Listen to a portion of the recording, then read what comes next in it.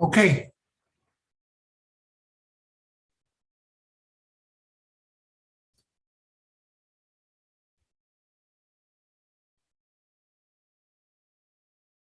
Are we on, Hasmi?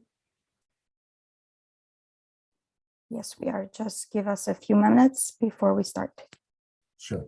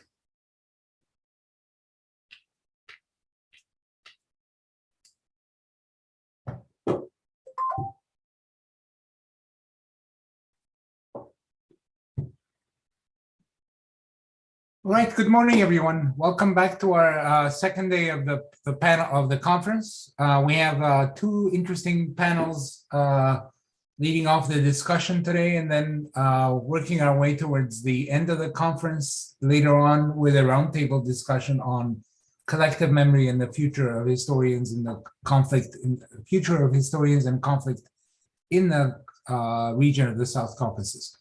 So I know you're probably tired from yesterday as well, so thank you for joining us back. Without further delay, I'm going to very quickly introduce our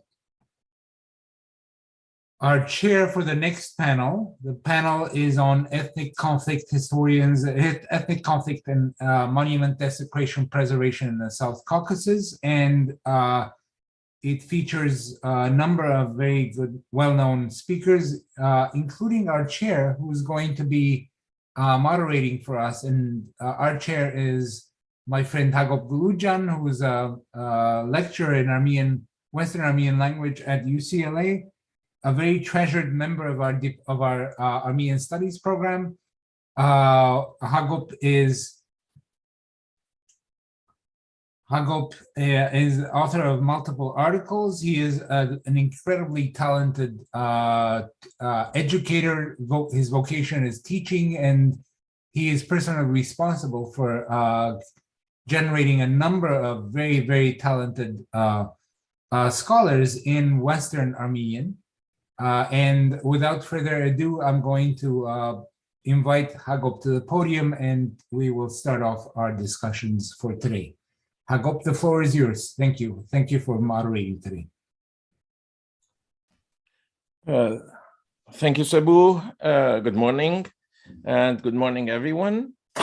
Welcome to the second day of this conference. Is the pen mightier than the sword?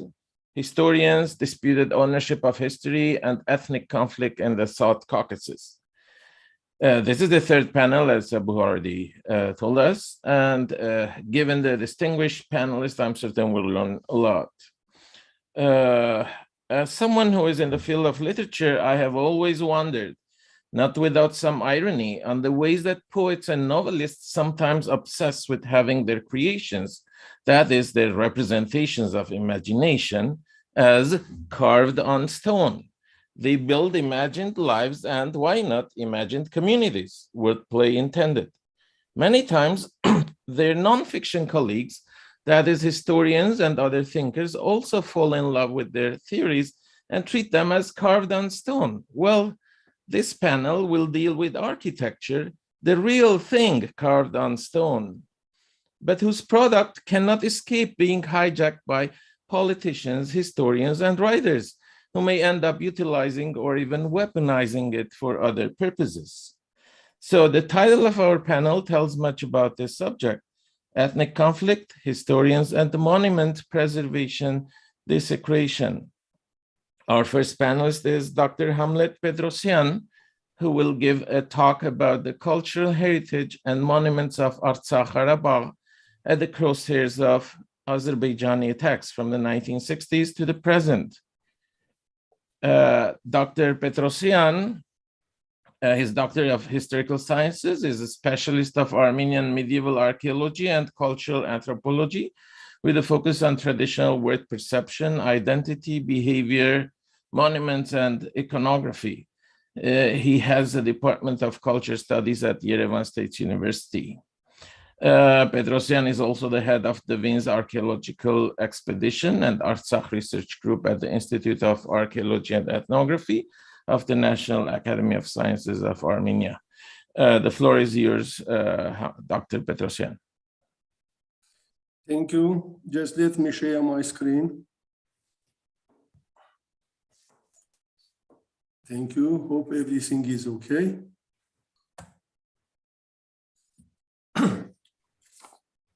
Dear colleagues, organizers of the conference, dear Anne, Sevu, Hasmik, dear Jacob, thank you for the invitation to this very important event. And let me start my presentation. The first chapter is a brief introduction of Azerbaijani's policy toward Armenian cultural heritage in the territories under the Azerbaijani control. The second is on condition of Muslim monuments in the Republic of Artsakh. And the third chapter is the case of Tigranakert in Artsakh. Armenian-Azerbaijani conflict, besides some other characteristics, is also distinguished by higher cultural aspect, which in its turn represents a peculiar expression of ethnic identity of both sides. Dispute about Nagorno-Karabakh started, continued for decades, and currently, to an identifiable degree, continues as a historical dispute. In this dispute, the historical cultural monuments play the role of most reliable arguments. Their role is increasing also by the fact that there is a particular auditorium and a court in the form of different international organizations. During the Soviet period up to the end of 1960s, while the study of national cultures was limited by international approaches, in the Soviet academic science, including Azerbaijani science, under the term Azerbaijani monuments, all the Muslim monuments on the territory of Atropatena and Transcaucasus had been implied, plus some varieties of folk country life of recent past. Bright examples of such approaches are, for instance, books on architecture of Azerbaijan published in Moscow and Baku in the beginning of 1916. By 1970s, a glaring tendency of proclamation of Azerbaijani, not only Muslim, but also all Christian monuments are on the territory and surrounding regions of Azerbaijani SSR can be traced. But as the difference between the Armenian Christian and Muslim monuments is enormous, one of the levels of appropriation became the creation of so-called Albanian link, ascription of Armenian Christian monument of Karabakh to Albanians and from Albanians to contemporary Azerbaijanis. In reality, as a result of nationalist development in 1960s, many church buildings were destroyed. Let me to show only a few examples from Kelbejar region. This is a private house built by stones of Sur Sarkish church, carved stones of Sur Sarkish church in the walls of Azerbaijani school of Tsar. Here you can see how they destroyed and reused all stones of the monastery in Tsar. These all pictures were taken by me. And the Getamech monastery near the Tsar was, by the stones of this monastery was built a house and the school in Azeri village Chiragh. So these The political and artificial core of so-called Albanization fully revealed itself during the military conflict since 19th. The practical result of this is the destruction of historical Armenian monuments on the territory of contemporary Azerbaijan, and the apogee was the, as you know, demolition of several thousand khachkars of Juha. This is Handabert Monastery with broken khachkars, Vankasar church in the territory of Tigranakert, a rocky complex in Tigranakert. This is Ghaibalushen near the Shushi, which was under the near the Shushi and was fully all inscriptions demolished. The political. Thank you. I must be. And let's go to second chapter. I have shown this only some pieces from that. I want to say that in one hand, Azerbaijani academic science created so-called link between Albanian and Azerbaijanis, but in a real policy, they demolished all Armenian monuments which were that time under the Azerbaijani control, not in Nagorno-Karabakh Oblast, but in Armenian old provinces under the Azerbaijani conflict. And then my second chapter of Muslim monuments. As considered to Islamic monuments, the considerable part of this, part of that in Artsakh, was located on the territories which during Soviet times were out of the boundaries of Nagorno-Karabakh. Among them, there are none that can be dated earlier than 14th century. I have monitoring the Islamic monuments in the period of 2005-2020 in parallel with my excavations in Tigranakert. The main part of these monuments is well known in the scientific society. Many of them became object of scientific research during the Soviet period, and the pictures and blueprints were published. So there is a possibility to compare the present condition with the one 50, 60 years ago. Here you can see on the first row current look in the 16th, 18th, the plans, name and time, location, and technical statements during my monitoring. And let me just show some examples of this. This is a very, I think, a good document to show how the Artsakh authorities do something with this heritage. As you can see, one of the most important, in such a comparison, any unbiased observer can unambiguously came to a conclusion that this monument, with consideration of time and in particular cases the military actions, remain in the same conditions as they were before the conflict. And some of them, especially so-called Juhar Agha Mosque in Shushi, was fully restored. I want to show the Agdam Mosque in 205 and 220. In the same condition, and Shahbulaq fortress of 18th century and the mosque of 18th century on the territory of historical Tigranakert in the same. Even we have restored some part of Shahbulaq fortress before we have organized the archaeological museum of Tigranakert. This, of course, does not mean that these monuments are in perfect condition, or that the work of preserve this monument is done on the required level. Some of them are in need of urgent strengthening, some in cleanup, a few was damaged during agricultural works. But in the similar or sometimes worse conditions are dozens of Armenian monuments.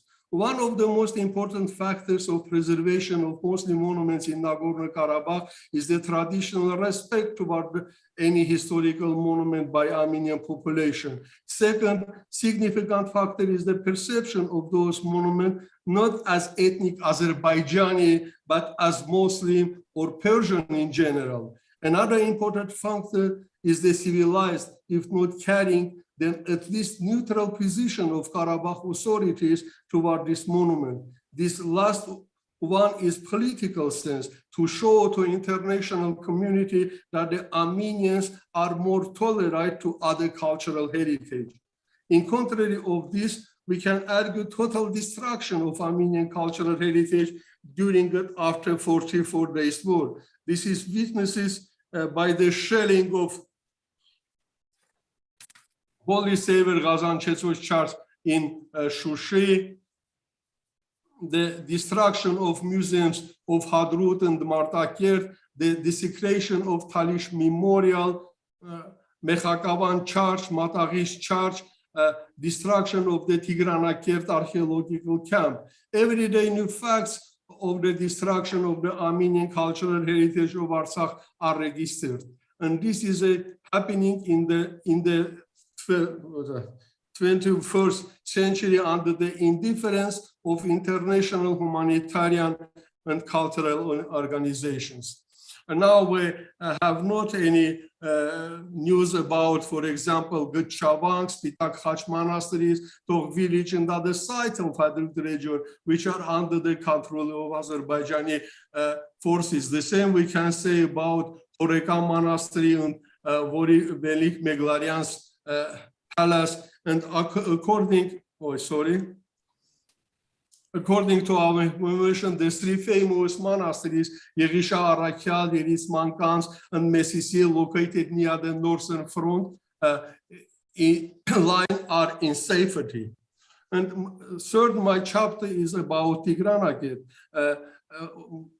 which now under the Azerbaijani controls. It seems that the further destiny of this classical late Hellenistic and early Christian city shows how closely the issue of protection relates to the interpretation of cultural heritage.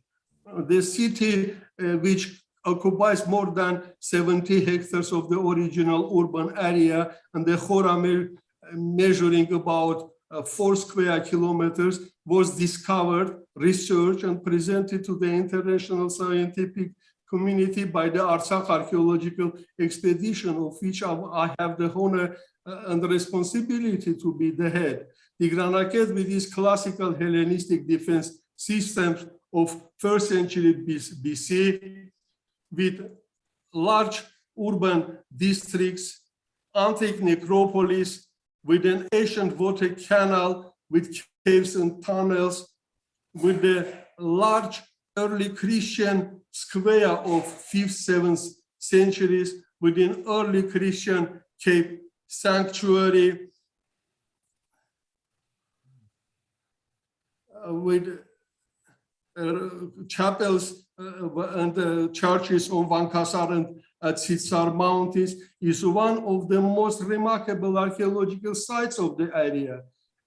Can Azerbaijani scientists and the researchers see the multi-ethnic and meantime the obvious Armenian nature of this vast city, which is evidenced by literary sources, the structures, the archaeological material, the Greek inscriptions of 5th, 7th century, and more than 15 Armenian inscriptions from the 5th to 12th centuries, or is simply to declare it Albanian, as we see in the article by Azerbaijani archaeologist Khalilov, entitled no less than Albanian Tigranakert. Agree, it is difficult to invent a more bizarre title, Albanian Tigranakert. In this regard, of course, the issue of further protection of Tigranakert is a matter of serious concerns. And the last, my statement as conclusion and as a response to the Azerbaijani that the excavations of Tigranakert were illegal, that the excavations of finding from the war zone is a, in bracket, theft of Azerbaijani cultural heritage. The archaeological excavation in Tigranakert were carried out of the official invitation and with the permission of the Artsakh authorities, that they were financed from the Artsakh state budget. The Tigranakert Archaeological Museum was established, operated by the decision of the legitimate authorities of Artsakh with funding of the government of Artsakh. The archaeological research of Tigranakert was carried out on a full legal basis with higher professionalism. The result of the research were regularly presented to the international scientific community. It's just ridiculous to talk about a secret process. Each year, the Archaeological Commission of the Ministry of Education and Culture of Artsakh Republic gave us a special permission, so-called open list, to provide archaeological excavations. Here, there are some copies of the open list. Let me mention that Azerbaijani archaeologists who worked in the area in the 60s and 80s of the last century did not see the archaeological traces of the old city. And I urge them not to be so jealous of what they have not been able to find. During 45 days, Fort Tigranakert became an area of enemy shelling, about which we have warned more than once. As a result, the Tigranakert archaeological camp were completely destroyed. The Artsakh authorities and our research team could not allow the Tigranakert Archaeological Museum to suffer such a fate. The archaeological findings of Tigranakert are the property of the people of Artsakh. In case of peace, they will be returned to Stepanakert and will be exhibited in the museum to be created for it. The fact that the Artsakh is not politically recognized does not deprive its indigenous people of their right to culture, including the right to research and promote cultural heritage. So the archaeological research of Tigranakert was carried out on an absolutely legal basis, and the main component of that is the human being's right to culture proclaimed in the Articles 22 and 27 of the Universal Declaration of Human Rights and in the many other international declarations.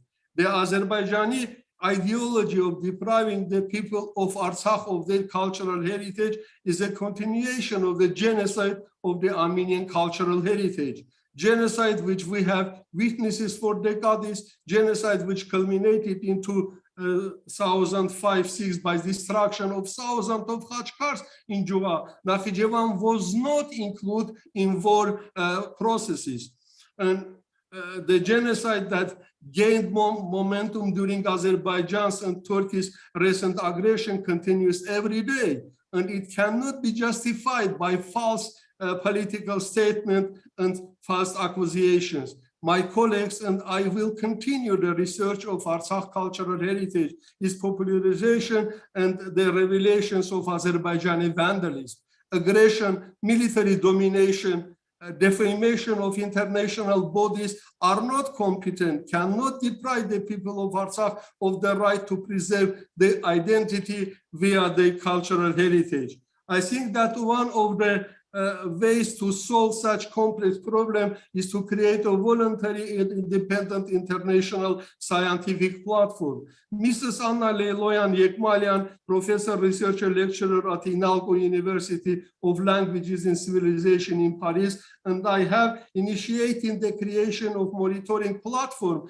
for Artsakh cultural heritage. We have launched our trilingual website in Armenian, English, and Russian. The website is enriching its materials every week. Almost 15 specialists are working on the website, monument descriptions, translations, posting materials on the site, supporting Facebook, Instagram, and Twitter pages. The site consists of three main parts, sites and,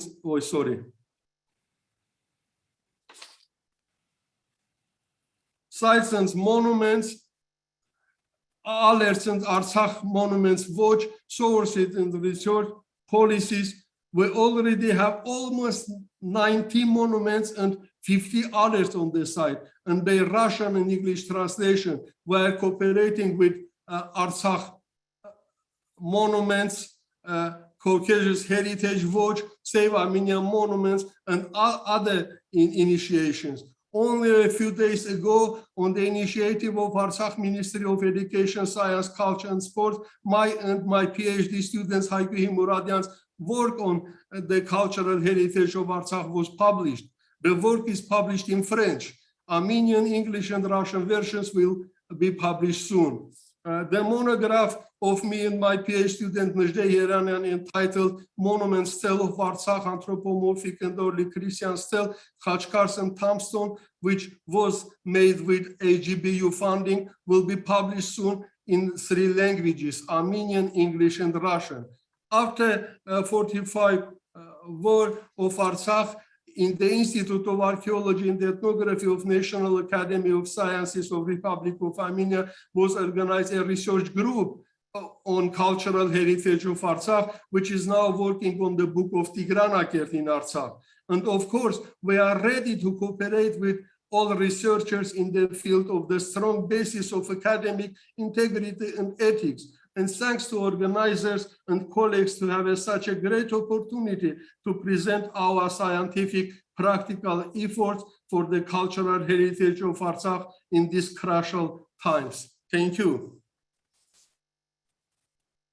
I have finished. Thank you. Thank you, Dr. Petrosyan, for such an exhaustive summary of. Am I on camera? Yes. Yes. Oh, yeah. Dr. Petrosyan, can you please stop sharing your screen?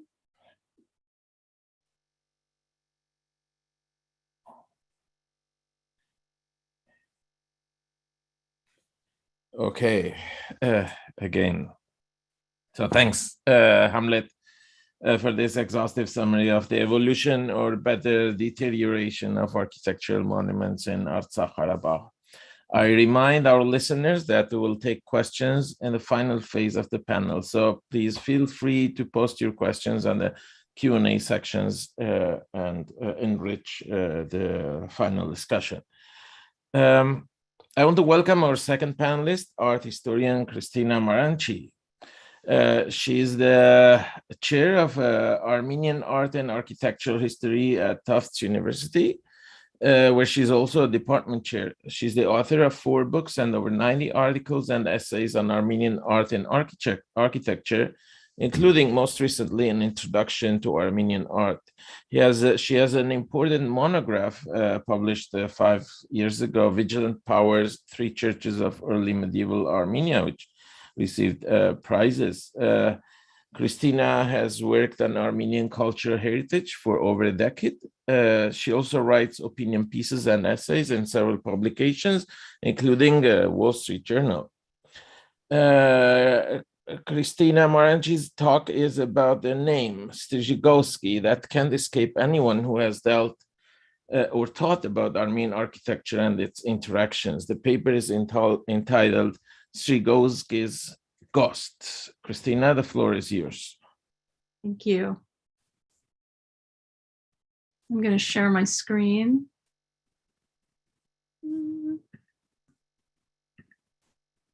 Okay. So I want to begin by thanking the Promise Institute and its co-sponsors, and especially the organizer, Professor Sebu Aslanyan, for the invitation to speak. The 2020 Nagorno-Karabakh War and its aftermath have been for me, as for so many, personally devastating. As this event makes clear, moreover, the war has also shown how scholarship can be weaponized in the service of politics, and how medieval monuments serve both as instruments and victims of such weaponization, as we saw so clearly in Professor Hamlet Petrosyan's presentation. I offer my own presentation as an American-trained historian of art and architecture, as a diasporan Armenian, and as an advocate in the field of Armenian heritage. My contribution presents a perspective from the discipline of the history of art. Art history, I would argue, is of central importance to our present discussions, not only as a Hilfswissenschaft of the mother discipline of history, but as a powerful and independent instrument in the conflicts of the South Caucasus. Art history is implicated in the invention and negation of traditions, in the mapping of territories, and in the disputes over ownership. Art history is also evoked in attempts to advocate, document, and save monuments, informing, whether we acknowledge it or not, their selection, prioritization, documentation, and interpretation. Monuments and sites map the Caucasus. They reflect and generate historical memory. They are subjects of scholarship, and they are exploited by colonial powers, nation builders, and indeed sometimes by the industry of cultural heritage. In this regard, it is noteworthy that Zia Bunyatov launched his project of Azerbaijani revisionist historiography with a medieval fortress, by whose identification he sought to extend the territory of Caucasian Albania into Sunik. My esteemed fellow panelists, Professor Hamlet, Professor Patrick, know all this well. They have each undertaken heroic efforts to research, publish, and advocate for the Armenian monuments of Nagorno-Karabakh. But for those who are not familiar with the problem, it is worth a brief introduction. The region of Nagorno-Karabakh is rich in pre-modern monuments, from archaeological sites to the robust corpus of standing medieval churches and monasteries, as well as fortresses, cemeteries, bridges, and houses. Other than the invaluable work of research on Armenian architecture, much of this material is understudied or unstudied. And this corpus includes a vast number of sites that can be tied to an Armenian context by their epigraphy, archaeology, written texts, and by their architecture and sculpture. And this is just one example from Dadivank. These sites are now in danger. With the Russian peace deal of November 2020 came the handover of several regions and their monuments to Azerbaijan, or in some cases to liminal peacekeeping zones. These include the monasteries of Amaras and Dadivank, Handaberd, which Professor Hamlet showed us, the Hellenistic city of Tigranakert, which he also showed us, and the 19th century cathedral of Kazanchetsotz in Shushi. With 2020 came widespread concern about the welfare of the relinquished monuments, and owing in large part to the satellite monitoring of Caucasus Heritage Watch, as well as to Professor Hamlet's Monument Watch, we know now that destruction is underway. This destruction has taken the form of flattening cemeteries, disappearing churches, and more garden variety vandalism, both structural and non-structural. On this spectrum, too, are aggressive renovations intended to purge the monuments of Armenian elements, and such is the work connected to the process. This work is connected to the process of Albanification or pseudo-Albanification, a willful misinterpretation of known Armenian monuments as Caucasian Albanian, a practice which operates on several registers from academic scholarship to tweets. So there's widespread concern that the landscape of Nagorno-Karabakh will become what Azerbaijan has claimed it is, a place with no Armenian monuments. As both Hegnar Wattenpach and Simon Mahakian have recently observed, it is heartening that the International Court of Justice has condemned both physical destruction and misidentification of monuments as racial discrimination. Yet any hope must be tempered by the example of Nakhchivan, where the vast and important Armenian heritage has been subject to protracted and state-supported destruction, as exposed in the now famous 2019 hyperallergic article by Mahakian and Sarah Pickman. For scholars of the work of Joseph Strygovsky, the rhetoric coming out of Azerbaijan might sound like déjà vu. Strygovsky's 1918 work, Die Baukunst der Armenier in Europa, is driven by essentializing narratives and origins theories. populated by native folk and foreign invaders, and treats architectural traditions as not only unconnected, but in fact mutually antagonistic. Anyone familiar with Strygovsky's concept of medieval culture will see his ghost in the current information wars being waged by means of the monuments of Nagorno-Karabakh. Professor and chair of the Kunsthistorisches Institut at the University of Vienna, Strygovsky was active in the latter 1890s until his death in 1941. He was voraciously curious, wide-ranging in his interests, and prolific in his publications. Among his hundreds of titles, concerning everything from Scandinavian stave churches to Central Asian stuccos, is Die Baukunst der Armenier und Europa of 1918. Die Baukunst, as I will call it, is a 2-volume foundational text on medieval Armenian architecture in all its dimensions. This work was a centerpiece of Strygovsky's academic career and a summing up of his theory of Orient oder Rome, which championed the creative primacy of the East in the formation of medieval art. Strygovsky pursued this thesis in over 75 studies, making use of mounting archaeological finds from contemporary excavations in Byzantium, Cappadocia, and Egypt. Die Baukunst also laid the foundation for the study of Armenian architecture in European language and Anglophone circles. At 888 pages and illustrated with 828 images, it offers a comprehensive history of Armenian architecture from antiquity to the early modern era. Die Baukunst is valuable for many reasons. It is an archive of photographs and architectural drawings produced before the widespread destruction of Armenian monuments by the Turkish Republic following 1921. It is also the first truly interdisciplinary, collaborative, quote unquote, and intensely detailed study of Armenian art and architecture, making heavy use of the work of Armenian architect Toros Toramanyan. It also capitalized on the proximity of expert Armenologists at the Mechitarist Monastery in Vienna, and includes the serious study of textual sources, including inscriptions, chronicles, and works on liturgy and literature. Time prevents me from offering here an adequate summary of Die Baukunst, but in a nutshell, this work traces the development of the dome over the square bay, isolating its origins in Iran and Central Asia, and its debut as a church form in Armenia, where it evolved from simple to complex niched forms, and whence it migrated west to inform the Byzantine churches of Constantinople, and finally to medieval monuments, including the Church of the Apostles in Athens, San Satiro in Milan, and the Carolingian Church of Germany-des-Prés. Strygovsky framed this development explicitly in agonistic terms, and I had to convert this to a graphic novel. Armenian architecture for him had prevailed over an opposing force, the basilica.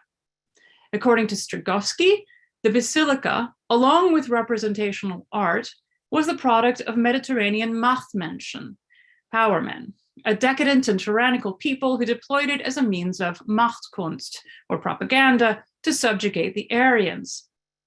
The Machtmenschen, according to the scholar, understood the effectiveness of the basilican layout, in which all eyes were focused on a single point in the Eastern Alps.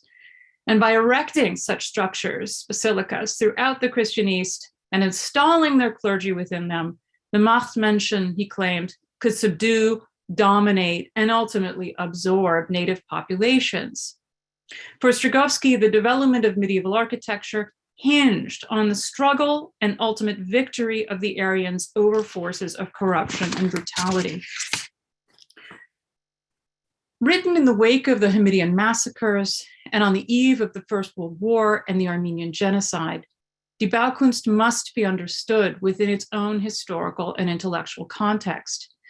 Untroubled by historical counter-evidence and by wide disparities in the scale, construction, and materials of his evidence, Strygovsky cultivated in his work a racialized formalism, wedding the methods of the Vienna School of Art History with contemporary Indo-European studies. Die Baukunst also debuted Strygovsky's new concept of the North which tracked streams of Aryan art from Armenia to Germany in a fictive Kunstgeographie. It is not difficult to see where this was going, and by the 1930s, Strykovsky had explicitly allied himself with National Socialism. As I sought to show over 20 years ago in Medieval Armenian Architecture, Constructions of Race and Nation, Strykovsky casts a long shadow on later scholarship of Armenian art and architecture, informing both specialist work and the role or lack thereof of Armenia in broader histories of art. But since my 2001 book, the study of Armenian art and architecture has developed in conspicuous ways. Collaborative and interdisciplinary efforts have produced innovative studies of single monuments and entire building traditions. The last 5 or 10 years, concomitant with the global turn in art history, have also witnessed the increasing visibility of Armenia in surveys of Armenian art and architecture, digital projects, and museum exhibitions. The 2018 Met Show can be viewed as a public culmination and celebration of decades-long efforts to include Armenia in Anglophone histories of art. These recent efforts have stressed the connectedness of Armenia to other cultures, not by an imaginary Aryan axis, but through shared traditions and contexts. And then came 2020, which brings us back to the rhetoric surrounding the monuments of Nagorno-Karabakh and the question of Caucasian Albania. As in the time of Strykovsky, concepts of indigeneity and invasion are being used to interpret and map medieval architecture. And as in Die Baukunst, this history of medieval architecture is built on essentializing narratives and origins theories. Worst of all, monuments are being modified or raised to conform to a fake past that serves modern politics and profit. And one egregious example is the recent renovation, quote unquote, of the 19th century Cathedral of Kazan-Chetsot in Shushi. Shelled by Azerbaijan during the war and vandalized shortly after, it is now, as widely reported, being returned to its original appearance, an appearance which deliberately replaces the traditional Armenian conical cupola with a hemispherical dome, and which contradicts amply available documentary evidence. In Strykovsky's day, as now again, Armenian inscriptions have come under scrutiny. In the 19th century, neither Karl Schnaza nor Nikodem Kondakov could believe that Ani Cathedral, with its soaring proportions and pointed arches, was actually, as its inscription makes clear, constructed in the early 11th century. But while those scholars were content simply to level charges of fraud, the Azerbaijani government, it seems, wishes to go a step further, vowing to return the monastery of Sakhavanka in Hadrut to its original form as an ancient Albanian temple. Aliyev has promised the destruction of its many Armenian inscriptions. Monuments with Armenian inscriptions effaced in the 1990s offer a sense of what this can look like, as the group Research on Armenian Architecture has abundantly shown. In this looking glass world, conclusions are foregone and evidence must be made to fit the claim. There is no room for complexity or even curiosity. Everything has a slot, and evidence considered anomalous is tidied away, ignored entirely, or destroyed as false. One doesn't need to have a Slade professorship to know that none of this makes for good art history. It may be useful in this context to turn to a specific study of Caucasian Albanian architecture, and thus to a monograph of 2011, whose remit is, as the author tells us, to celebrate, and I quote, the highest professional skill of Albanian architects and craftsmen, unquote. Organized chronologically, the book discusses early on a basilica located in the Kashatagh province, now under the control of Azerbaijan. The author describes its three-aisled layout, its structural system of vaulting, supported on walls and piers, its stone masonry, and its decoration. That this is an Armenian basilica is strenuously denied, and so even its Armenian name is replaced with that of the Azerbaijani stream nearby. That the basilica cannot be Armenian, the author argues, is clear from its fresco painting, because such painting is a sign of Chalcedonianism, and because before the 10th century, all painted churches of Armenia were Chalcedonian, and in those cases, frescoes were confined to the main apse of the church. The author then goes on to compare this church to the 6th century Basilica of Katsareti, dedicated to the Trinity in the Kakheti region of the Republic of Georgia. It is difficult to know how to respond to this account of Tsitsernavank. Of course, counter to the author's claim, evidence for wall painting is plentiful in Armenia from the early period, as is attested by widely accessible publications and mounting discoveries. As to how the author construes a diophysite medieval Armenian church, I am uncertain. But perhaps it will suffice to recall the well-known treatise on images by the 7th century Armenian theologian Vertanes Kertoch, which describes wall paintings in churches.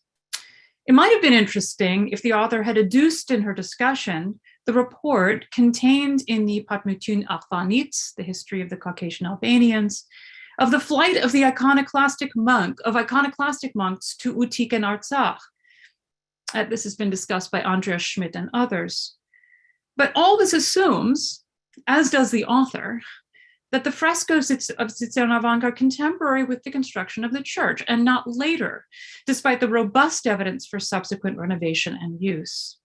And finally, the purported relationship with Katsareti Basilica, while certainly acceptable on chronological and typological grounds, completely ignores the much more obvious parallel in the Basilica of Tsiranavor in Ashtarak in the Republic of Armenia, which is also 50 kilometers closer. Other scholars have acknowledged the complexity of the monuments of Nagorno-Karabakh, seeking not so much to describe, classify, and categorize, but rather to contextualize historically. And here I call attention to a recent article of Rachel Goshgarian in Hyperallergic that considers the patron of the 13th century monastery of Gandzasar, Hassan Jalal Dola, highlighting the ability of the Armenian noblemen to, and I quote her, layer, inscribe, and display aspects of their allegiances, positions, and worldviews, sometimes via the names they preferred, or the languages they spoke, the clothes they wore, or the kinds of buildings they opted to construct, unquote. Goshgarian's essay thus offers another perspective on the medieval monuments of Nagorno-Karabakh, which seeks to understand the region as a contact zone and its elites as able strategically to curate portraits of power from a diverse array of available traditions.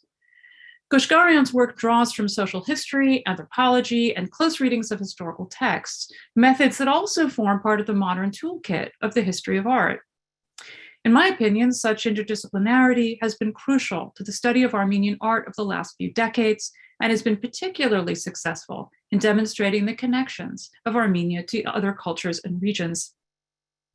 So I'll just conclude with some questions. Is there a place for nuanced scholarship on monuments of Nagorno-Karabakh when they themselves are being destroyed and access is forbidden? Is there an argument for complexity when there are social media campaigns spreading gross misinformation and threats to scholars themselves? Can one take time with inscriptions while they are denounced as fake and condemned to erasure? These are the questions that face the art historian of the South Caucasus now. And for this art historian, the answer must be yes. I will try my best simultaneously to advocate strenuously and honestly about the monuments, and also to do the work of research and understand that these two tasks might occupy different registers, serve different purposes, require different skills, and follow different paths, always keeping in mind the complicated historiography of Armenian art and the lesson of Joseph Strigovsky. Thank you so much.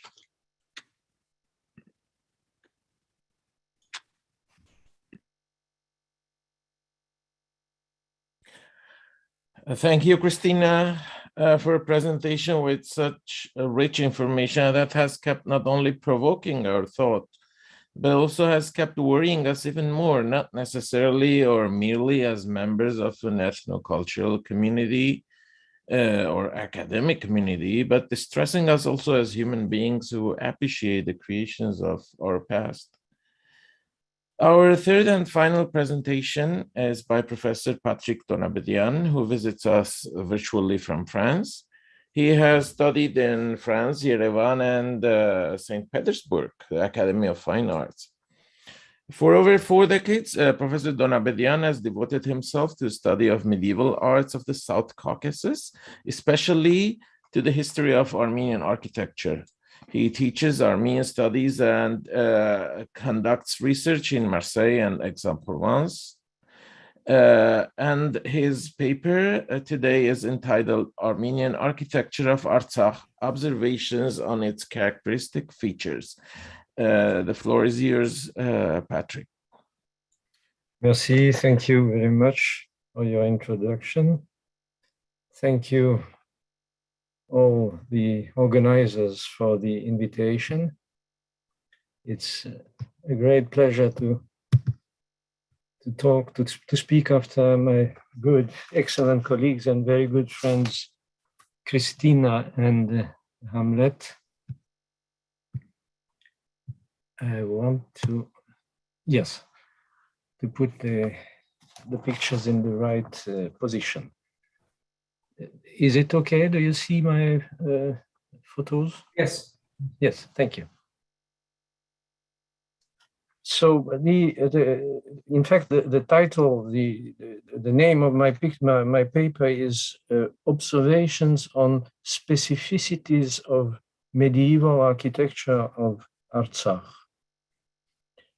The architecture of early Christian and medieval Artsakh fits into the general framework of Christian architecture of Armenia, but at the same time, like all regional schools, it has its peculiarities.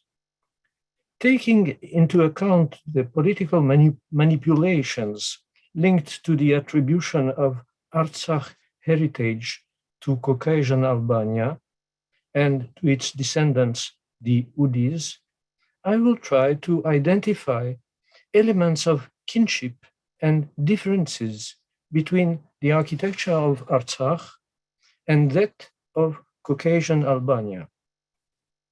In this regard, the following clarifications, or perhaps it's better to say attempts of clarification, must be made. First, are considered as belonging to Caucasian Albania the monuments located on the left bank of the Kura and built until the conquest of the South Caucasus by the Caliphate, which means by the Arabs. Second, the monuments created on the right bank of the Kura in Artsakh and Utik between the 5th and 7th centuries inclusive, when these regions were annexed to Albania, remain rooted in Armenian tradition, bear Armenian inscriptions, but may have links and interactions with monuments built in the same period on the opposite bank of the Kura in Albania proper. They could even, in a political administrative logic, be considered within the framework of Albania. However, given their close ties with Armenia, it makes more sense to study them as part of their main cultural milieu.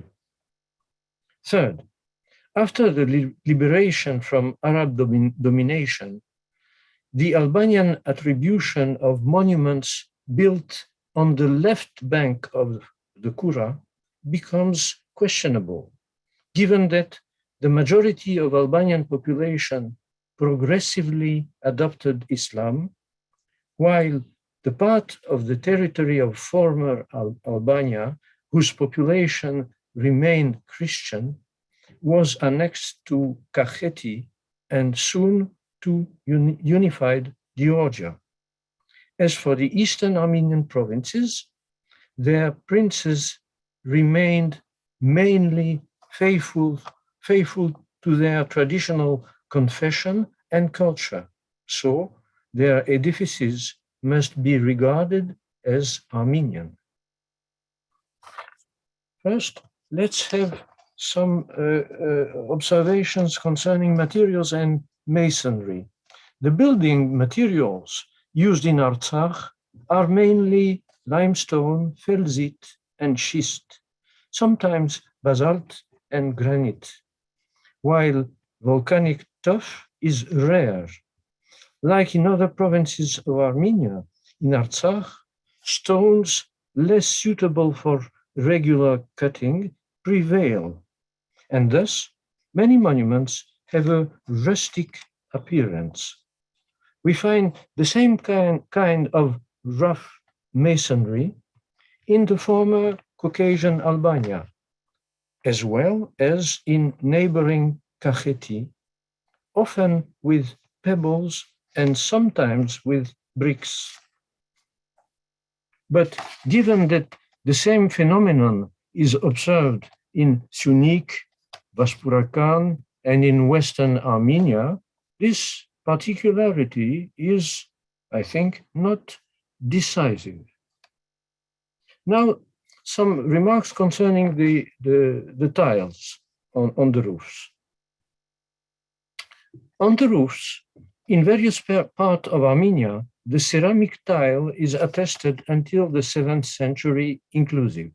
Then, from the 9th century, it was replaced by stone slabs. Artsakh, however, is one of the few provinces of Armenia to maintain here and there the use of tiles throughout the Middle Ages. The tile is also very present in the Middle Ages in Georgia and in particular in the eastern province of Kakheti, as well as on the monuments of former Caucasian Albania, then attached to Kakheti and soon to Georgia. So here we have a trait of kinship between Artsakh and Albania, but it can probably be explained by the influence of Georgian models. Now let's have a look at sculpted decoration. Despite a certain austerity, Armenian architecture, and that of Artsakh in particular, give an important place to sculpted decoration. In prestigious monuments, sculpted decoration can even play a major role. Even on modest chapels, a place can be found for a small but meaningful decoration. For the little we know of Albanian architecture, such is not the case in Caucasian Albania. Apart from an early Christian base of column from Mingechaur, the only carved elements that we know of are molded bands around windows and on cornices on medieval monuments, which apparently relate to neighboring Kakheti. Some observations concerning the inscriptions. Lapidary inscriptions in the Armenian language are observed everywhere in Armenia, including Artsakh.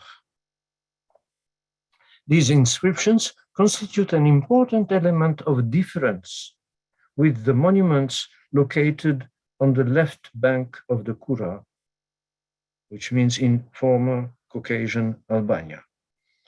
Indeed, except for the above-mentioned base from Mingechaur, we do not know of any lapidary inscription in the Albanian language.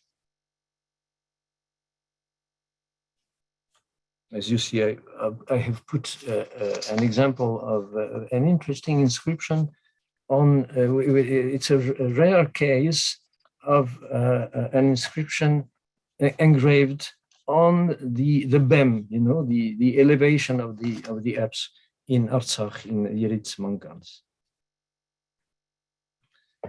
Some remarks concerning the typology and more exactly the typochronology.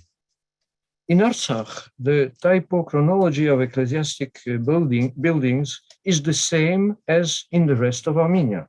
We observe the same compositions, the same plans of mausoleums, churches, and monastic ensembles at the same periods as in the rest of the country, but with some very interesting peculiarities. Let's speak about some early Christian mausoleums. Concerning the early Christian period, 3 mausoleums have been studied by Hamlet Petrosyan in recent years in Artsakh at Tigranakert, Amaras, and Vajar, which can date approximately from the end of the 5th century. They are very close to Pan-Armenian standards.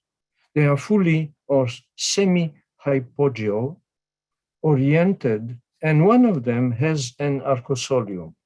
But, as Hamlet has shown, they have a very special feature. They have an entrance from the east. Hamlet Petrosyan explains this by the will to follow the example of Christ's tomb at the Holy Sepulchre in Jerusalem, in the framework of the Reformation carried out at the end of the 5th century by Vachagan the Pious, king of Caucasian Albania. The objective of this reform, according to Petrosyan, was to link the origin of the Albanian church with Jerusalem. We must underline the intellectual audacity and the courage of our colleague, who did not hesitate to highlight the will of this king to weaken the dependence of his kingdom vis-à-vis Armenia. What is nevertheless revealing is that all this takes place in Artsakh, and nothing similar is known in Caucasian Albania proper, on the left bank of the Kura. On the other hand, one may wonder if the same entrance from the east had not also existed at the mausoleum of Mashtots in Oshakan, Armenia, whose plan is very close to that of Amaras and whose eastern wall was rebuilt. Concerning church architecture, Artsakh does not preserve many vestiges of the early Christian and pre-Arab periods, nor does Caucasian Albania. Among them are the ruins of 2 single-nave churches, obviously of the 5th, 6th centuries, discovered during the excavations of Tigranakert under the direction of Hamlet Petrosyan. They were built in a very careful technique. In Albania proper, traces of 3 single-nave churches have been found at Mingechaur or Mingechevir. They are very different from those of Tigranakert, as they were built of raw brick, a material unknown in the Christian architecture of the South Caucasus region. The type of early Christian 3-nave basilica, of which Christina talked just before, is present in Artsakh at Tsitsernavank and in Albania proper at Kum. These monuments are, in all respects, technique, material, volumetry, very different from each other, The Basilica of Sakhavanka, very complex because it has been restored several times, holds the attention by a curious peculiarity. The marked elevation of its central nave allows the installation above the apse of a loft or gallery, which is open to the interior by a triple arcade, and to the exterior by a double window, while the apse has no window. This gallery above the apse is unique in the region.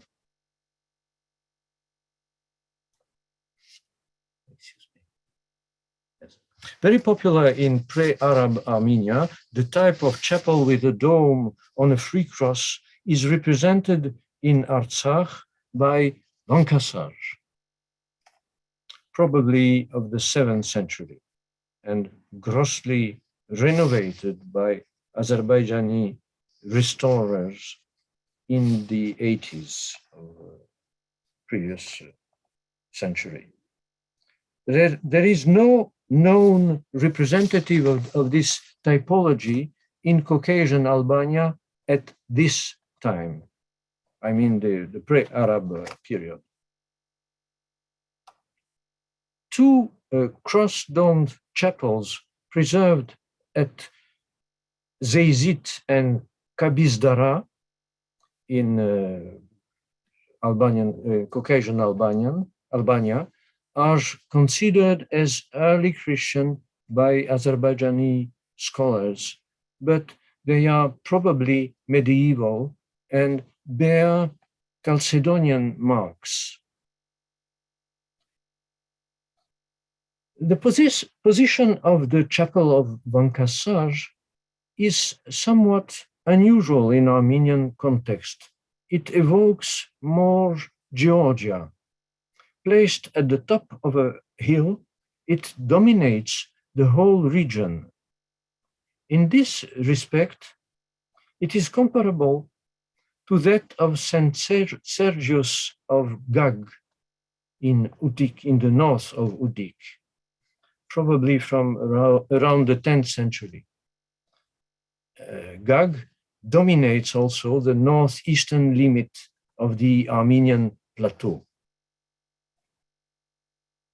In the category of radiating plans, popular in Armenia in the 7th century, the ruined church of Ohtoderni in Artsakh, in the district of Hadrut, which can be dated to the 6th or 7th centuries, seems to constitute a forerunner to the famous Armenian Georgian group of Avan, Jawari, Ripsime. You remember, you know, this group of famous monuments. It has no direct typological equivalent in Albania. On the other hand, three different manifestations of the radiating principle can be pointed out on the left bank of the Kura in Albania proper. The Rotonda of Lekit is one of them. It can be seen as a simplified copy of Zvartnots Cathedral in Armenia. It was probably built soon after Zvartnots in the second half of the 7th century. The round compositions of Kilisedar and Mamruch in Albania are difficult to date. Deprived of an apse, Kilisedar seems to be a martyrium. It probably dates back to the early Christian period. Here, the source doesn't seem to be in Armenia. These compositions are also inspired by the Anastasis Rotonda, like Zvartnots, but not through Zvartnots, but directly from Jerusalem, probably. In any case, no link with Artsakh seems to appear here.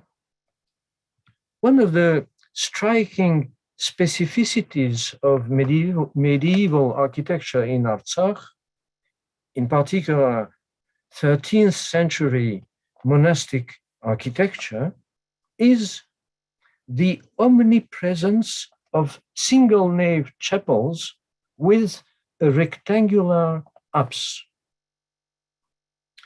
This form is very rare in Armenia, at least among chapels and churches. On the other hand, it is frequent in Armenian mausoleums, especially in the Middle Ages. And it is certainly there that lies the explanation of the phenomenon observed in Artsakh, where the majority of the chapels with a flat-bottomed apse had a memorial funerary function and sheltered tombs or relics.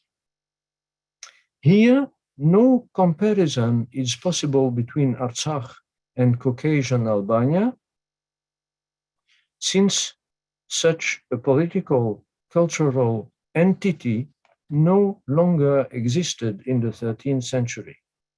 Apart from this, we have no knowledge about such structures in previous Albania. My final observation will concern monastic architecture.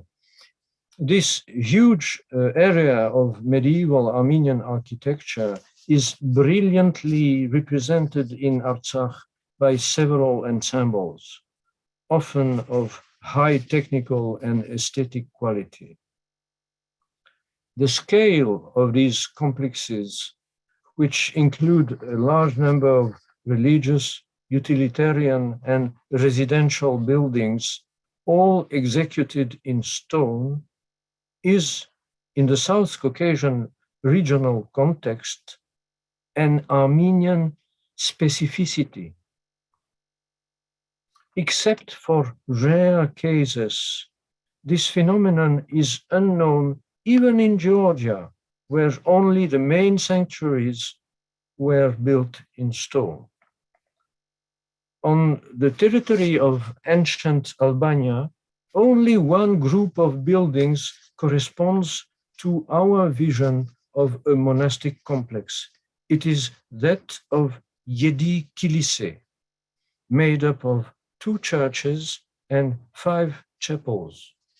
But being obviously medieval, it doesn't fit into the chronological framework of Albanian architecture and is rather associated with that of neighboring Kakheti, to which the territory was then attached. In conclusion, I would like to make 3 observations. First, the architecture of Artsakh is part of the Armenian heritage and simultaneously is enriched by many local specificities. Second, there are no serious arguments to attribute the architecture of Artsakh to Caucasian Albania, nor, a fortiori, to its descendants, the Udis. Third, the works of Hamlet Petrosian remind us, with regard to the specificities of the early Christian mausoleums of Artsakh, that the destinies of the Armenians of the eastern provinces were closely linked to those of their Albanian neighbors, and the natural exchanges and interactions between them request new, thorough, and impartial study. Thank you for your attention.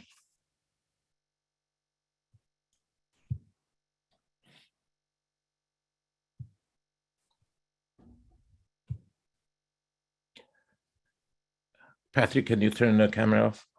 Yes. Yes, I will Just try. stop sharing. Yes. Did I stop sharing? No, no, turn your camera off. That's okay. We're done. Okay. Okay. Thank you, Professor Don Abadian, for this. You are welcome. Sorry. Yeah. Thank you for his final paper in the conference's third panel, and for enhancing our knowledge on the medieval architecture of a region with your learned analysis and observations. I will cede now the floor to Dr. Anush Tamar Suni, who is the discussant of our panel. Anush is currently a modern Turkish studies postdoctoral fellow at Northwestern University. She is a beloved local, I would stress, for us at UCLA, where she earned her PhD in anthropology in 2019. For a doctoral dissertation titled Palimpsest of Violence, Ruination, and the Politics of Memory in Anatolia, she spent over 2 years in the region of Van conducting ethnographic research. She's currently working on a book project which investigates questions of memory and the material legacies of state violence in Van, focusing on historic Armenian and contemporary Kurdish communities. Anush Suni also studies state and intercommunal violence, memory, materiality, and landscape and cultural heritage in Turkey, Armenia, Kurdistan, and the broader Middle East. Anush, the floor is yours. Thank you so much, Professor Kulujian, for that kind introduction. And thank you to Professor Aslanian, Professor Karagözyan, and the Promise Armenian Institute for inviting me to participate in this fascinating conference. And also to Hasmik Baghdasaryan for all of her essential work in organizing this event. I'm joining you now from snowy Chicago, and I'm delighted to be back at UCLA, albeit virtually, and to see my many dear mentors and colleagues. I'm honored to be part of this panel today on monument preservation and desecration, along with these exceptional scholars who have spent decades devoted to the questions of Armenian art, history, architecture, and archaeology in the South Caucasus. I myself am a cultural anthropologist and work not in this particular region, but west in the region of Van in contemporary southeastern Turkey, which is where my background photo is from. However, the questions raised by this panel and the themes of the politics of history and the material world are near and dear to my heart and central to my own research interests as well. This panel introduced themes of the politicization of monuments, destruction, erasure, or the so-called restoration of monuments to eradicate those characteristics that link it to an unwanted group or allow it to be appropriated into an acceptable narrative. We had a little teaser of our themes yesterday during the discussant remarks offered by Mark Mamigonian, which I enjoyed, when he mentioned the destruction of khachkars in Julfa and Nakhichevan and highlighted the paradox of such destruction within the logic of the Azerbaijani official historical narrative. As he mentioned, on the one hand, perhaps such monuments should be Albanian and thus be protected. On the second hand, they never existed. And on a third hand, they must be destroyed. And similar logical inconsistencies and contradictions can be found in many of the efforts to silence or homogenize history and erase unwanted material traces from the landscape, as we see in the papers on this panel. In the first paper on our panel, Dr. Hamlet Petrosyan provided us with an overview of Azerbaijani state policy regarding Armenian architectural heritage in the territories under Azerbaijani control from the 1960s to the present. And he contrasted it with the treatment of Muslim monuments in the Republic of Artsakh. He illustrated the painful imagery conjured in his title of medieval sanctuaries caught in the crossfire of conflict. He also discussed the architectural site of Dikranagert in Artsakh, which was tragically destroyed during the 2020 conflict. And during these examples, he illustrates, and I quote, how closely the issue of protection relates to the interpretation of cultural heritage. Dr. Petrosyan's discussion brings to mind a similar issue in my field site, the politicization and selective representation of the civilization of Urartu in Van, where many of the local ethnic groups would like to claim Urartu as their ancestral civilization and thus be able to demonstrate that they were the ones who were there first and have rights to the land.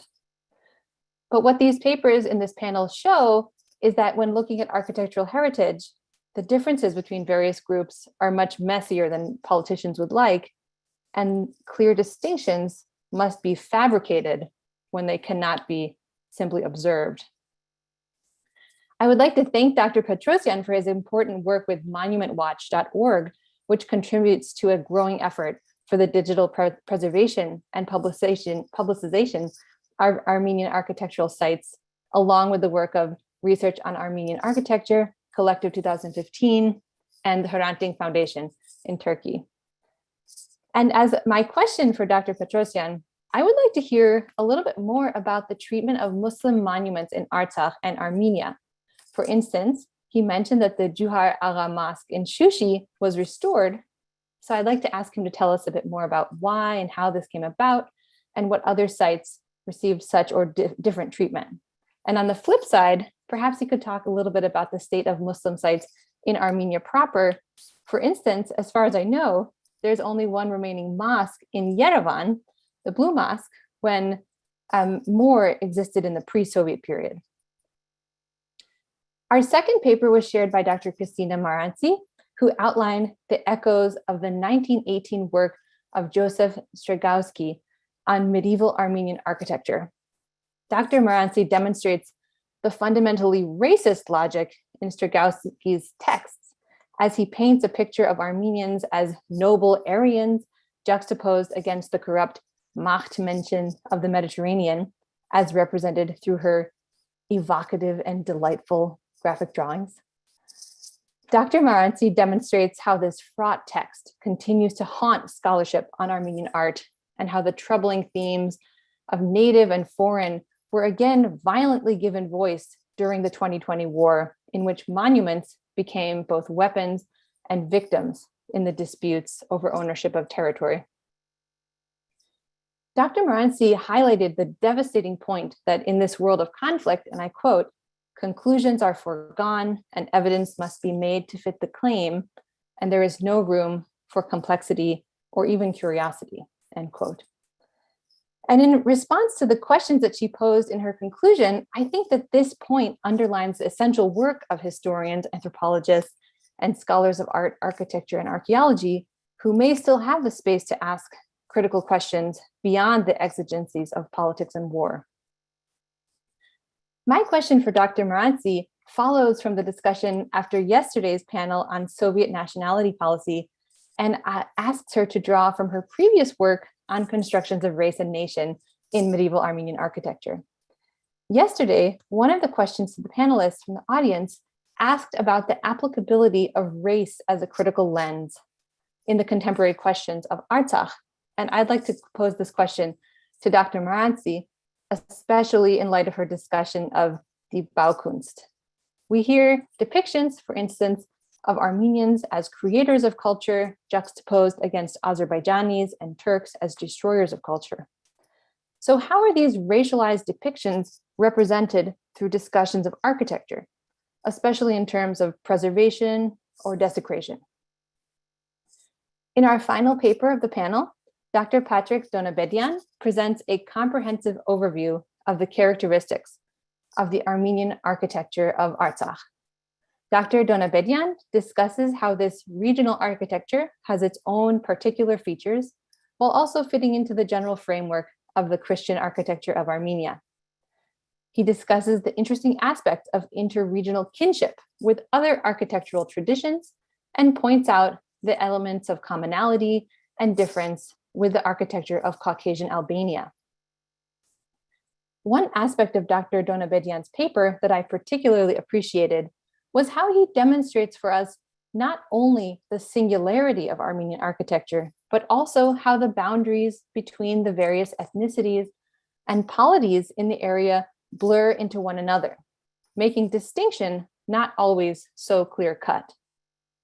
Thus, we can see how there are not only differences, but points of similarity between Artsakh, Kakheti, and Albania in the period that he discusses.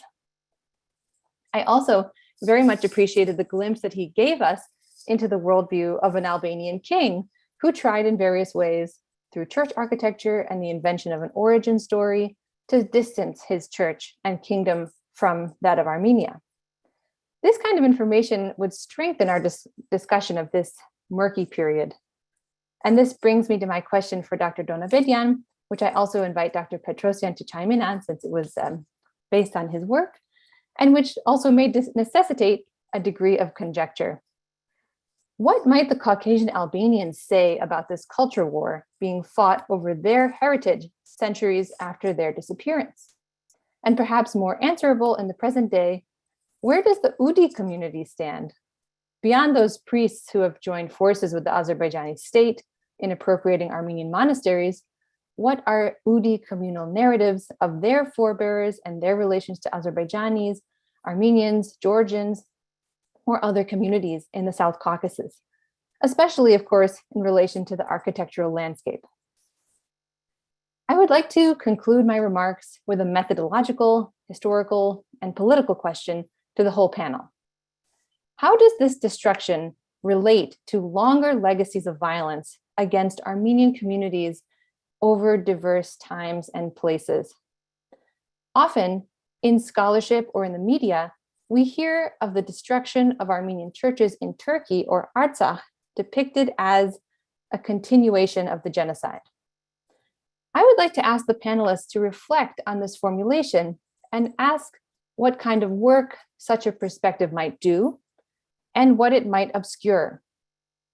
An alternative approach, rather than labeling the destruction of monuments or the 2020 war as genocide, might be to take a more nuanced approach, describing specific instances as ethnic cleansing, politically motivated destruction or erasure of cultural heritage, hate speech, or hate crimes.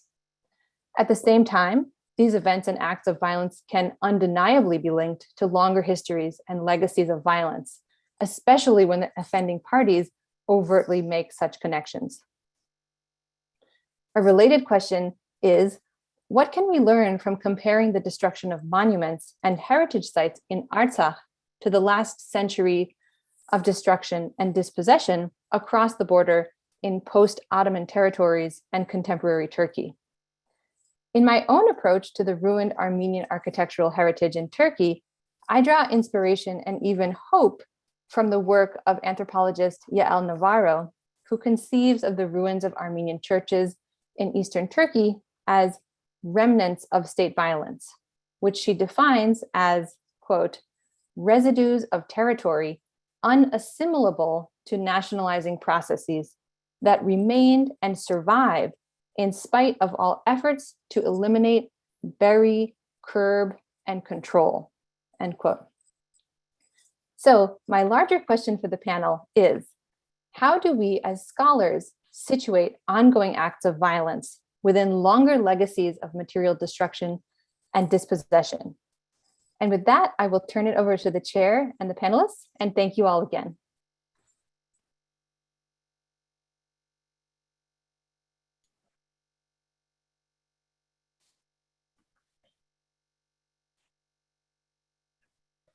Please, can you turn the cameras on, everybody on the panel?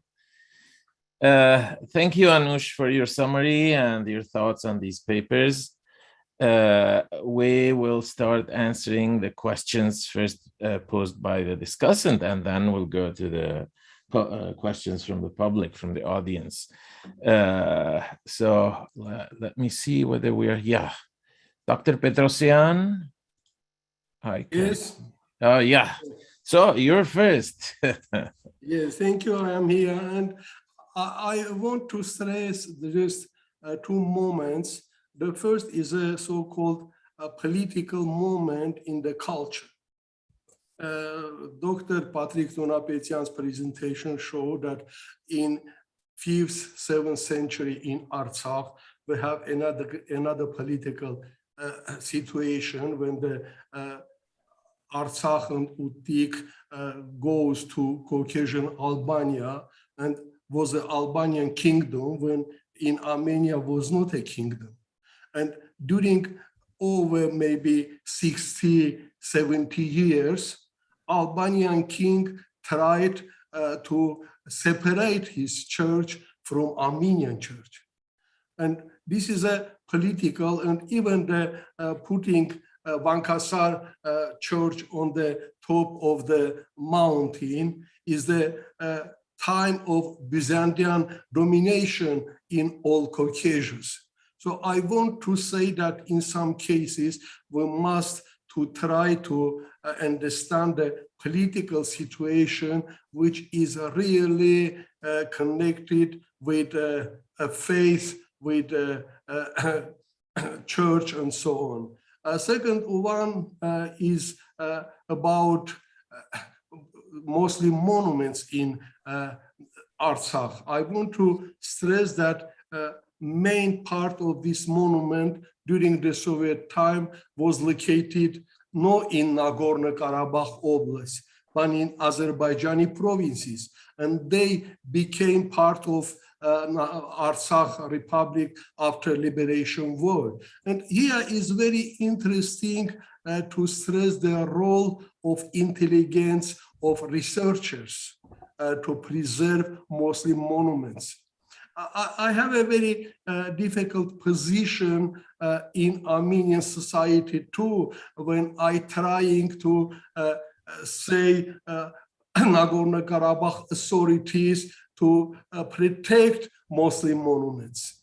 I hope that we have another chance to discuss this more thoroughly, because some of my actions, some of my academic integrity have not have a good audience in Armenia too. So it's very important, and now maybe just after 1 or 2 months, we will open in our web, in our monument.org, the chapter about Muslim monuments of Artsakh. It is really very hard to do, because we haven't such good specialists in Muslim architecture. Now we're reading some books, trying to gain some knowledge about this. But I hope that we can do it. And the third is, I think that it's a political position of Nagorno-Karabakh authorities. They tried to be more civilized. They tried to show to all the world that they are not politically recognized state, but they do all in culture field, follow the international organizations, international communities, and so on. And I want to say that we can proudly say that, yes, we have done it. For example, in 2006, I tried to put a gate in Aghdam, Moscow. And after this, of course, this Moscow, we couldn't see another, I don't know, calves and so on. But in some cases, as in case of Juhar Agha, it was show mainly. When we haven't money to dig in Tigranakert, Armenians spent over $2 or $3 million to restore. And now Azerbaijani authorities say that it's a road construction. I want to say that we need to be more correct in case of demolition and in case of restoration. It's not only political, but really we have not such more specialists and so on. Maybe, I don't know if I can answer on the questions by my poor English, but I hope that we can continue this and very soon, maybe we can have. And the last one about the genocide. Just read Lemkin's statement about the ethnic cleanses, and you can say that, yes, of course. In Turkey, in Azerbaijani, the cultural policy is multi-dimensional. It is not just one. And I know that Azerbaijani authorities will destroy Armenian monument in case if there is no any monitoring process. And in another case, they will proclaim this heritage as Albanian if we will monitor the process. So I want to say that now we need strong international authorities, international organizations to join us with this monitoring process. Without this monitoring, they will continue this two-hand policy. Thank you. Thank you, Hamlet. Christina, Okay. your answer to Yeah. the discussant question. Sure. Anush, thank you so much for such a thoughtful response. So I'll say with regard to race and Strigovsky, it's very complicated. He doesn't actually even use the word. And what he doesn't do is imagine in any kind of explicit way racial groups and their migrations. What he does is he's constructed a kind of racialized formalism. So the basilica has a race, if you like. The domed structure has a race. But he's not speaking of people. And this is something that's interesting and important to understand about his work, particularly in this, 1913 to 1918. As to how Azerbaijan is kind of serving up race, I'm going to leave that to people much better qualified to discuss it, as in yesterday's panelists. But I did want to get to this issue that you raised about cultural destruction and how to kind of conceptualize it across places. And this is where I feel like I have a very schizophrenic answer that speaks to both my hat as a historian of architecture and art, and as an actual, somebody who does cultural heritage. On the one hand, I mean, the example of Byzantine iconoclasm taught us all that every moment of destruction needs to be carefully contextualized, and that work has to be done. That's important to understand why a community might, in a particular moment, destroy something, for what reason. But at the same time, I want to say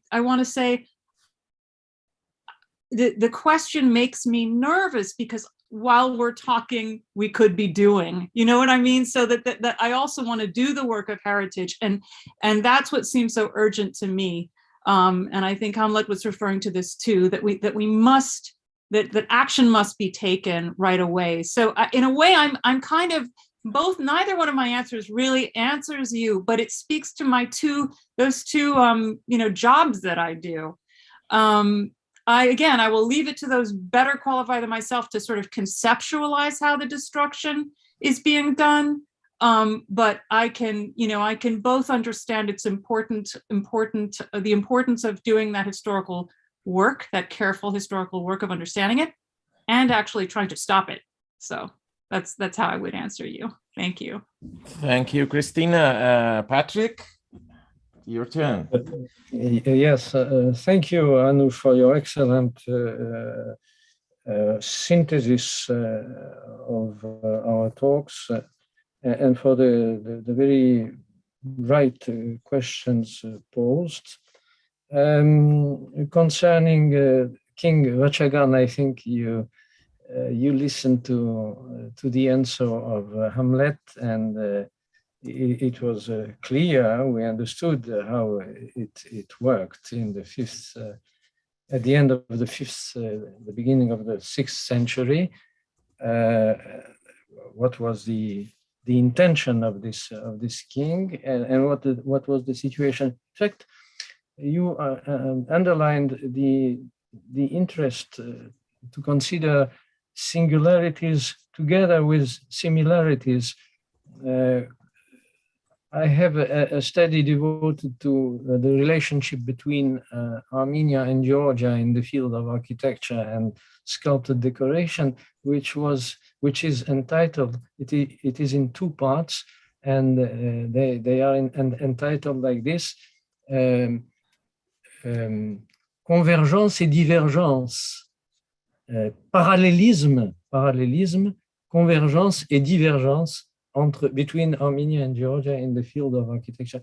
In fact, it is very, very interesting to study the relationship between two close but different cultures, arts, architectures, considering from the point of view of what is common, what is different, and why it is like this common.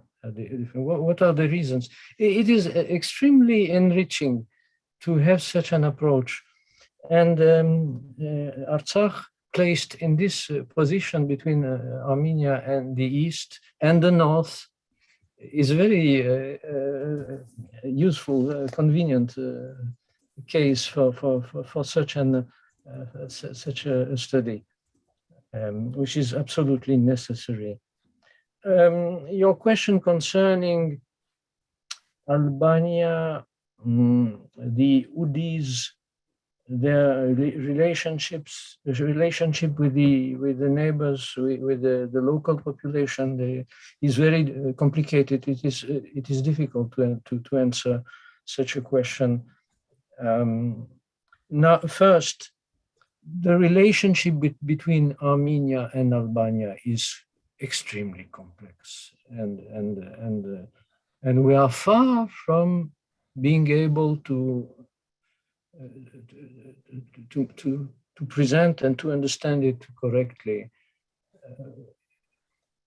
The same, it is very sad that Armenia, and especially the Armenian Church, was not able to establish correct, normal relationship with the Udis. Perhaps there is. Perhaps I'm not aware of it. Perhaps there was such steps from Etchmiadzin side towards the Udis. But if not, it should be done. It is necessary. Although it is very complicated because they are totally. It seems to me, they are manipulated by Baku and used as a mean in order to implement the policy, the strategy of that you know perfectly what concerns Artsakh and the will to clear it from its Armenian population and Armenian heritage. Yes.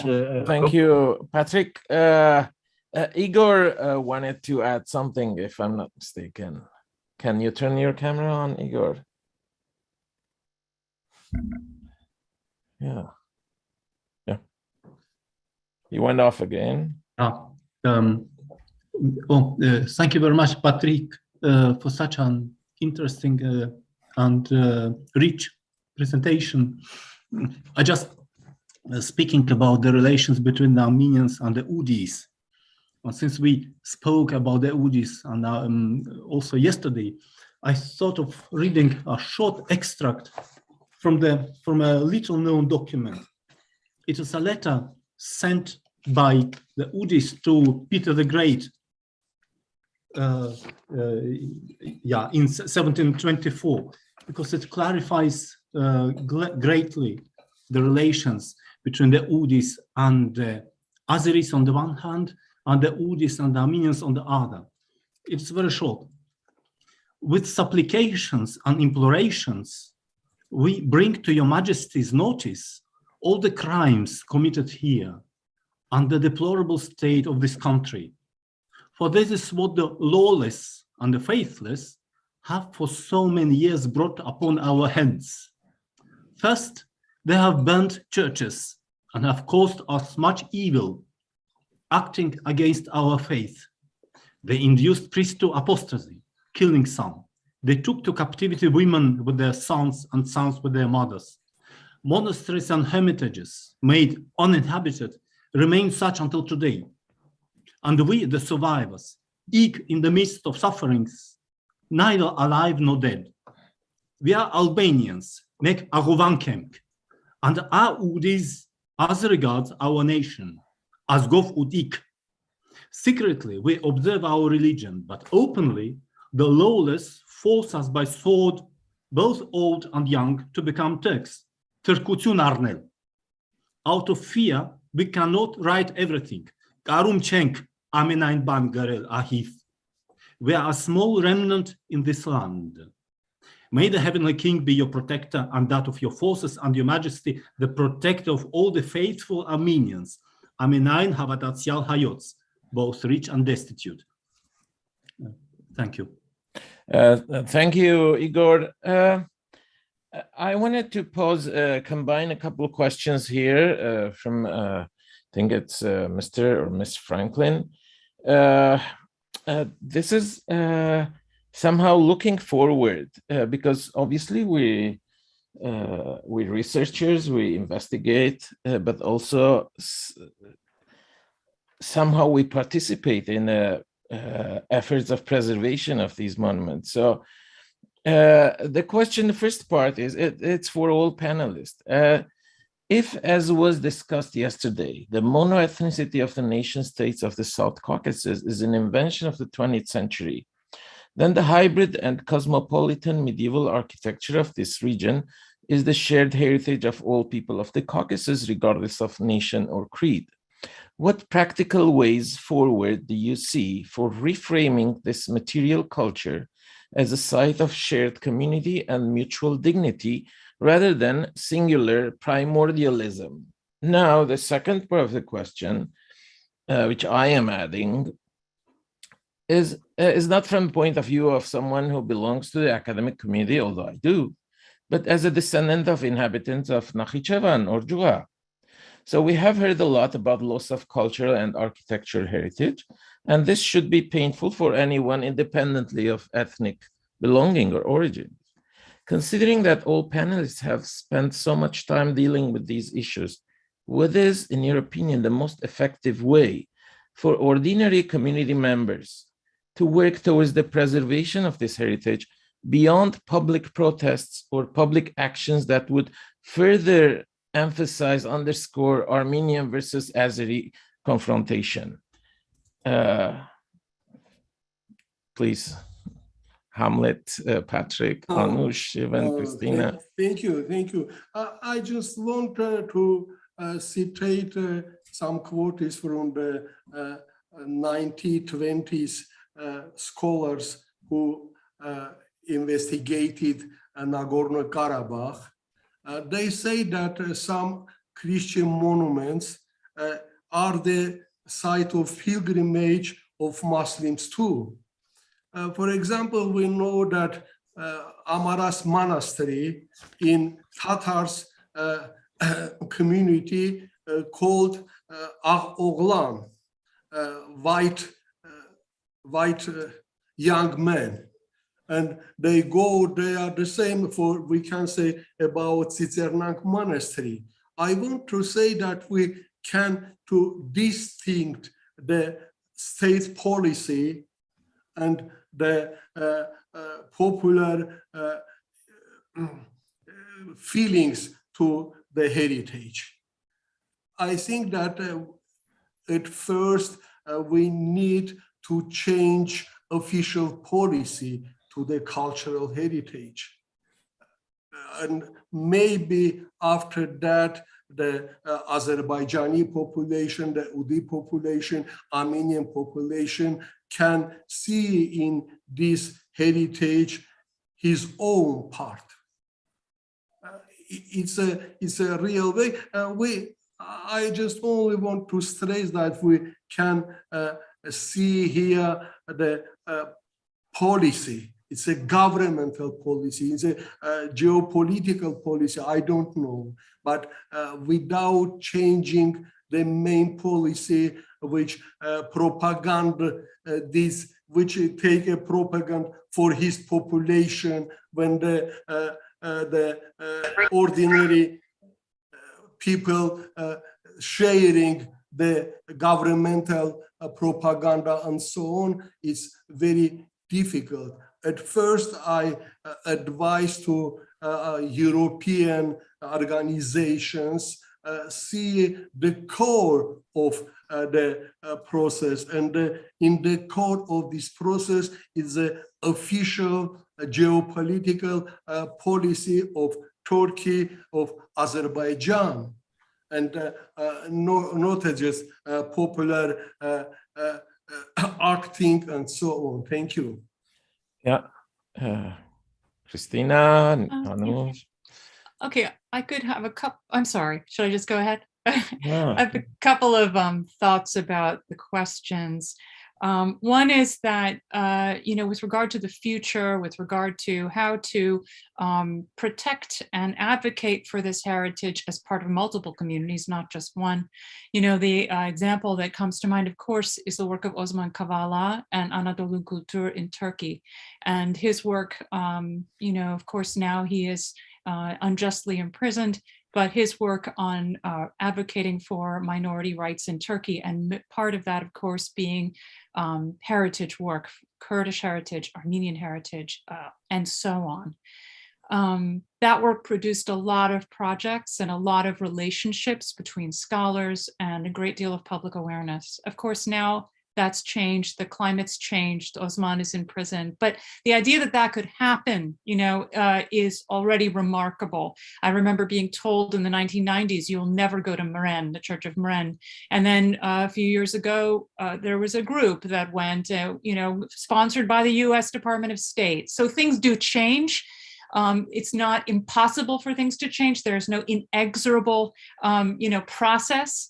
I think with matters of heritage in the state, things change and they can change fast. So one needs to be ready. And the second thing I'll say is with regard to what was I going to say? Oh, with regard to racial issues of race and how to bring the public to to create more possibilities for the public to be involved. And I would like to say, Hagop, that I think that's already happened. I was amazed, and probably all of us were amazed with the war at how Armenian communities sort of mobilized, whether it was through the church or whether it was through other kinds of volunteer organizations, academics.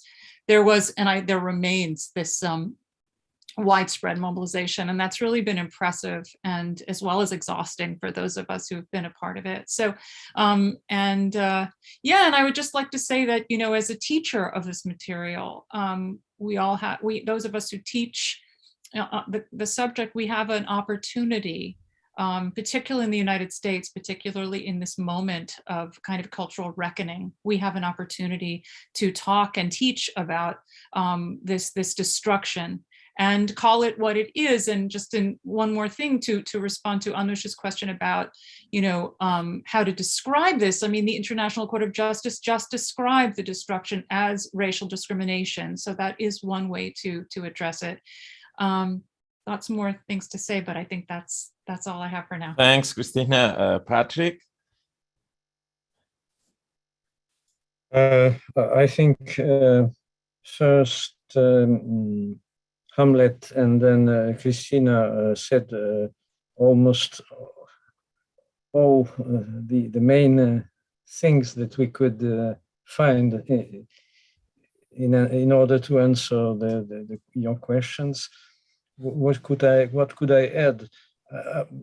Simply, perhaps the fact that we see it is in fact the continuation of what Christina said. We see very important positions and reactions from simple people because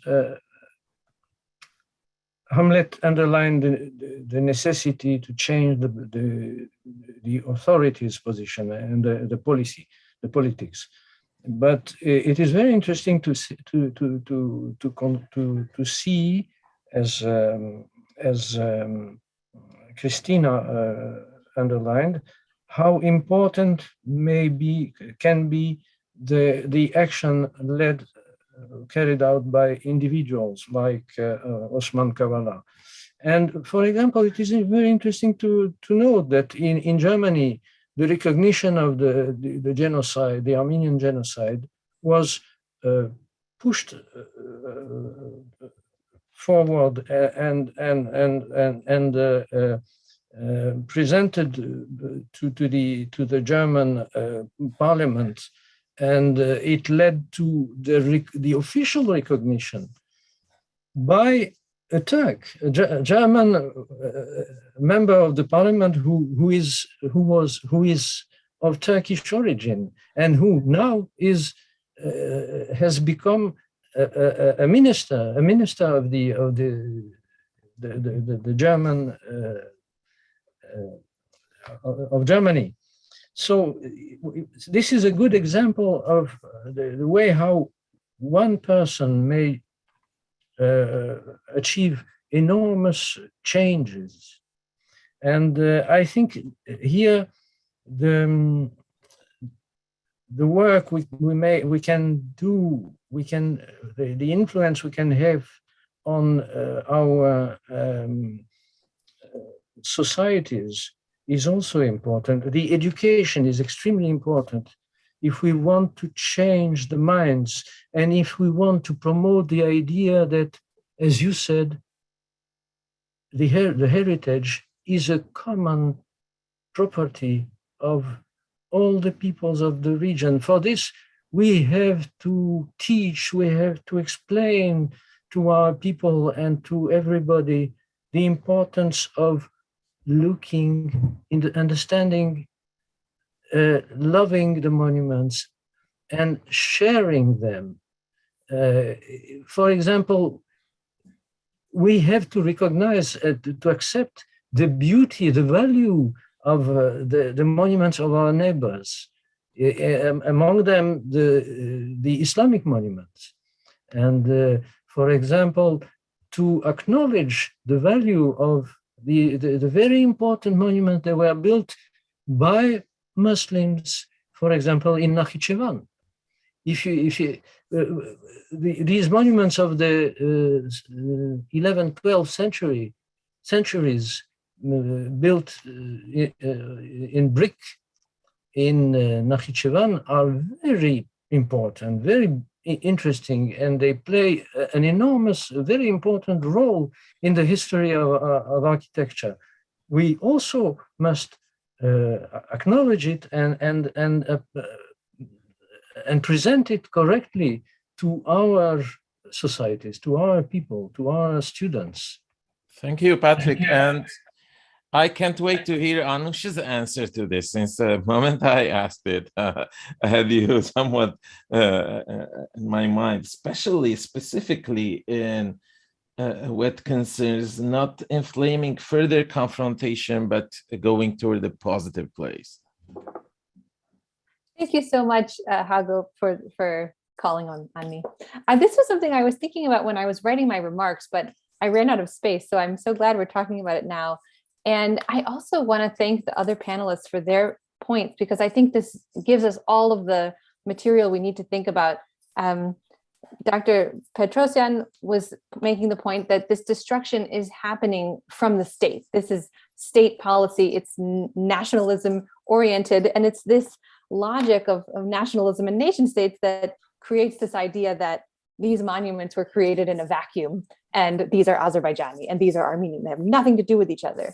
Whereas Professor Donabedyan's presentation was showing us how, in fact, these monuments and these cultural legacies all are happening in an interconnected, arena of kinship in which things are moving back and forth. There were perhaps Georgian architects or Armenian stonemasons, and everything is kind of a mix, which hopefully in the future we'll have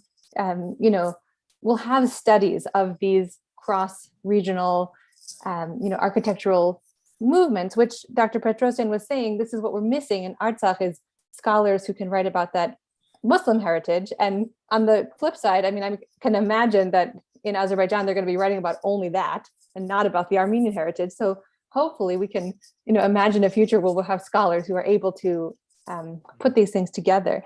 And then about what Dr. Maranti was mentioning with Osman Kavala''s work, which is, I mean, it's just outrageous that he's still in prison, but his work is still going on, and the impacts are still being felt. And also, I think I've seen a lot of positive effects of the work of the Collective 2015 movement, which has a website online, and also the Harandi Foundation, which is still active. And, you know, I just can't believe how productive they are. They do amazing things. They have a cultural heritage series, and they have an app called Kardes, which you can go around Istanbul and find minority heritage sites and go on these kind of minority heritage walks. And it's very new, but this is the kind of thing I imagine gets past the state erasure policies. And I mean, that's something that we have to fight, maybe in the international arena, which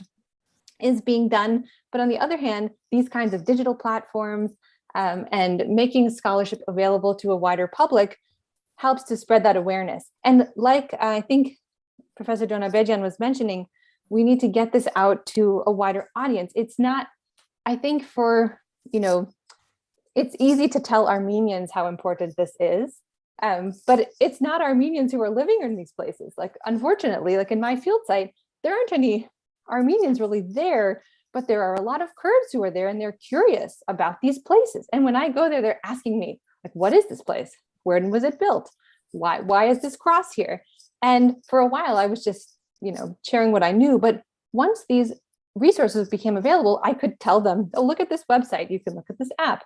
And people really are curious. And I've been contacted by a number of young people, artists, activists, Kurdish, Turkish, who want to make films about them, who want to make documentaries. Just yesterday, I got an email out of the blue from Van. Some young fellow said, I want to make a photo symposium about, Armenian architecture in Van. Can you give me some resources? And it's very easy. I can send him links. So I think there is hope for that. And we can take some lessons, unfortunately, from the last 100 years of destruction in Turkey, and which has, been going on for some time and is now ramping up, sadly, in Artsakh, but perhaps give us some hope and inspiration for how we can continue our advocacy and spreading of knowledge. Thank you.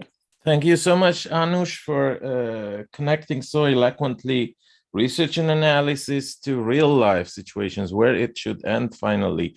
Sebu, do we have a couple more minutes? Because I know you have a couple of questions. We are running out of time, and I have some questions, but I'm going to resist the temptation because we have to be back at 11:30 after a short break. So I will ask all the panelists as well as the guests to stay logged in.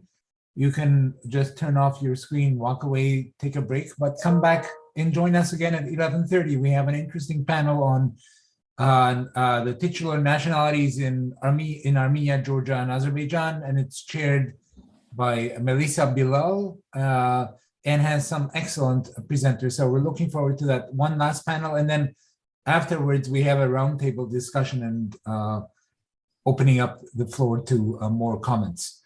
So I will see you guys in 15 minutes. Actually, no, 25 minutes. 25. So thank you for this wonderful panel. Anush, your comments were exceptional, excellent. And I'm very, very glad to hear all these wonderful talks. And more than anything else, I have to say, I'm going to take off my scholar as a historian and as an academic and say, as a human being, I feel much better after this panel because of some of the little crack of light that penetrated our discussions about what the future might be. And that is always uplifting, and we need to have some hope, not in terms of our subject positions as Armenians, Azeris, scholars, men, women, etc., but as human beings as a whole, obviously. So thank you again, and we'll look forward to seeing you back in 25 minutes or so at 11:30 for the next panel. Hagop, thank you so much for stepping in to do a wonderful job of moderating and inserting comments as well. I just want to mention again, thanks to all three panelists, Hamlet Petrosyan, Christina Maranti, Patrick Donabedian, and our Wonderful discussant, Anushini. You have illuminated us with your thoughts. Thanks also especially to Hasmik Baghdasaryan for deftly managing the background of this panel. You don't know, there are so many things happening behind, and she's always there. Thanks also obviously Sebu and Anne for organizing and backing the conference and the panel. So I will now formally conclude the panel, and we'll see you with the fourth panel at 11:30 Pacific time. The title is Historians, the Titular Nation and Minorities in Georgia, Armenia, and Azerbaijan. See you. Thank you. Thank you.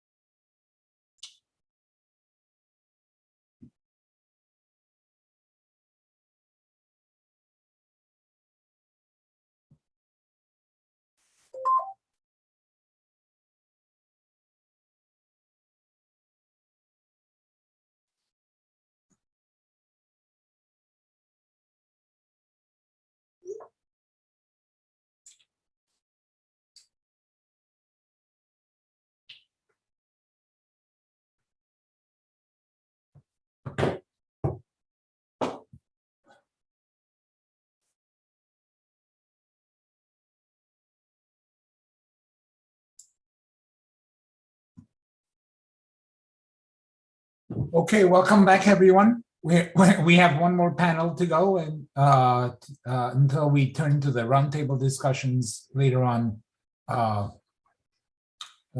this afternoon. So, welcome everyone. I'm very delighted to pass the podium to Melissa Bilal, my colleague at UCLA, and a good friend and a scholar of a number of issues.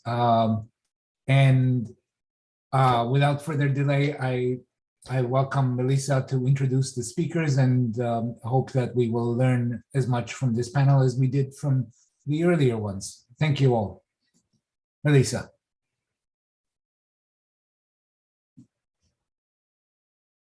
You need to unmute yourself, I think. Yes, I tried to for some reason. Can you hear me now? Yeah.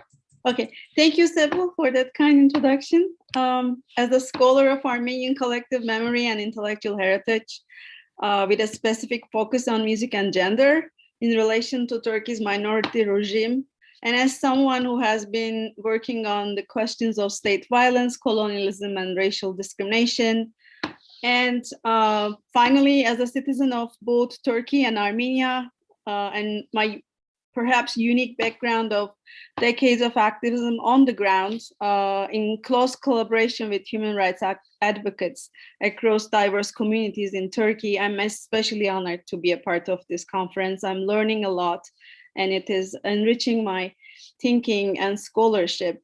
Our second panel today, which is the fourth panel of our conference, is titled Historians, the Titular Nation and Minorities in Georgia, Armenia, and Azerbaijan, a subject especially close to my heart, personally, politically, and intellectually concerns me.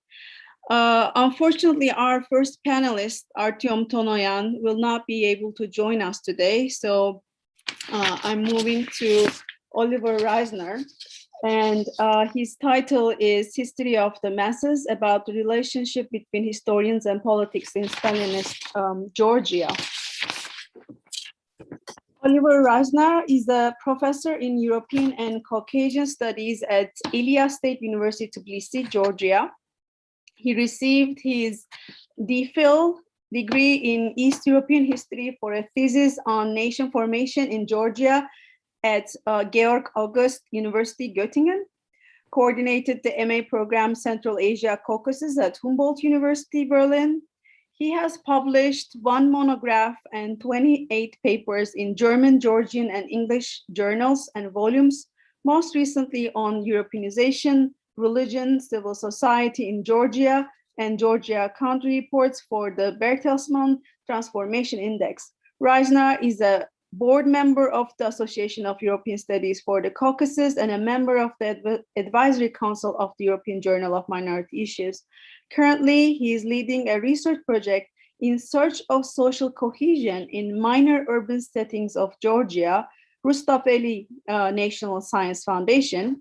He is also a co-editor of the series Caucasian Studies at Reichert Verlag, Wiesbaden. And I'm turning to Oliver. Thank you very much, Melissa. It's a great pleasure and honor to be invited in this very interesting conference. And I will now contribute a little bit to the issue about the historians. Yeah, so of course, I will focus on the Georgian historians, what I am following for already several years, the role of historians and the writing of historiography. And you see, I found that very often it's not the historians, but the artists that are more productive in reframing those issues that we are covering here. So this is a photograph by an art photographer, Irma Sharikadze.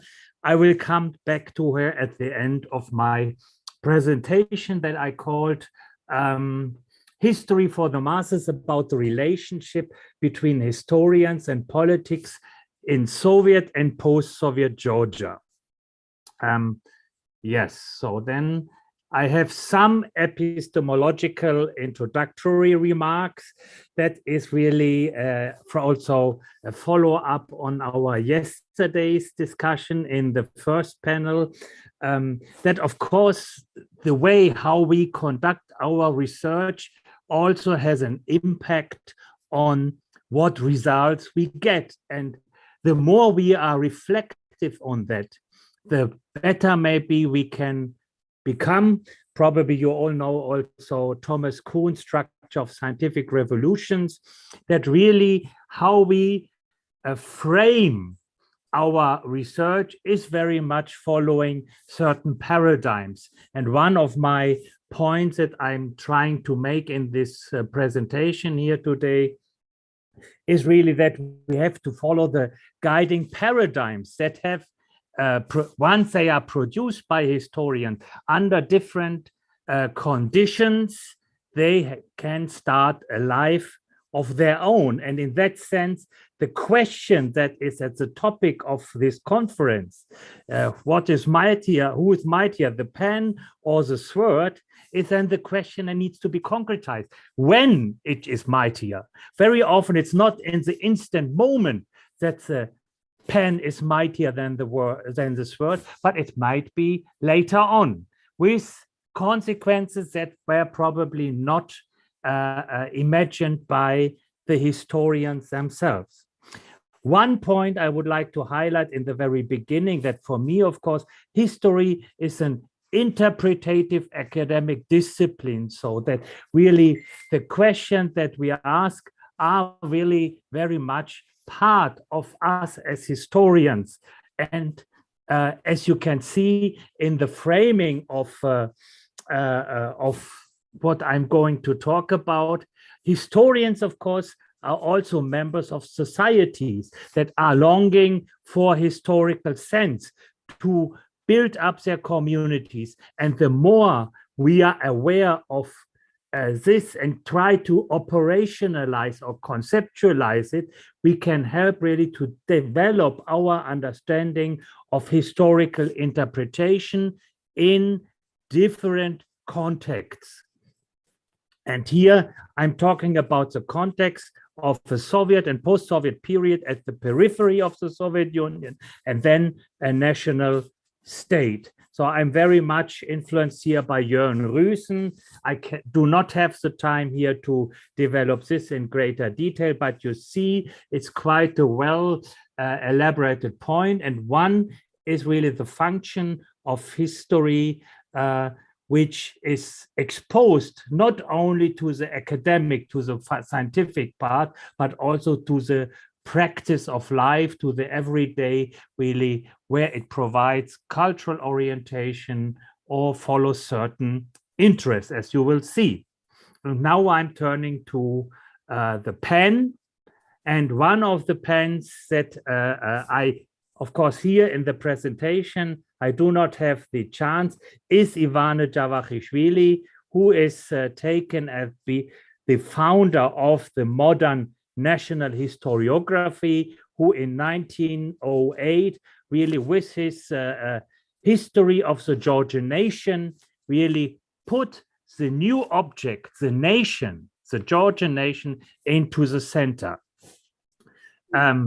In another context, I'm trying really to follow up the history of the editions of this work and how it changed, because in this very first edition, we do not have a primordial approach in this book, that really the Georgians were located in the territory of Georgia until today, until times immemorable. But really here there was still a coherent master narrative presented at the beginning of the 20th century. He was very much really involved in academic nation building, founding Tbilisi State University, but then also becoming an object of repression. So he lost the rectorship in 1926, and then under the Kondratyevshchina also was firstly attacked in 1936 again, and yeah, again, and but he survived. And this really is something about the conditions of producing historiography that is very telling, because the third in this period in the 1930s, so mainly Stalin, and in the Caucasus, Beria, Lavrenti Pavlovich, were really those that had really the right to initiative, and they initiated also the production of history textbooks, as you will see. Beria himself started with promoting his career by authoring, probably he did not write it himself, by authoring a history of the Bolshevik party organization, which was part of the upcoming Stalin cult in the mid-1930s, where he highlighted the important role of Stalin in the Bolshevik organization in the Southern Caucasus.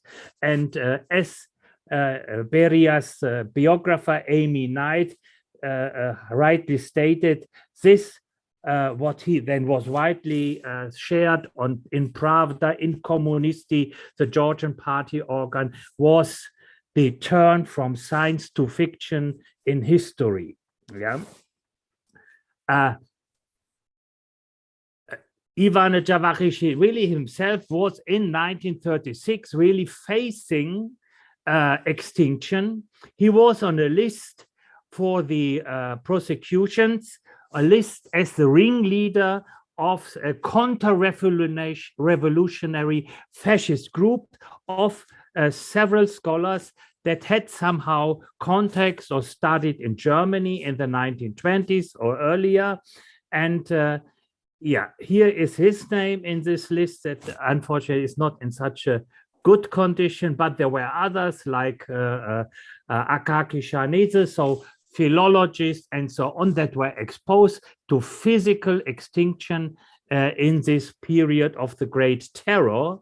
But fortunately, thanks to the shift in nationality policy, what we were listening to yesterday, Stalin initiated the Decade of Georgian Culture as one of the first of decades to be present, to present the different titular nationalities in Moscow for a month or so. And for that, he needed experts that were able to present Shota Rustaveli, a medieval writer, to the broader audience. And this probably saved Ivana Jawahishvili's life. In the same period, with the shift of nationality policy, the Soviet authorities, Stalin and in the Caucasus, Beria, initialized a turn also toward history, but was neglected as a subject, as a teaching site, and producing textbooks. The first was Shestakov's textbook on the history of the USSR that was published in 1937. And once this was finalized, there was a start to create history textbook for different Soviet republics that were led really by leading scholars. And Georgia, of course, was at the forefront. They got by Beria the instruction to prepare for such a textbook that was in the end published in 1943, History of Georgia from earliest times to the beginning of the 19th century.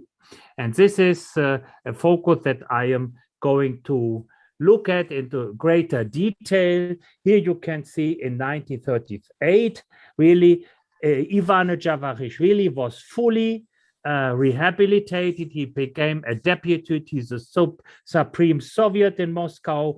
And here it was his 40th anniversary of service for academic science.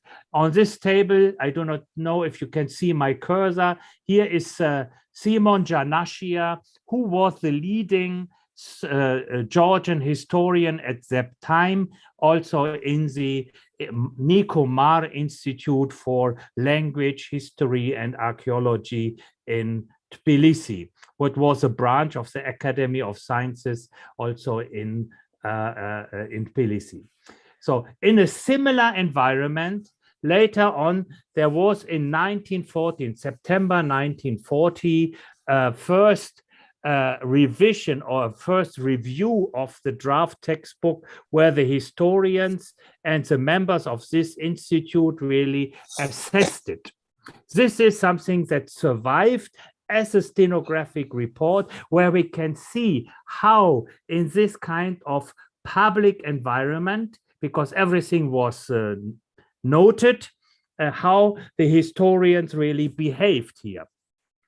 Unfortunately, I do not have the time to look into this in detail, but it will be an example of really how a historian as a human being in a totalitarian environment behaves.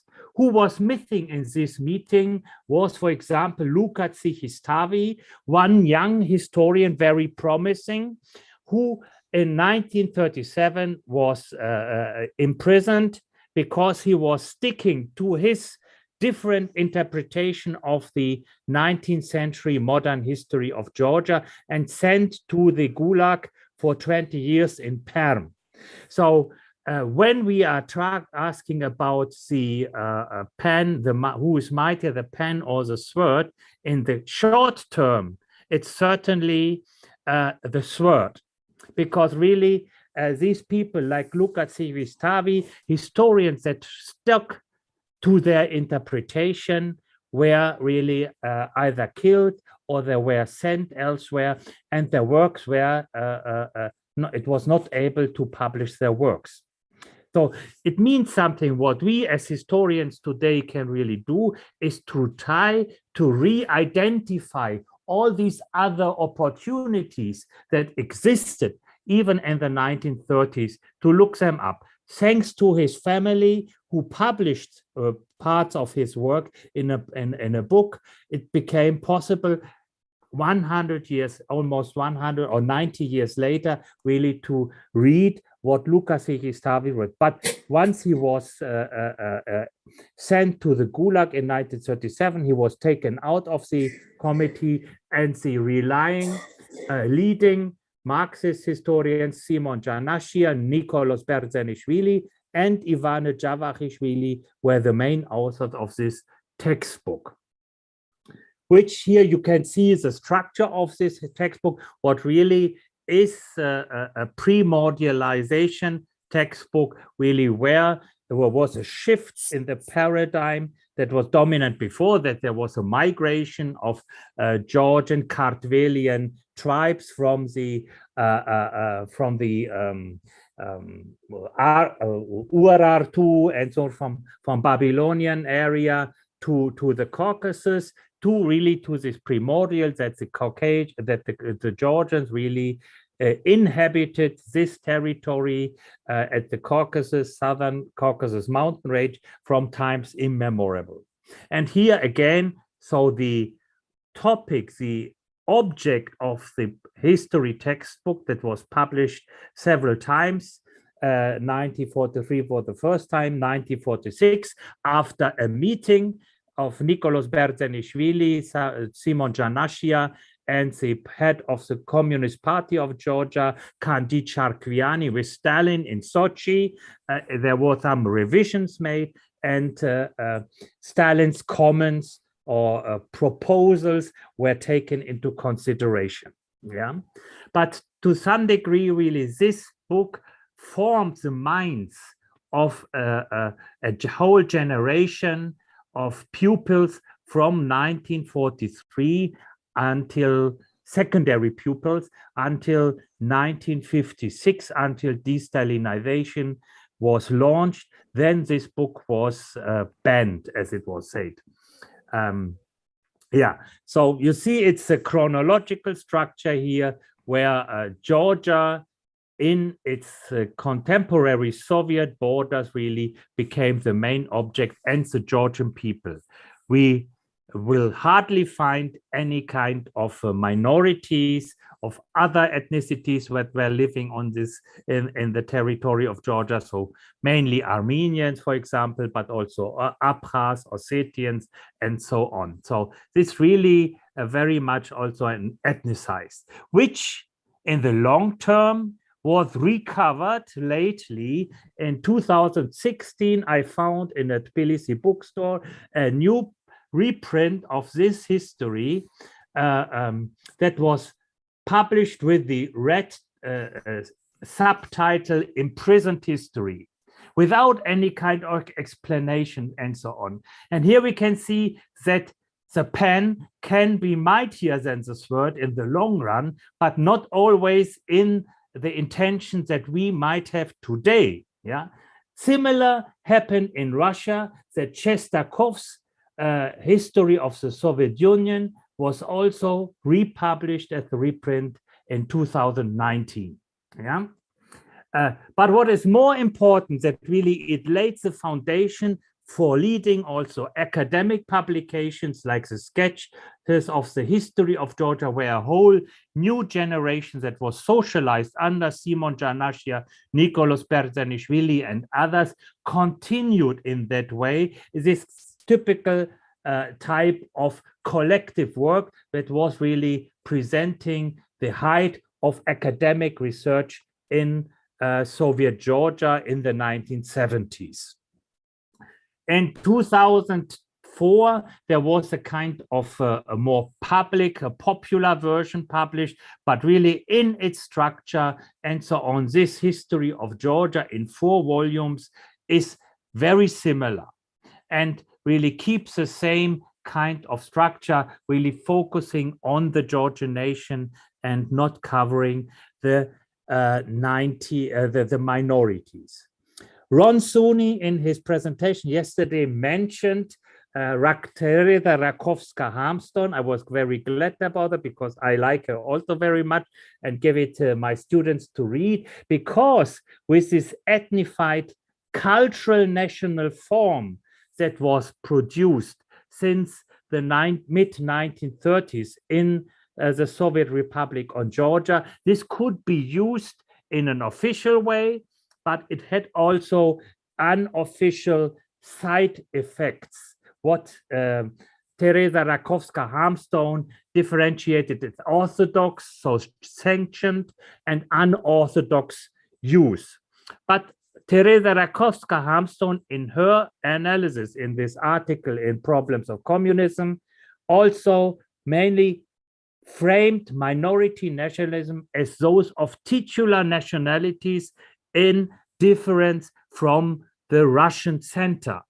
She did not look at it that there are also these non-titular nationalities that were also not covered there yet. And they were in a much worse condition because they could not rely on maybe resources provided by kin states, for example, as is very well described in Christa Goff's book about nested nationalism in the Southern Caucasus.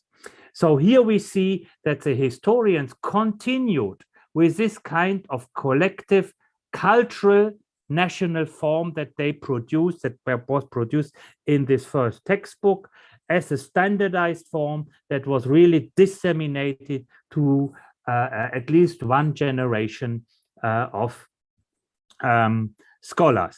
The point is then, how does it happen when the Soviet Union collapsed, and how did really the historians try to adapt to a new environment? And here I would say really they applied 3 main strategies.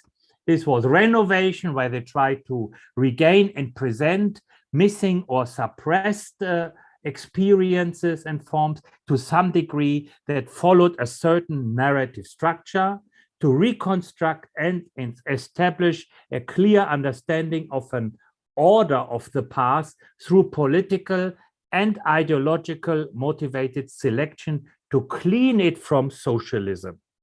Very often, but it relies on narrative frames that were produced already under the Soviet period. But these frames were not put into question or were not really critically analyzed. in a self-critical way. And then the third is a nationalization. This is then really the broader dissemination by political commemorative acts like National Independence Day, or by history textbooks, the production of new history textbook.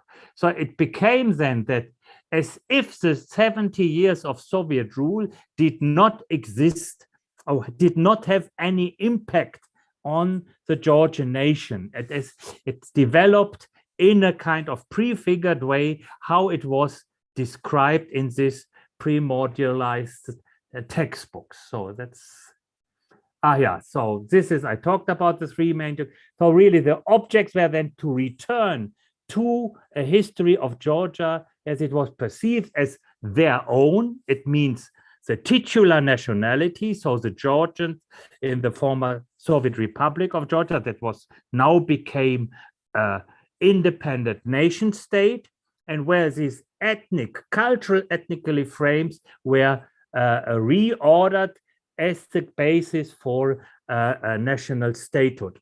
Liberation from foreign Soviet socialist past, so everything that was connected with socialism was then really directed to Moscow and to Russia, even if Stalin and Beria and a lot of other leading Bolsheviks were in fact Georgians, but then they became somehow Russianized or forgotten.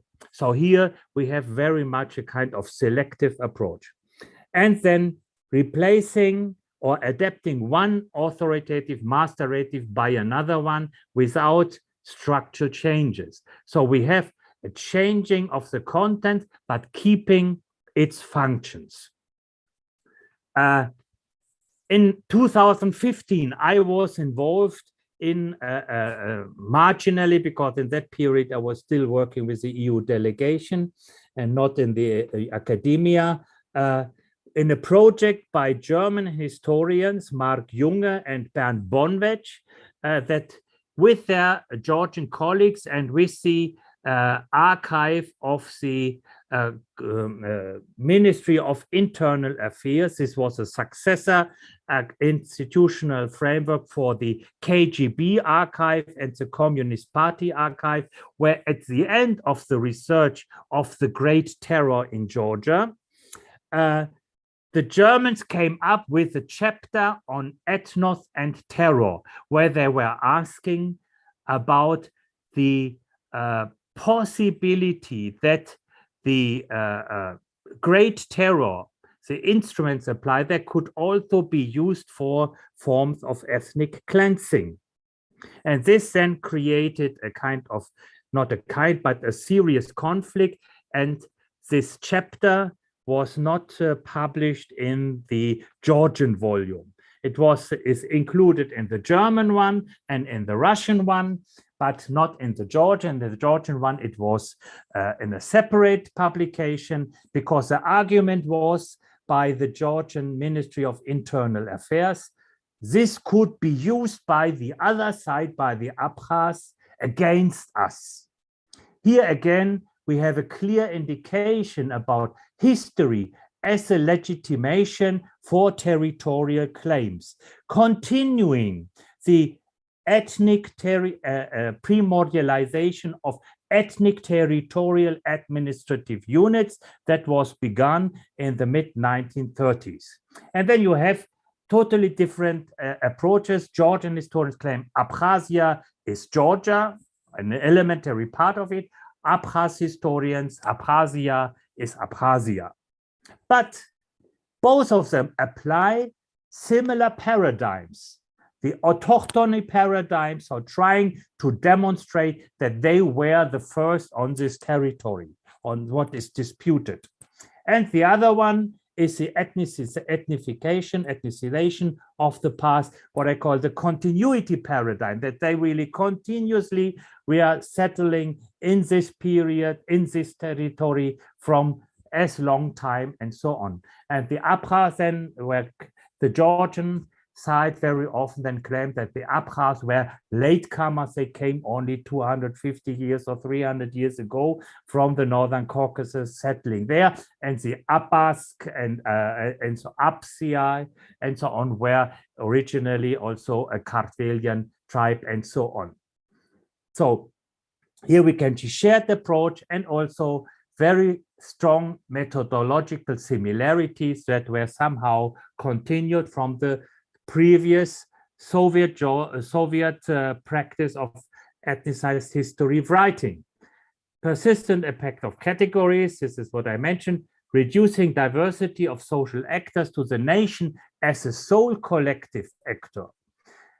So really as a collective agent, and this is something that still today is a very strong factor in the post-Soviet historiography, not looking into diversity inside the Georgian ethnic group, but also the interaction with others. So the homogeneous Soviet people of that was the objective of Soviet nationality policy was then trickled down to the homogeneous Georgian nation. So there are continuity, but not in the content, but in the form that was there. Antagonism us versus them, this is what I mentioned already. And really individuals only as heroes or victims were presented. So narrative templates of heroization and victimization that came to the fore that applied. You can see this, for example, also in the Tbilisi museum exhibition of Soviet occupation, for example, where these templates are applied. And they really create this point of a common culture, tradition, norms, values that really are creative space for the dominant ethnic nation, excluding all the non-titulars that existed there.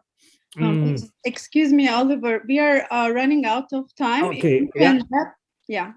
Okay, I will finish in two. So the one important point is really the reliance of the true past that is only with the own side, either with the Georgians or with the Abkhaz, and neglecting really the arguments of the others as being substantiated or not substantiated. Therefore, I would say really historiography in the also from the Soviet period until today is very much more as a function of cultural memory than of a critical academic. Then there were some historians that really tried to bring up critical self-reflective arguments. I do not have the time to discuss them here, but then they were very often marginalized and also expelled from the dominant discourses on the past, like Guram Khoranashvili or Zaza Alexidze. So as a conclusion, I would define short challenges. So still there is a problem of renewal of Georgian historical discourse and historiography in curricula, but also in research, really opening up as an independent factor of historical research, really providing also critical reflection on the past and not so much only focusing on sustaining the self-perception, the myth of the nation. There is a need for comparative, more inclusive approaches to overcome the habitus of historiography, really as a legitimizing force for political purposes, self-critical reflection I just mentioned, and then finally really the question what was also discussed in the previous panel already, where is the entangled history of the Caucasus, the interaction. This is something that still is not visible here, but it changes with the young generation of historians. So this was my short overview, and really you can see that this kind of cognitive dissonance, as psychologists call it, really is having an impact also on the production of historians as the holders of the pen. Thank you very much. Thank you, Oliver. Our next panelist is Arsen Saparov. Arsen Saparov's title is Place Names, Wars in Karabakh, Russian Imperial Maps and Political Legitimacy in the Caucasus. Arsen Saparov was educated at Central European University in Budapest and holds a PhD in International Relations from the London School of Economics. He was a postdoctoral fellow at Centre National de Recherche Scientifique, CNRS, France, and at the University of Michigan, Ann Arbor, where he taught Russian and Caucasus history for 4 years, during which he published From Conflict to Autonomy in the Caucasus, the Soviet Union in the Making of Abkhazia, South Ossetia, and Nagorno-Karabakh. Saparov is currently an assistant professor at Rabdan Academy, Abu Dhabi. His research interests include Soviet nationality policy, Russian foreign policy, and ethnic conflict in the Caucasus.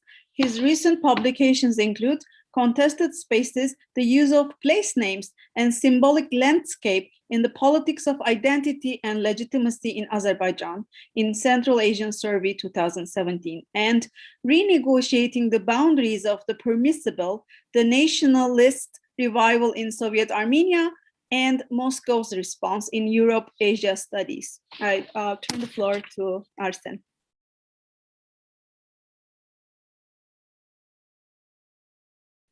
You are muted, Arsen. Okay, I think, yeah, I realized I'm muted. Thank you very much for this introduction. And I would like to thank Sebu for organizing this conference. It was quite unexpected and I was very happy to join it. I saw many familiar faces during these last 2 days. I'll guess I will start. Just wanted to ask, do you see the screen I'm sharing? Yeah. Yeah, okay. So I'll be very kind of precise. This is part of a research, actually very long lasting research, and it's finally going to be published, I hope, sometime this year. It's started a long time ago, and yeah, I finally came to the last kind of details over completing details over of this research project.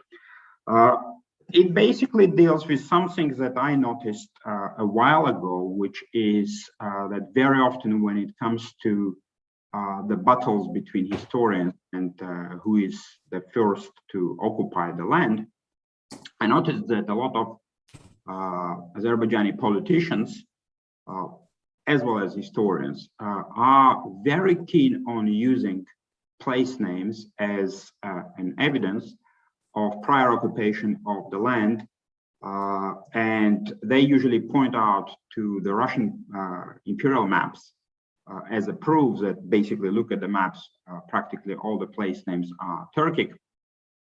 You can't find any Armenian place names on those maps. And I was very curious because this is true. I mean, if you look at the Russian maps, that a lot of place names that you can find on these Russian maps are Turkic. Armenians would kind of counterattack by saying, well, I mean, if you look at the medieval kind of sources, then you will not find any Turkic place names. So I was very curious, like, how can we explain that? And actually, most recently, if you were following, let's say, political discourse in Azerbaijan, I noticed that this trend is very much present. I'm going to kind of share a citation from President Aliyev's speech in 2015, but I have like a very large collection of kind of this type of comments coming from either President Aliyev or other Azerbaijani politicians. Actually, Christina Maranti today used one of the citations that I'm using in my article. But let me just read that so that we have kind of a understanding how the politicians are using these historical narratives to justify their political kind of goals. So Aliyev is saying in 2015 that our society should never forget that Armenia is created on the historical lands of Azerbaijan. These are our primordial lands, the lands of our ancestors. All the toponyms on these lands have Azerbaijani roots. In order to see that, one has to look at the maps created in Tsarist Russia in early 20th century. You will not find a single Armenian place name on these maps. The villages on 80% of modern Armenian territory used to have names of Azerbaijani origin. These are our historical lands and we shall undoubtedly return there. There is no other way. This is our strategic goal and we are working towards achieving it. So it's quite, in a way, a prophecy, I would say, of a speech. So I'm going to refrain from further citations, but I mean, I can provide if there are some questions later on. And I will try to kind of get back to the main point of what I'm trying to find out. Why Aliyev and let's say other politicians so obsessed with emphasizing, look at the Russian maps. They are the evidence that the Azerbaijani place names were here before any Armenian place names existed. So what we see here is basically use of place names as a political tool. And in order to understand how can we basically reconstruct or deconstruct the fact that the Russian maps contain Turkic place names and they don't contain Armenian place names, we need to go really far from present day Caucasus and try to understand how the place names were used by humans all over the world in pre-modern times. When I say pre-modern times, I mean before late 17th, 18th century.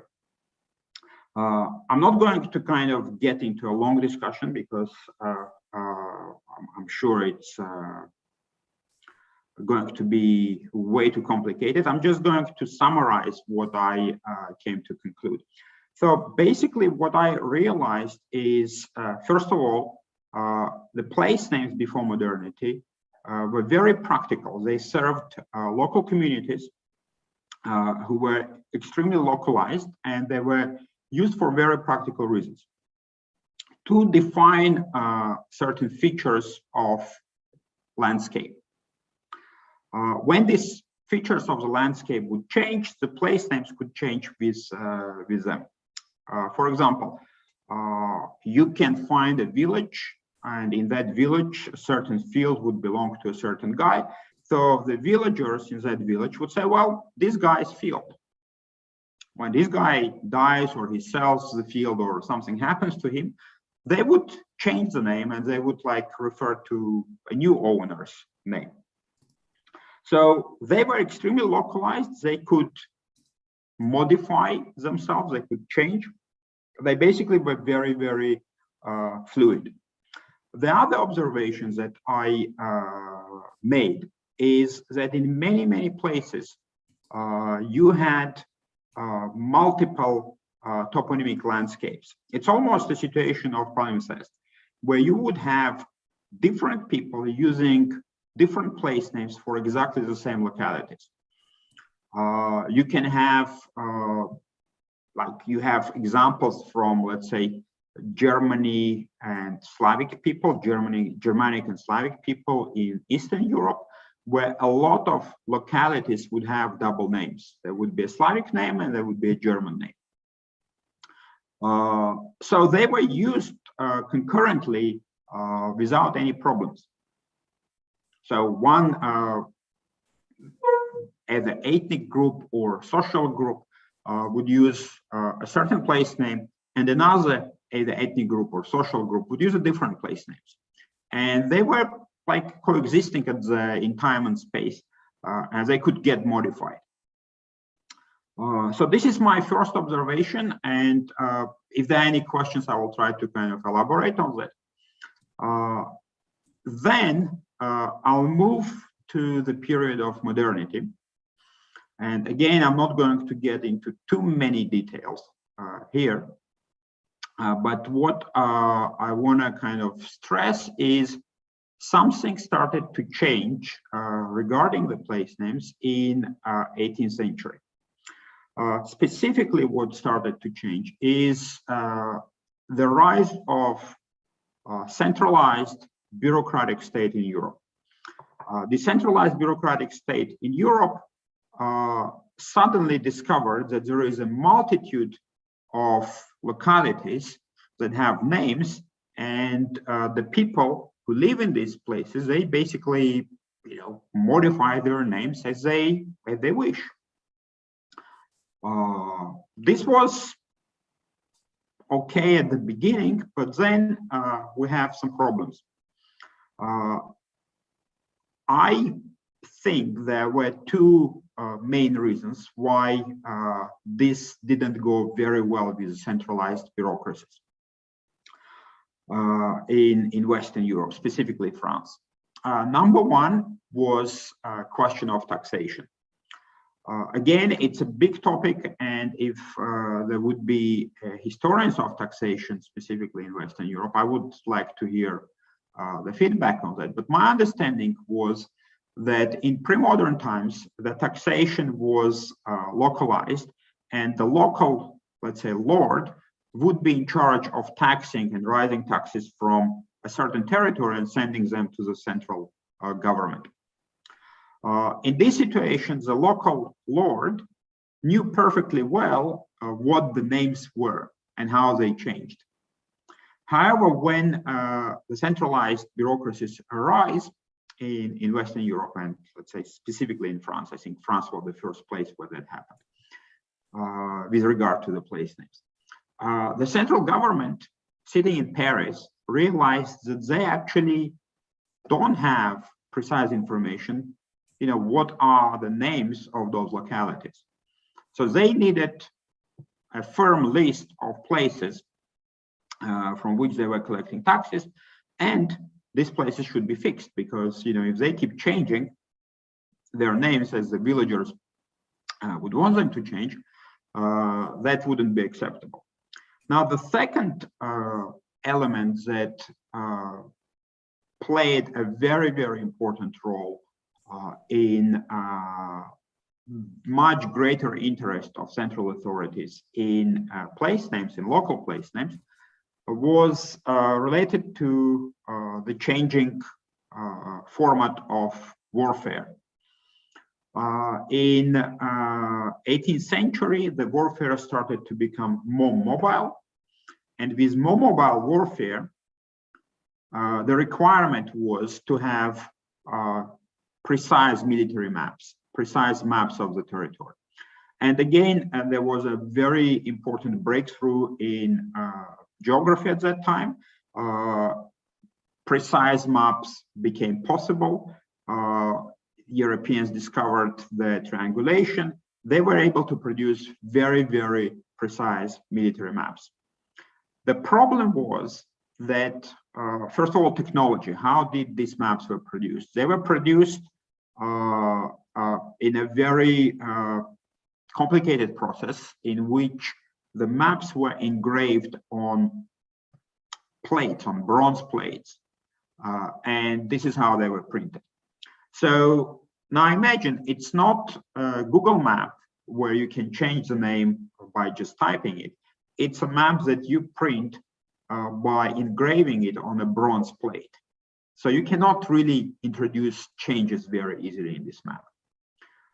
So this is the first requirement why you cannot have multiple place names. The second requirement is very practical. If you look at the military map, you're going to see that the map is usually very detailed.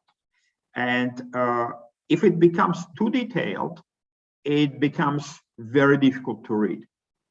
And you usually don't have enough space to put the names and to put all the information that you need. So these are the two requirements that were basically forcing the central governments in Western Europe to standardize place names in localities that were, until that time, of very, very little interest to them. Now, what I wanted to kind of do is look. Okay, I'll get to that in some point. So this basically resulted in obliteration of certain toponymic landscapes. There is quite a large literature on why would certain place names be chosen over other place names. We have cases from British colonization of Ireland, where basically the Irish toponymy was practically discarded by the British, who could not either pronounce them or record them properly. We have examples from Nordic countries where you had multiple place names. Some place names were discarded and some were accepted. I'm not going to get into details. The other very interesting things that emerged from that period is when the central government decided, okay, well, we're going to standardize place names. They got into standardizing them. They discovered that you're going to have a tremendous number of unacceptable place names that were basically very obscene, rude, and you just couldn't write them. But I mean, this is a reflection of how practical the place names used to be. I have like examples from France. There is a street, there used to be a street in Paris that was called Rue de Meuse. It was changed, the name was changed, but it was like so unacceptable for the government to kind of preserve these names that they had to change it.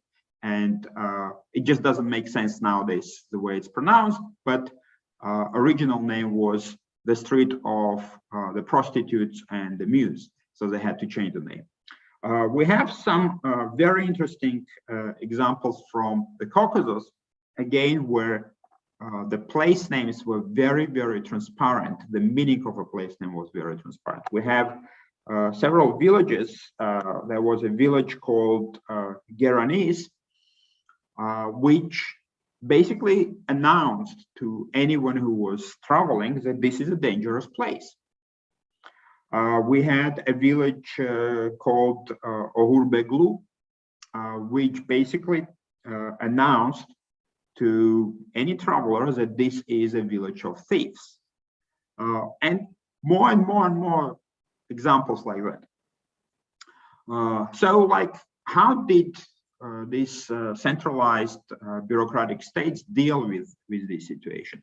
We have a very interesting example from Russian Empire, a law of 1765 during Catherine the Great, when Russia started to map its territory, and it became clear that there are like a lot of unacceptable names.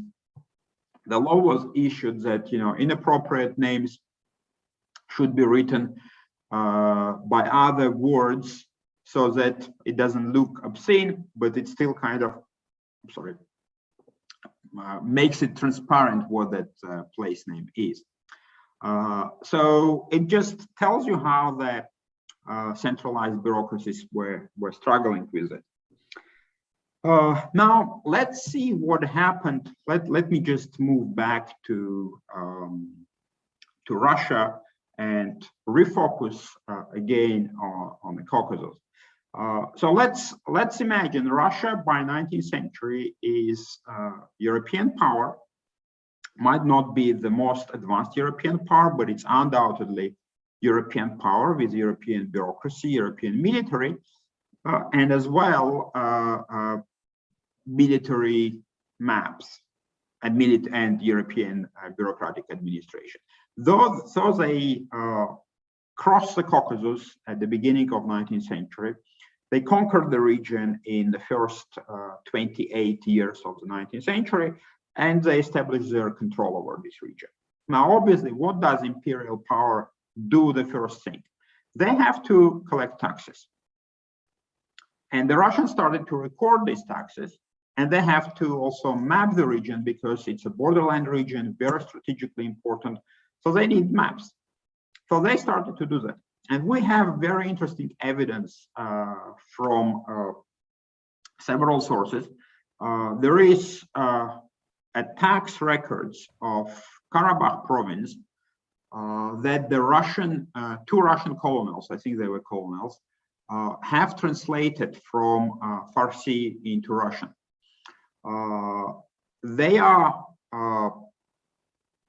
very detailed, and if you read them, it becomes very, very clear that a lot of these names, they just have very practical meaning. So, for example, the village that belongs to the Khan's third wife. So that's a name in a tax record.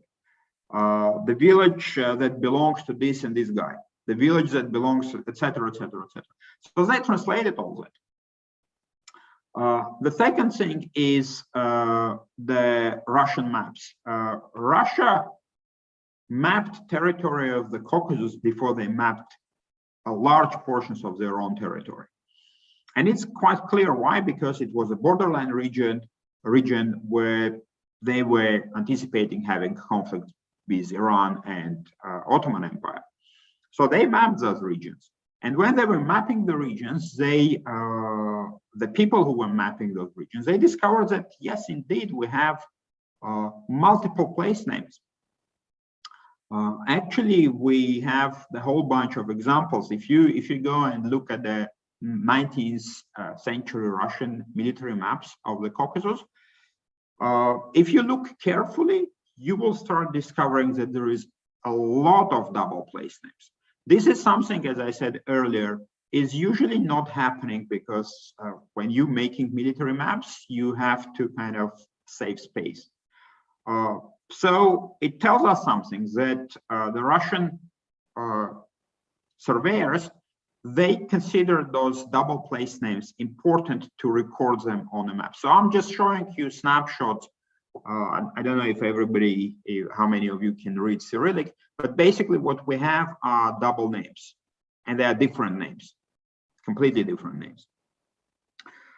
So why did Russia choose one toponymic system over the other toponymic system? Why did they choose Turkic place names and recorded Turkic place names instead of choosing Armenian place names?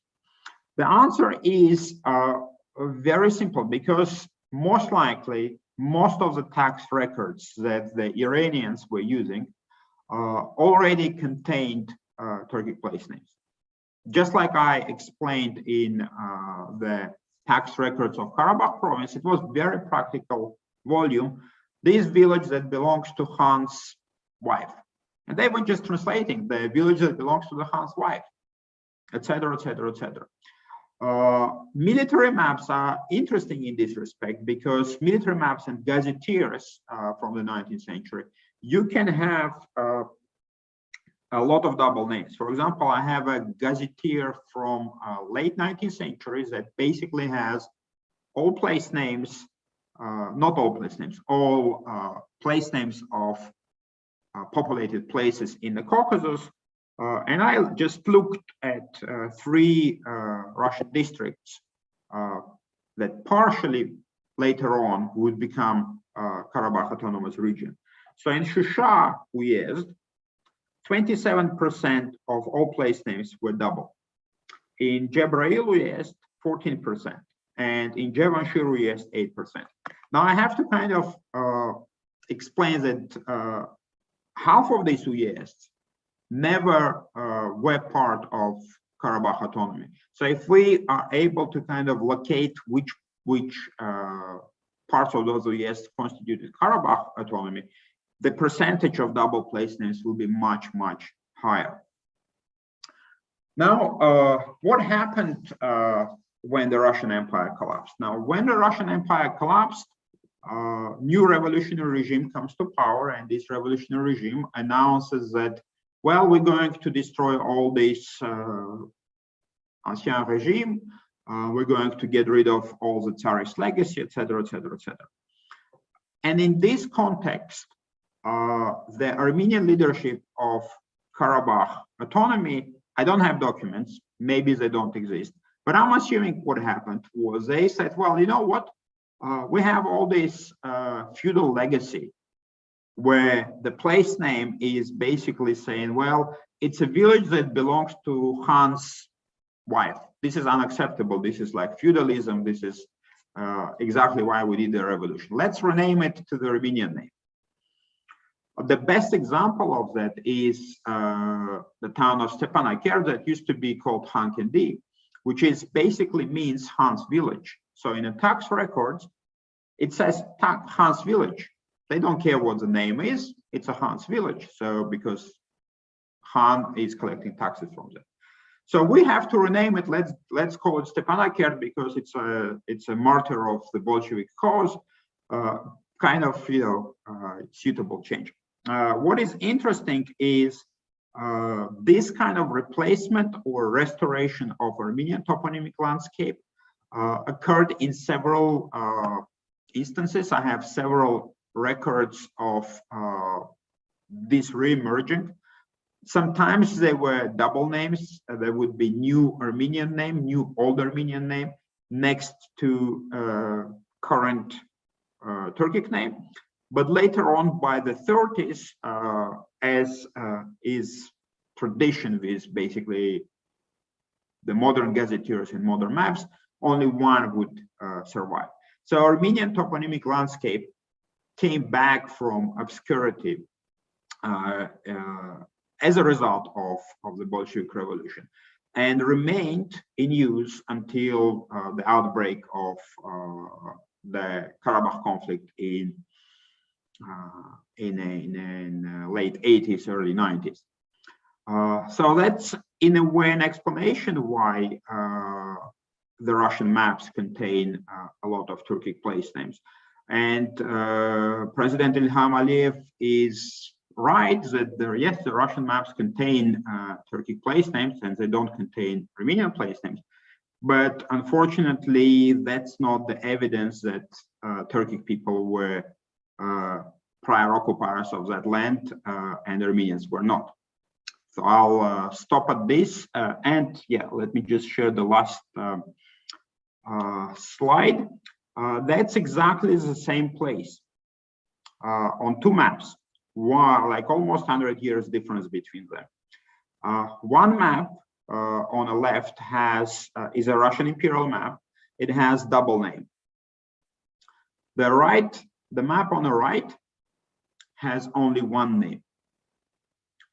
So the left map has Jahauz and Sarkisashen. It's the same place, 1980, has only Sarkisashen. So I'll stop at this point, and I think Melissa is not going to tell me I'm running out of time, right? No, thank you. So we are very lucky to have Mikhail Mamedov as our discussant. Mamedov is an affiliate adjunct professor at the History Department and Liberal Studies program of the School of Continuing Studies at Georgetown University. Mamedov was born in the city of Baku, Azerbaijan, where he started his academic career studying history at the Azerbaijan State University. After the outbreak of the Karabakh conflict and anti-Armenian violence in Azerbaijan on January 20, 1990, his multi-ethnic family had to flee to Moscow in the wake of the Baku pogroms. He graduated from the Department of History of the Moscow Lomonosov State University and was briefly enrolled in the MGU's PhD program. In September 1996, his family immigrated to the USA, and shortly thereafter, he assumed a one-year position as a lecturer in Russian with the Department of Languages and Literature at Southern Utah University in Cedar City, Utah. Later, he received his MA from George Washington University in History and PhD in History from Georgetown University. Mamedov has published in Tentalnaya Aziy Kafkas Journal, Russian Review, Russian History, Caucasus Survey, Nationality Papers, Journal of Levant Studies, Analyticon, and online at Politcom.ru and Russia Direct org. I'm turning the microphone to Mikhail.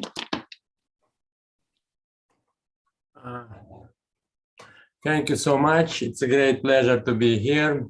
I'm delighted to be here. I really enjoyed reading both papers. Unfortunately, the third presenter didn't have a chance to come.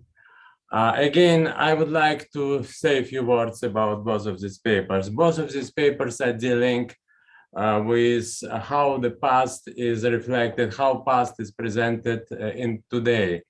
In case of Oliver, he looks at Georgian historiography, and in case of Arsen, he looks at toponyms, at changes and name changes of different places.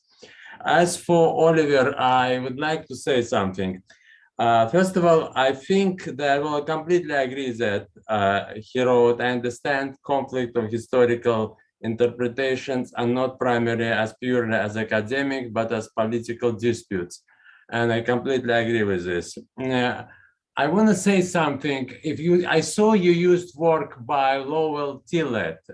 He was historian. He published his famous book. Well, in my opinion, it's famous. Great Friendship. It came out somewhere in early 1960s, maybe late 1960s.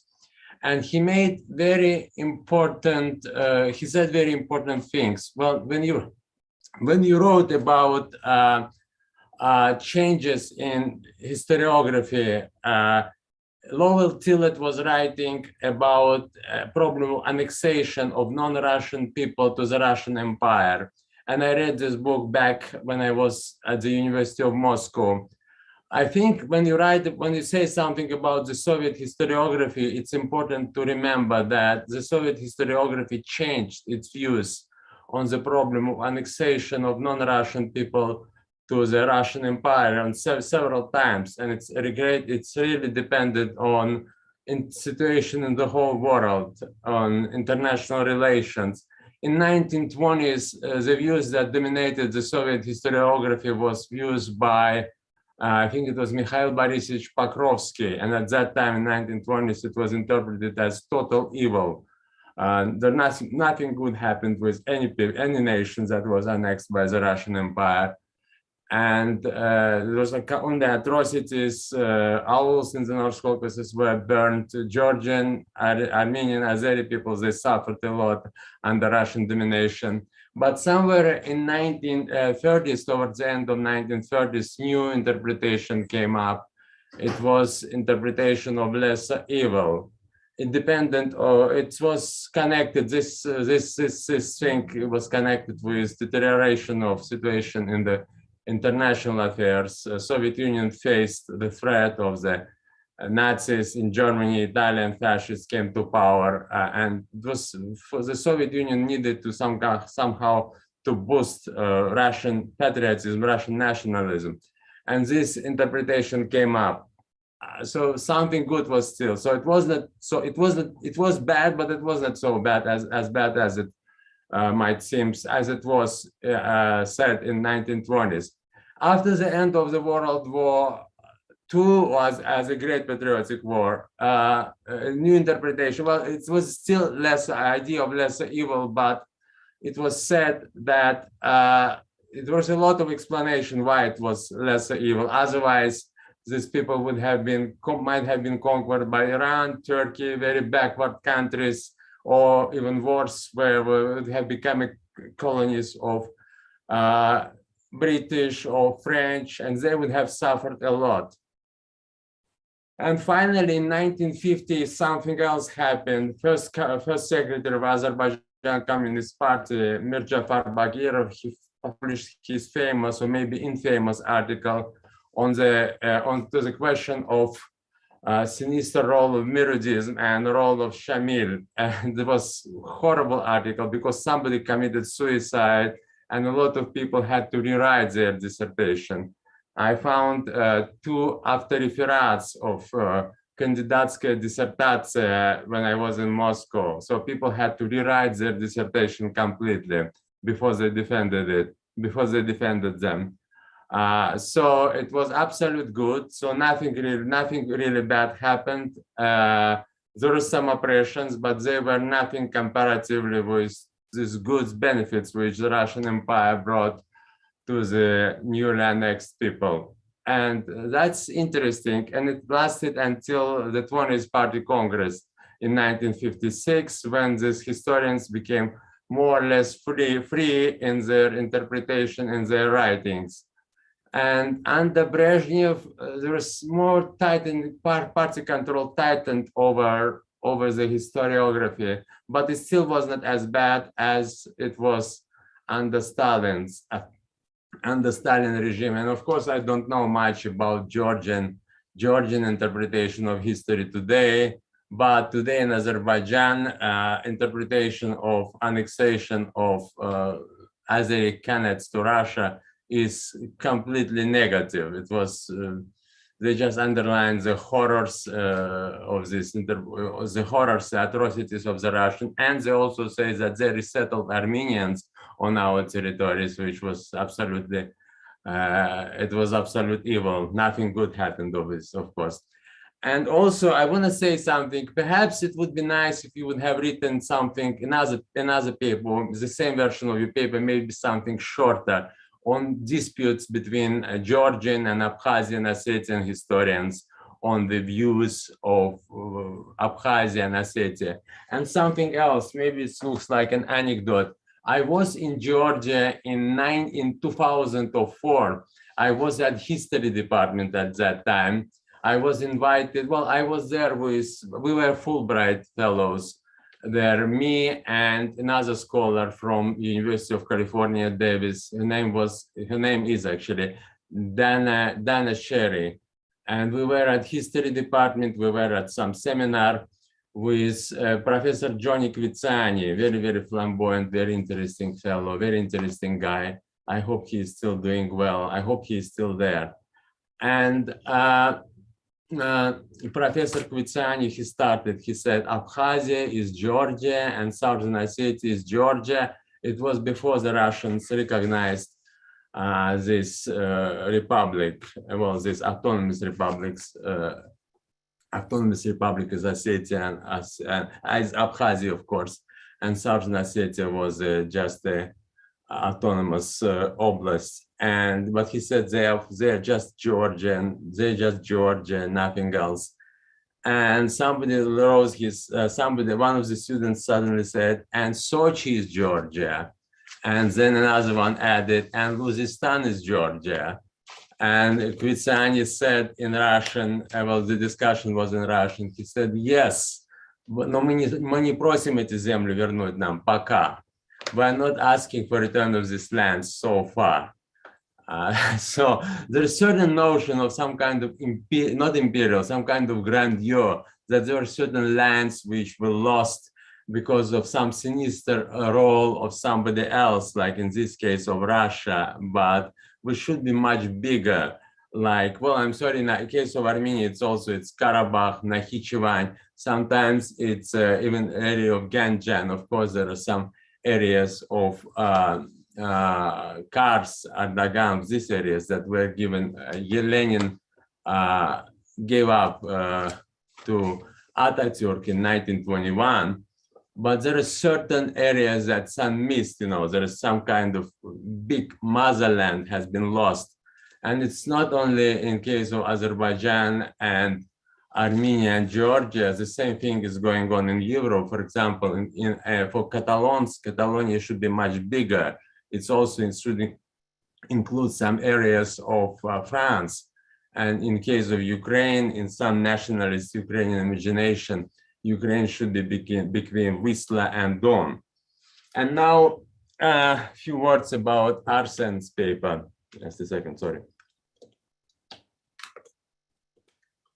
I really like it too. And I always remember that then Ilham Aliyev, he visited Shusha shortly after the war of 2020, and he said something. Shusha shahari adına yoktur. Shusha var. You know, there is no place, there is no city with the name of Shushi. There is only Shusha. You know, I guess no British would ever visit Moscow and said there is no city of London. There is only London. Well, there is just one letter that pronounced differently, but he was making very, very strong statement. he was saying this place should be pronounced appropriately. And but I want to ask you something. Too. You said that you always use term Turkic. You are trying to avoid using word Azerbaijani or Azeri. There is a certain notion among some Armenian scholars, among some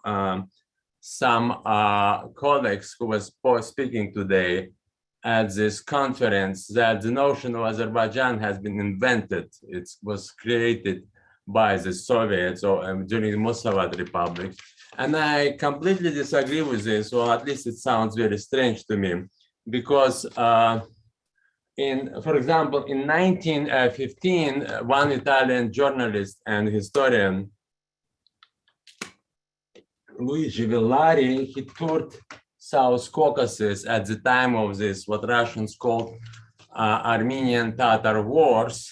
And he visited Baku and he wrote about ethnic composition of population of Baku. And he said something, there was just 200,000 people who lived in Baku. And he said something, well, first of all, there were just 75,000 Russians and 35,000 Tatars. And he wrote something that these people are quite different from the Kazan Tatars or Crimean Tatars. These people, we should call them Azerbaijani Tatars. So the word Azerbaijan was used about populations that lived north of Kura.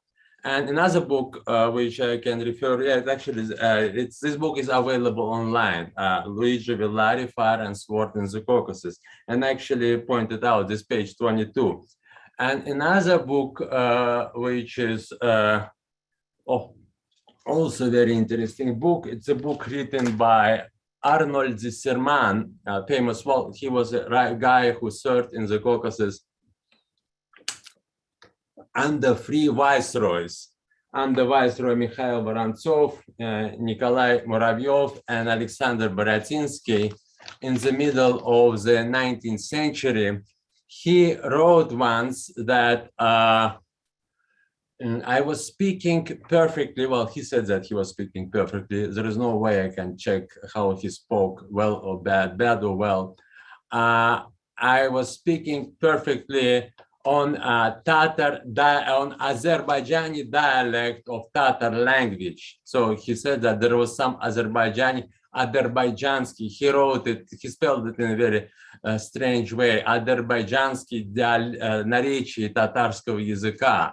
And he said that he was speaking with people who came from Ottoman Turkey. So he emphasized that there was two different languages. He said, I was talking to them and they understood me pretty well. So he did not say that it was the same language. He said that he was communicating with somebody who was able to understand him. So my question is a kind of two questions. Why not using term Azeri? Why using term Turkic? Why not using term Azerbaijan? And also, when you're speaking about name changes, do you see anything what happened? Do you see something similar that happened in Armenia today, these days, after this, after the disintegration of the Soviet Union, or after Armenia became independent? And also, yes, and about this, there was an article published at Echo of Moscow by Armenian journalist, or maybe blogger. His name is Albert Akopian, but he was using some kind of pen name, Cosmopolite Aristarch. I used this article back in February. This was published on February 12, 2013. He was writing about Akram Alisli. I'm very sorry. And he wrote that he was born in this village that was called Karabulag, Black Spring. And he said that this city was renamed So he said a lot of people, a lot of places in Armenia were renamed, well, or renamed or received their original historical authentic names. But which name is authentic is very difficult to say, because there is a strong notion among people of the Caucasus that, I would say it in Russian, it came from this famous movie, My Big Fat Greek Wedding, when my ancestors were writing philosophy, your ancestors were sitting on the trees. I don't think it's well fair. I don't think that we will continue such approaches that will lead us anywhere. You are belittled, you denied your neighbor of something that is that you assume what is something you think is right for yourself, and you say that your neighbors, ancestors of your neighbors were sitting on the trees, or they came from somewhere, like in case of Abkhazia, they came from somewhere northeastern Caucasus, or in case of Turkic Azeri peoples, they came from Altai region. It's would not make situation easy in the Caucasus. And also, just some kind of quick note about name changes. I think that it might be just sometimes this Armenian words, Armenian toponym, maybe sometimes it just, besides you said that this Russians relied, sorry, I have some sour throat. Russians relied on Iranian data, on Iranian records for taxpayers. Maybe there was something else. Maybe sometimes in Armenian language you see a lot of consonants. There is no vowels. For example, I had a roommate back at the end of 1990s. His last name was Mukhertichan. So sometimes somebody called us and say, "Can I talk to Mr. M?" And say, "Okay, hold on 1 second. I will bring him." So maybe, maybe sometimes it's just difficult to pronounce certain Armenian names, certain Armenian toponyms. Just my guess. And I'm sorry to interrupt. Could you please wrap pose your questions to the panelists? We are running out of time. Okay, and okay, I guess that's it. I was trying to say something else, but I guess that's it. If we were running out of time. Thank you. So my last comment was: do you think sometimes just in Armenian language we have a lot of consonants and no vowels between, like Mukhertichan? I mean, just several consonants. Mukhertichan, not just last name, but there are certain geographical regions. Well, one of this Karabulak is called Martunashen. Maybe sometimes it's just difficult to pronounce. Maybe sometimes they did it for reasons of convenience. Just a guess. Okay, I guess it will be the last one. Okay, thank you very much. Thank you. And the panelists, would you like to reflect on Dr. Mamedov's? Yes, Arsen.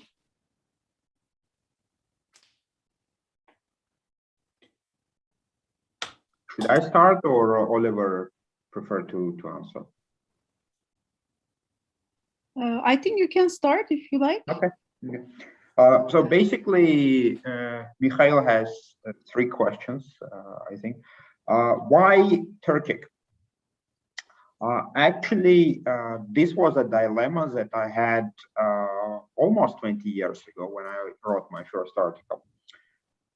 And the question was, how do I differentiate between which place name is Turkish and which place name is Azerbaijani? And then I kind of realized, well, that means we're going to start assigning nationality to place names.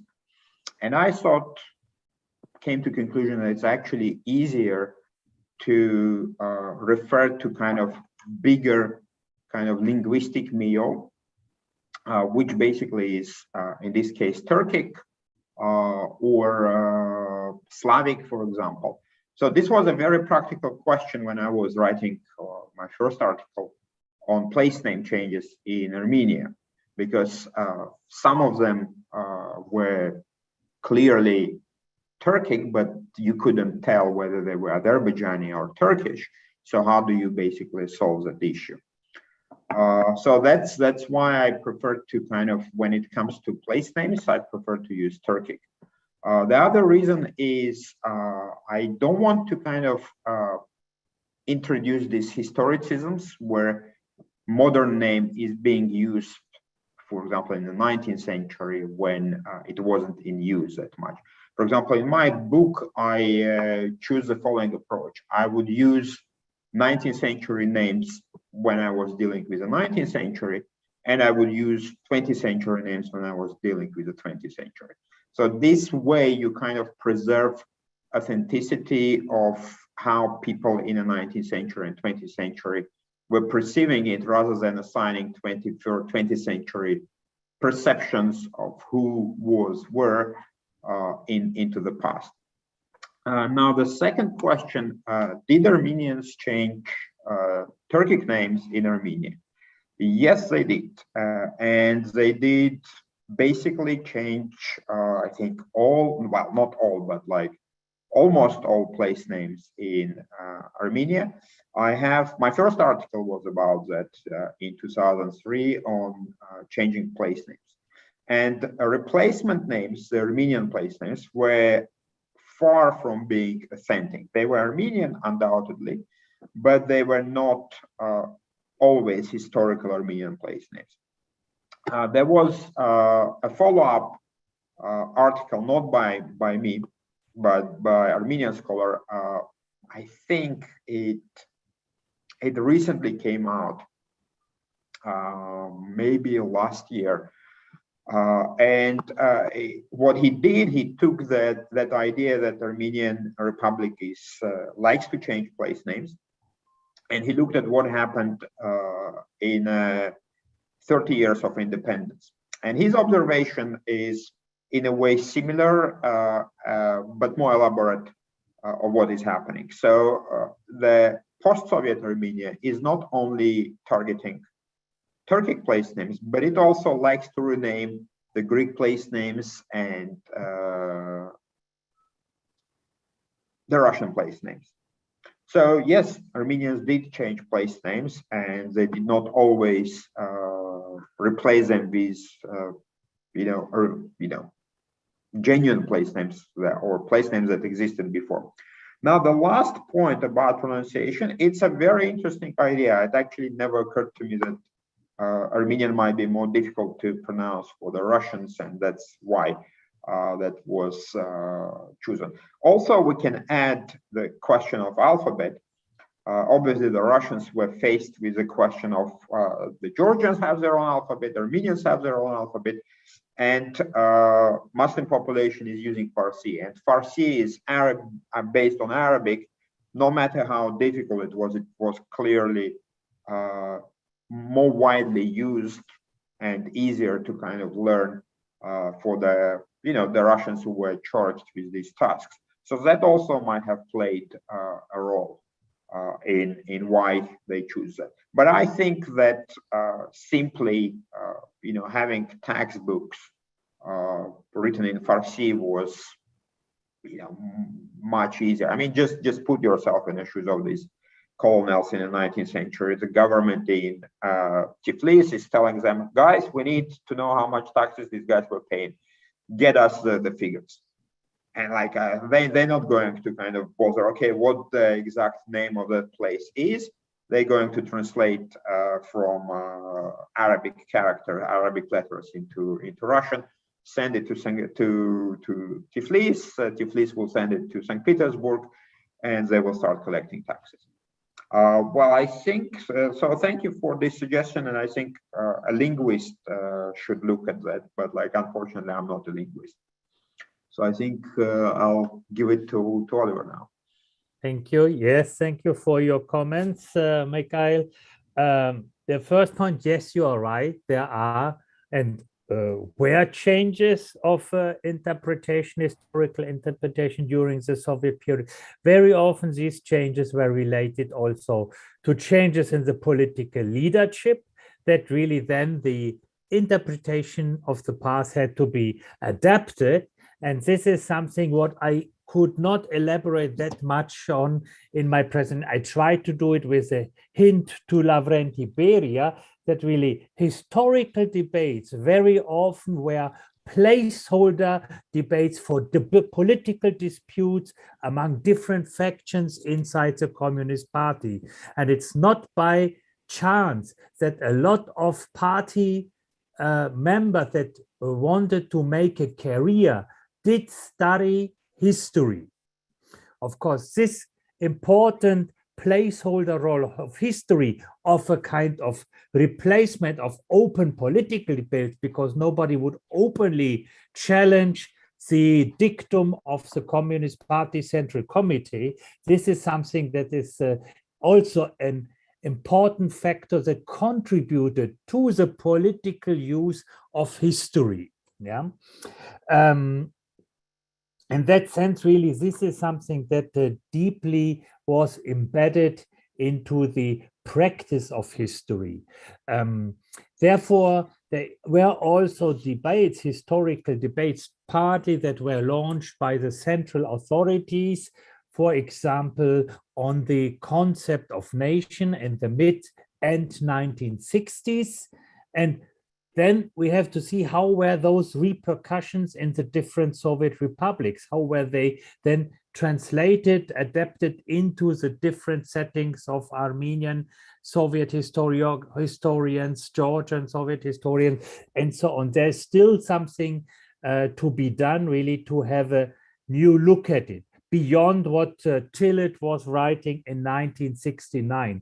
The book was published in 1969. I think this is something very important.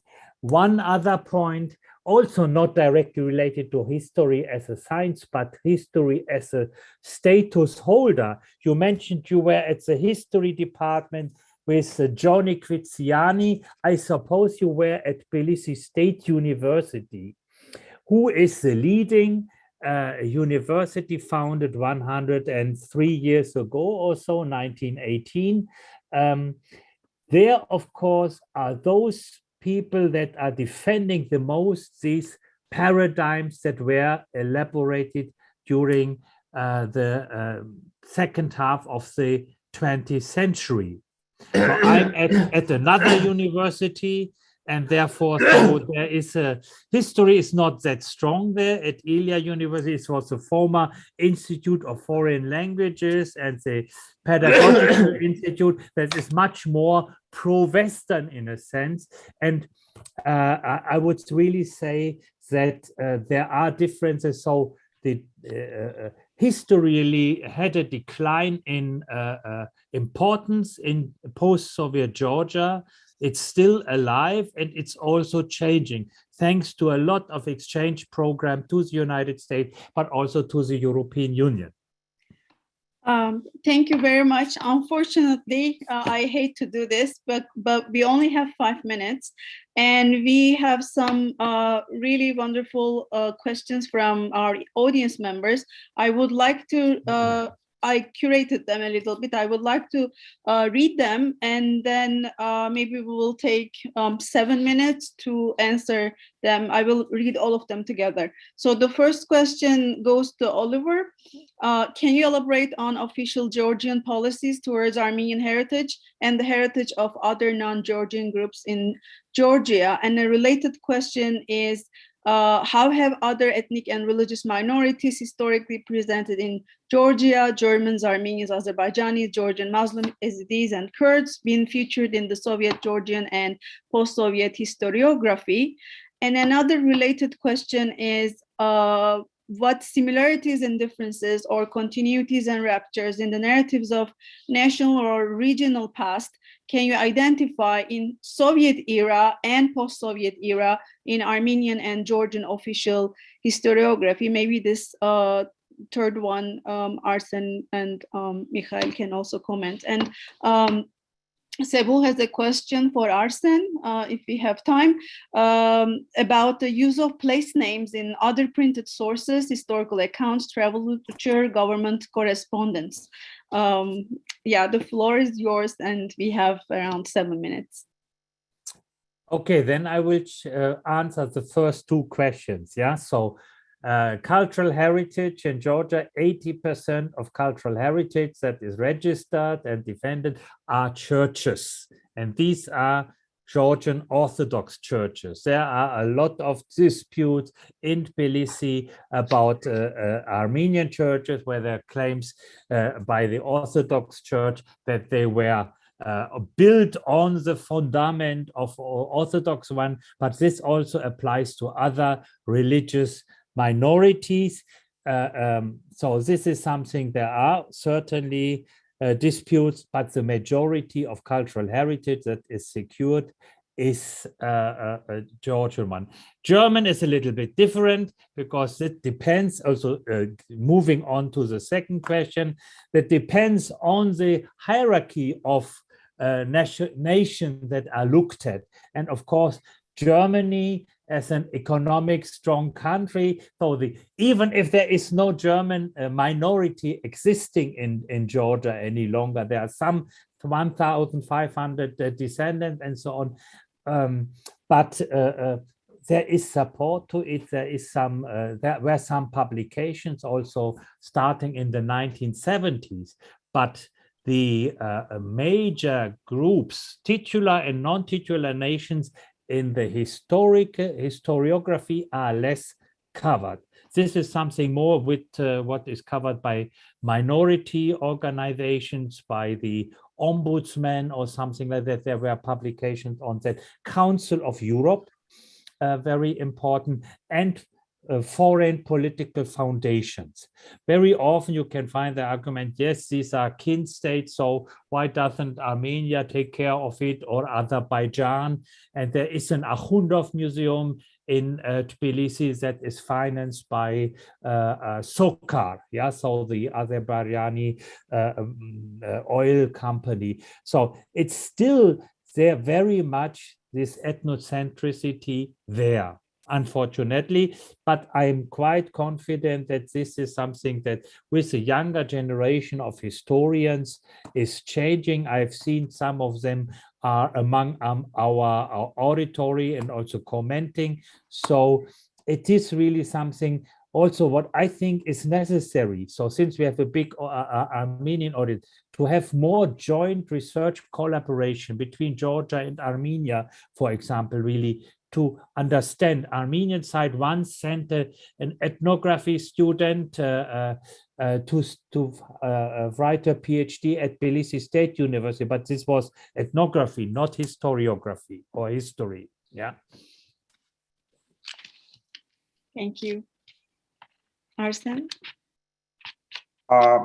I missed the previous question, so I caught the question about place names in other sources. So while I'll answer this question, if you can remind me the first question directed to me. Regarding place names in other sources, the problem with place names is once you start getting into that kind of subject, it can overwhelm you because literally there are thousands. And when you start trying to understand how they changed, these thousands are multiplying very, very fast. So yes, you can use other sources, and there are place names that can be found in letters. There are place names that can be found in travelogues, but a single researcher is going to be completely overwhelmed by amount of data. I remember when I was kind of collecting this 19th century data, I remember I was reading a letter, an Armenian letter written in 3 different languages to, I think it was Russians, it was the Catholics in Italy, and somebody else. And what was striking is they used different place names in each language. So in Armenian, they were using one set of place names. In the Russian version of the same letter, they were using the place names that were familiar to the Russians. And in a third letter that was directed to, I think, Italians, they were using completely different set of place names. So this is like, I find it quite fascinating how the letter written in 3 different languages by the same guy would be using completely different place names. But again, it's going to be overwhelming trying to incorporate all available place names that we can collect into research. Thank you. You said you missed the first question, right? Yes. I would like to actually read it. What similarities and differences or continuities and ruptures in the narratives of national or regional past can you identify in Soviet era and post-Soviet era Armenian official historiography? You mean how you basically question is how modern post-Soviet Armenian historiography is, whether it's using.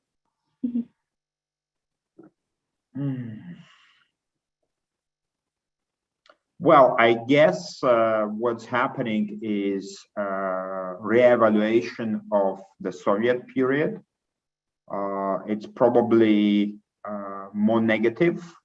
However, if we compare it to, let's say, the Soviet period in other former Soviet republics, I guess it's not going to be as negative as you would expect in other places. But continuity is definitely the emphasis on the genocide. Continuity would be, well, not continuity, something which is different is obviously emphasis, reinterpretation of the conflict with Azerbaijan in a very kind of negative way, which was impossible in Soviet times. So this would be the trends in modern Armenian historiography. Well, thank you very much. I'm passing the lead to Sebu now. Okay, well, thank you, Melissa, for that excellent job. And thank you all the panelists for illuminating conversations and discussions. We will conclude this panel officially now. Please stay on and rejoin us at 1:30. That is to say, in about 20 minutes or so, a little less, 18 minutes, for our concluding roundtable discussion, where we hope to raise a number of issues and summarize some of the things we've been kicking around for the last day or so. So I will see you at 1:30, all of you here, and thanks once again. I look forward to the last panel, and once again, thank you all for joining us. Thank you. Thank you.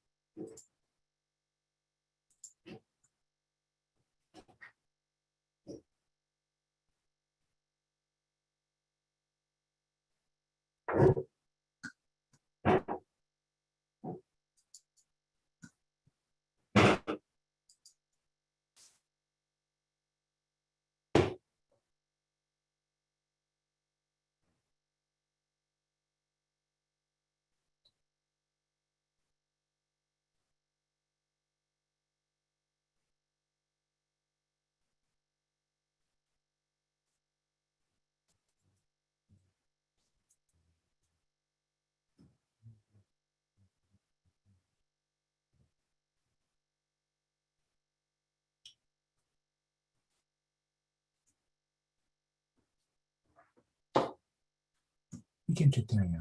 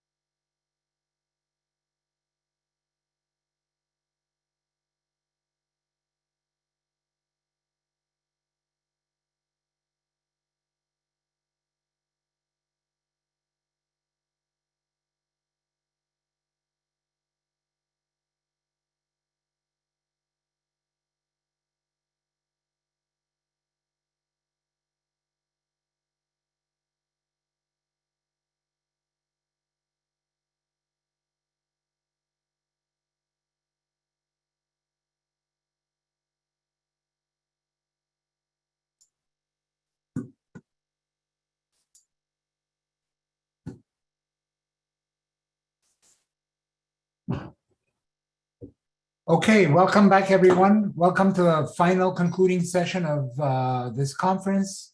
We have a roundtable discussion with 5 featured speakers from diverse parts of the world, all of whom have one thing in common, an interest in the South Caucasus and work on collective memory and the negotiation between the past and the present. And so for this concluding panel, I will be chairing and I'll be introducing the speakers very briefly soon.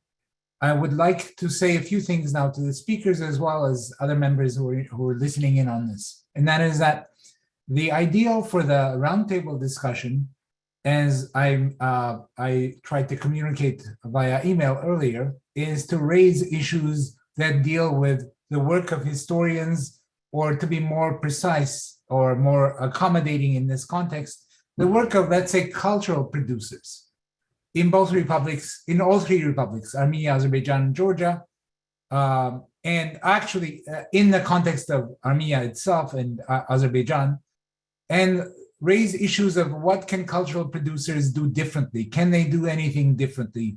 Can the pen be of any use, not in promoting violence, but also in promoting some form of convivencia or coexistence that is mutually beneficial and of use to both Azerbaijanis and Armenians. So for that topic, with that topic in place, you will have 5 to 10 minutes each to give us a very quick TED-style talk, some reflections. You can also reflect on the conference, on the panels, any issues that have been raised in the last 2 days that can contribute to the ongoing discussion we hope to have concerning the role of memory, the past, the present, sovereignty, monuments, etc., in both republics, and if there is any role to be played by cultural producers in all of this, as opposed to just diplomats or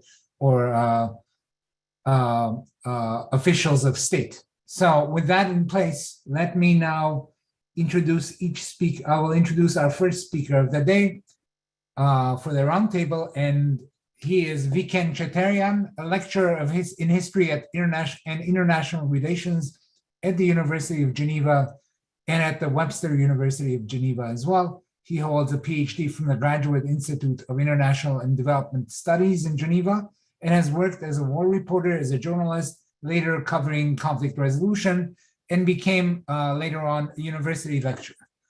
Dr. Cheterian has written on armed conflicts and in the post-Soviet space, as well as the Middle East and North Africa. He has published articles in peer-reviewed journals in multiple places. I won't go through them. All I can tell you is you can look up his biography. You can also just listen to him to realize how intelligent and sobering his comments almost always are on these issues, especially when they involve delicate issues. Viken has a very astute way of maintaining his integrity and shedding incredible light on some of these issues, and I hope we will hear some of those ideas today. Viken, the floor is yours. Thank you, Sebu, for this beautiful introduction. Thank you for the invitation. Is the pen mightier than the sword? If we follow the old Radio Yerevan format, the answer would be, in theory, yes, but the interesting part is the but. And what follows? We already saw yesterday with the keynote speaker, Viktor Schnirelmann, that we have inherited a heavy legacy from the Soviet Union, where history is subordinated to politics. So Schnirelmann is the expert in this field, and Sebu also mentioned some of his works. What I want to say is that 3 decades of independence, the result is even worse than in the Soviet period. Now, the paradox is that independent Armenia, independent Georgia, independent Azerbaijan have produced less professional historical work, historiography, than what we had in the Soviet period. So this is the paradox we are facing. And my explanation to this is that not only politicians subjugated history telling, and made it an ideology of conflict, but also historians surrendered. This is important to understand where we are coming from and the difficulty of the task and what we have to do. Now, I want to give 3 examples to show how history is being used as an instrument of political mobilization, as an ideology of conflict. Maybe you remember that in February, 15th of February 2020, that is 7 months before Azerbaijani army launched the Second Karabakh War, the 2 heads of states, Prime Minister Pashinyan and President Aliyev, they met in Munich at the Munich Security Conference. And their meeting was titled New Developments in the Karabakh Conflict. But in their discourse, there was nothing new. President Aliyev was the first speaker, started by mentioning the Kurakchay Treaty of 1805, and then Gulistan, 1813, and then Turkmenchai, 1828, to argue that Karabakh was always part of Azerbaijan. And then Armenian Prime Minister answered by saying, Mr. Aliyev, don't go far in history. And then he went even further back to mention Tikran the Great, during which there was no Azerbaijan. So here, a very good illustration of how politicians, who are supposed to be politicians and not historians, and who are supposed to discuss very serious matters, war or peace, they use history, which is not their field, which is not something that they are, trained in, to make arguments about diplomacy, about international law, and so on. The second example I want to bring happened 3 weeks after the Munich fateful meeting. Azerbaijani President Ilham Aliyev was visiting the Tovuz Art Museum. This was March 6, 2020, and President Aliyev was not happy to see some maps in that museum. Not only during Urartu there was no Azerbaijan mentioned, but on top of this, Ilham Aliyev ordered the director of the museum to change other maps where Dilijan, Sevan, and other toponyms were mentioned. The third example I want to mention is not far from where I am, at the metro station of Republican Square, where there's a huge map, and this map says Medzhaik das Nehink Nahanknera, Greater Armenia, the 15 regions. So if you want to use the Yerevan metro, please don't follow this map. This will not lead you to the future. It leads you somewhere way back in the past.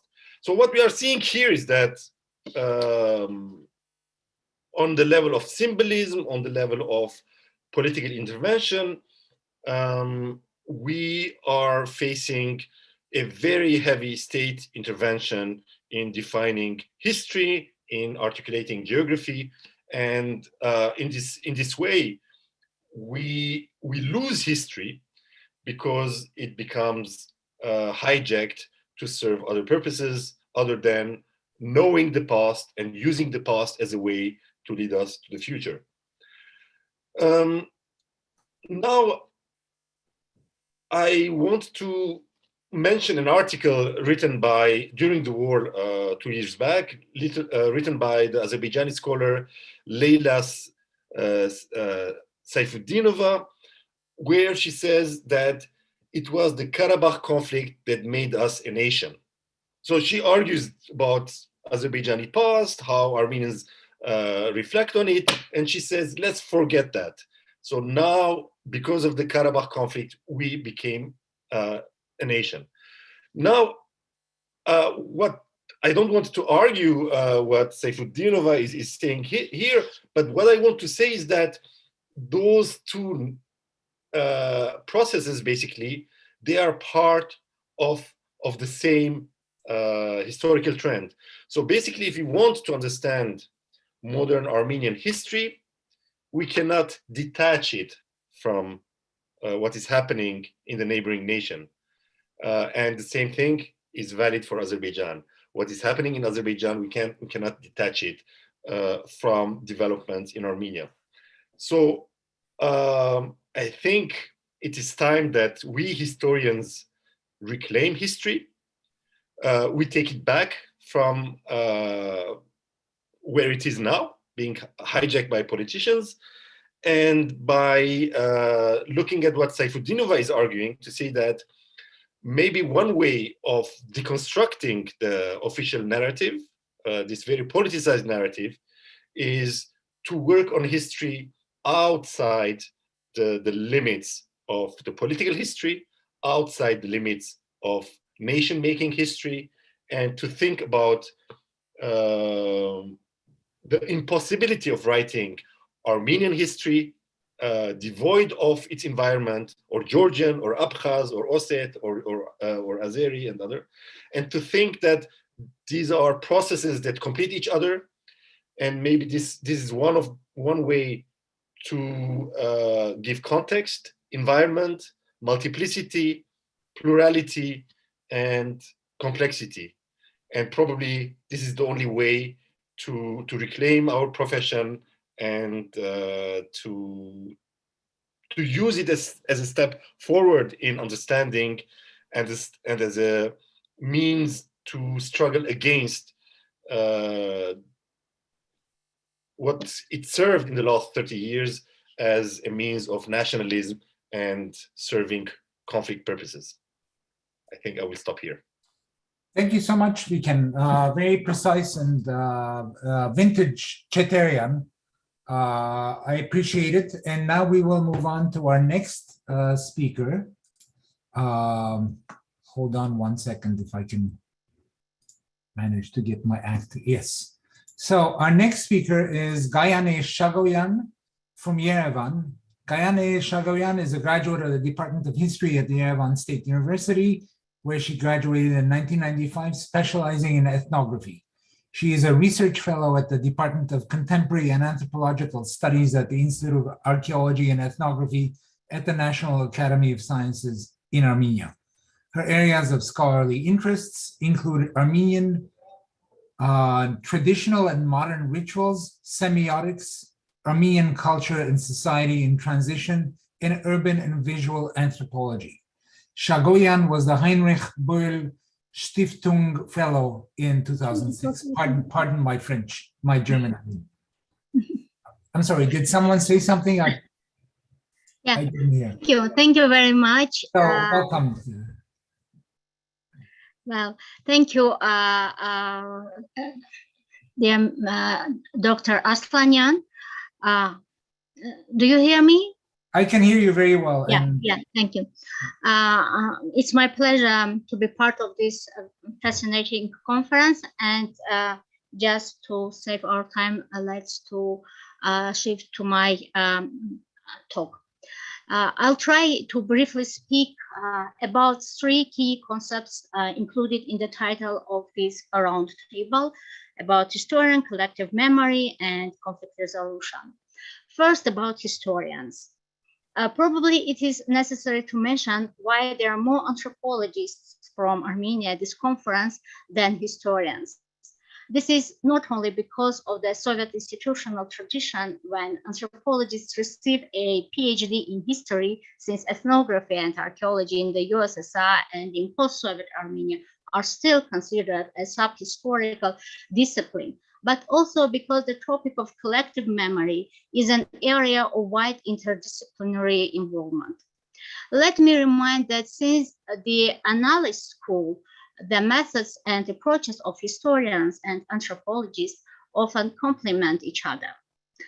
Therefore, today, when I talk about historians, I also have in mind representatives of related social and human sciences, especially those who are interested in the problems of collective memory. In Armenia, those are more anthropologists than historians. Returning to the image of the historian as the hops-bomb poppy grower, I have a question. Would we condemn poppy grower if drugs were everywhere legalized and not viewed as something vicious? In other words, historians are, yes, producers of ideas, but the instrumentalization of this idea is often beyond the control of the authors. Thus, of course, does not remove ethical responsibility where historians can realize the negative impact of their ideas, but they don't success in any case. For example, the medieval historian Kahan Katvatsi could hardly have imagined that his work would be used as a weighty argument for proving that the future Muslim community was primordially indigenous, which would be used for justifying the ethnic cleansing of the local Christians many centuries later. I want to say that the use of historical knowledge is rather in the field of policy than academy. In the contemporary era of post-truths, collective memory often is framing the works of historians, turning them into, let's say, military patriotic narrators, as primordialist historians are sometimes jokingly we called in Armenia. The historians find it increasingly difficult to compete with artistic and media narratives on historical events. Therefore, historians should revise their influence on collective and public memory, realizing the limitations of their influence. Public history created by politicians, writers, sculptors, etc., often without any reference to the work of historians. And they leaves for historians only the status of the formal institutional authority, but not the first instance for data verification. For example, when Turkish politicians emphasize the idea of creating a historical committee on Armenian genocide issue, I believe that it is not about a real revision of sources or their analysis in a country where Article 301 is enforced, but about using the authority of science and academy to promote a certain political agenda. Historians, of course, can engage in the deconstruction of large historical narratives, referring to critical history theory. Ideally, this could probably have some positive effect. But every year, the search for the addressee of this large and often complicated text become more difficult task. Whether we like or not, we will have to think about re-evaluating the role of the popularizers of history. I don't know, maybe like Harari or someone else, a problem often dismissed by our historians as unworthy from the ivory tower perspective. I believe that not only historians and even other intellectuals create the past. This is obvious in cases of traumatic memory, although it can be suppressed by regimes in public space or ignored by historians. It is transmitted informally, or as Jan Assmann says, communicatively, as it was with the memory of Armenian genocide for several generations, at least in Soviet Armenian, and I think in Turkey still today. In Soviet Armenia, the memory of genocide was legalized at the Republican level, especially after the protest movement of 1965, but not on all Soviet scale. Even Karen Demirchan's proposal in 1984 to announce the April 24 non-working day was refused by Moscow. In post-Soviet Armenia, the memory of genocide moved from the marginal status to the status of cultural memory, like master narrative, covering a larger area of public history. Moreover, it has formed a mechanism of resistance to the oblivion policy that other collective traumas can use, such as the memory of Soviet repressions, about which I have spoken in my other talks and articles. That is, the memory of the genocide in the context of collective memory of Armenians does not suppress other traumatic stories, as it often considered by historians, even including me, but fits, in the words of Michael Rothberg, into multi-directional memory as a model, the techniques of which are used as ready-made pattern. That is why, for example, in post-Soviet Armenia, the studies on even Stalin-era repressions were initiated by the Armenian Diaspora Organization, AGBU, which financed the film about this period. And because of this film, the director, Zarechik Navoran, collected a lot of interviews, which we unfortunately missed. And because the diaspora Armenians already, it was done because the Armenian diaspora already had experience in dealing with the traumatic memory of genocide. So the past leaves traces. Sometimes historians, like good trackers, make invisible traces not only visible, but also significant. Sometimes, in addition to the desire of historians and politicians, traces become visible even to those who are not looking for them, but come across by chance, for example, while opening a family photo album.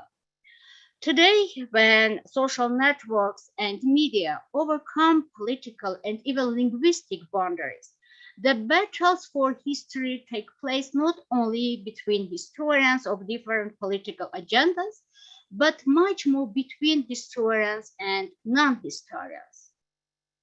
Sometimes these battles are even appropriated from the camp of the victorious enemy. One of such examples of the creation of the Azerbaijani public history about the genocide in Khojaly and the inclusion of this narrative in the activities of Azerbaijani diaspora, like just it is another example of mirrored reality. Another example, it is when just after the Second Karabakh War, when the xenophobic trophy park was opened in Baku, Armenia opposed to it another concept of the park, one park as an opposition to another.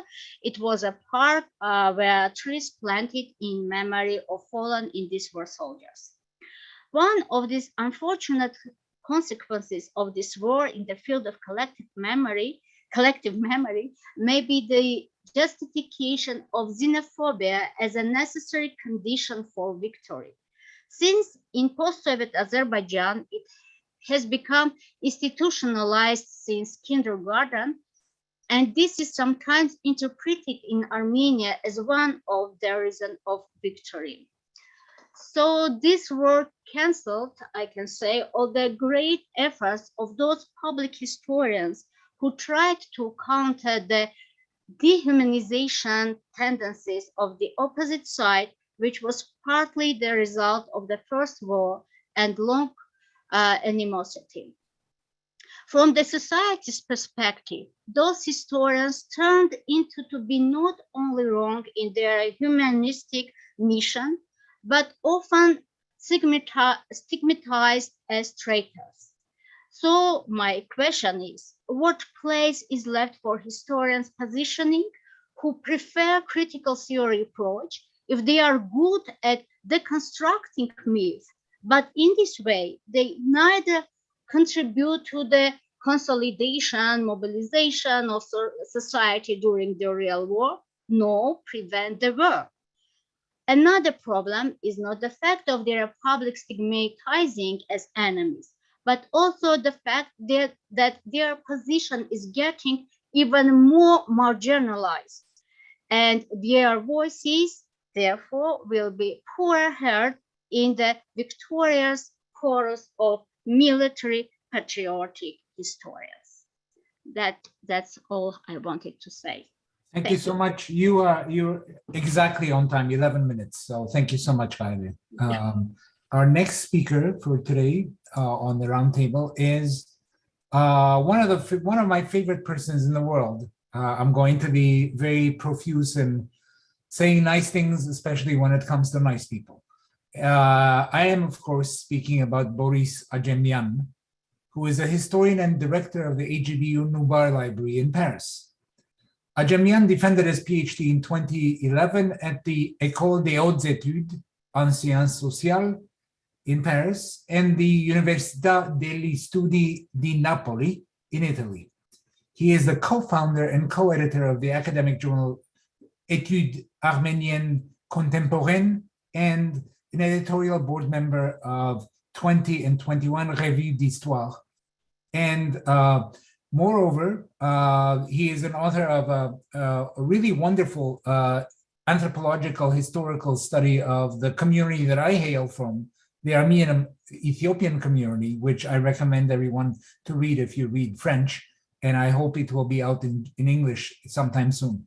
Lastly, Ajemian is completing a new book titled Archives, Exile, and Politics, Aram Andonian and the Armenian Library of Paris, 1927 to 1951.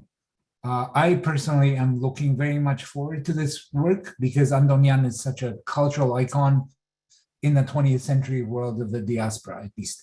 So before any further delay, I welcome Boris to the floor. Boris, the floor is yours.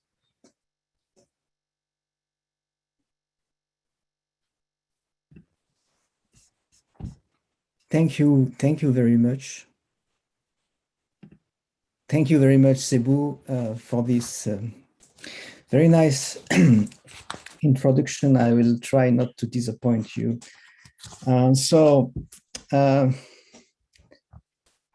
The fact is that I'm very happy to be part of this conference, and I think that what I have to say now, what I prepare to say, echoes what have been said before by Viken and by Gayane. And so, but I'm everything but a specialist. However, I think the previous papers, not only today, but even yesterday, have well demonstrated that the themes that are addressed by this conference are not limited to the regional specificities of the South Caucasus, and that the questions raised here go well beyond the specific case of Armenian, Azerbaijan nationalism and antagonism. So the question which is raised more fundamentally, like in this roundtable, is about the social and political role of the scholars. The question has nothing new, and historians as well as social scientists are used to consider it, but this question becomes much more complicated, and it becomes much more complicated to elaborate appropriate answers to such questions in a dramatic context like the one created by the war of Artsakh-Karabakh of November 2020. So this is more or less what we intended to say in a short text that I had drafted with a friend Vasken Davidian in December 2020 at the end of this 44 days war. At the same moment, we were about to publish a theme issue of the academic journal Études Arméniennes Contemporaines that you mentioned, Sebu, a theme issue dedicated to the notions of home and homeland and the way these notions are considered among the various peoples and communities who have inhabited in the past or still live today on the current territory of Turkey, like Armenians, Greeks, and Turks, and others. This theme issue had been planned long before the outbreak of the war, of course, and we were not at all responsible for this strange collision, but there was some kind of hesitation on our side to publish a whole volume on such an issue, advocating for open histories of the various national groups of this area, precisely at a time when war was here again. In other words, we felt somewhat, as historians, somewhat uncomfortable as editors too, to publish a special issue conveying an optimistic view on the role and potentialities offered by the social sciences, because all of a sudden it was appearing as completely out of context in a time of war, of paroxysmal violence and nationalism. Ironically, after receiving a copy of the volume, because finally we published the volume, a colleague from Armenia emailed me how weird and troubling she found it as a coincidence that we were publishing such a theme issue on home and homeland, precisely at the very moment that she said, we are losing our homeland. This was, of course, right after the ceasefire. So, what can be said from this disturbing editorial experience regarding the role of the academics, the intellectuals, the scholars, and the importance of knowledge, of nuance, and of understanding in such tense political contexts? What is left of the legitimacy of academics in a context of full-scale war, naked hatred, and unveiled threats of annihilation? What about the principles and professional ethics of objectivity, dispassionate analysis of the stakes, deconstruction of discourses and of the political uses of the past?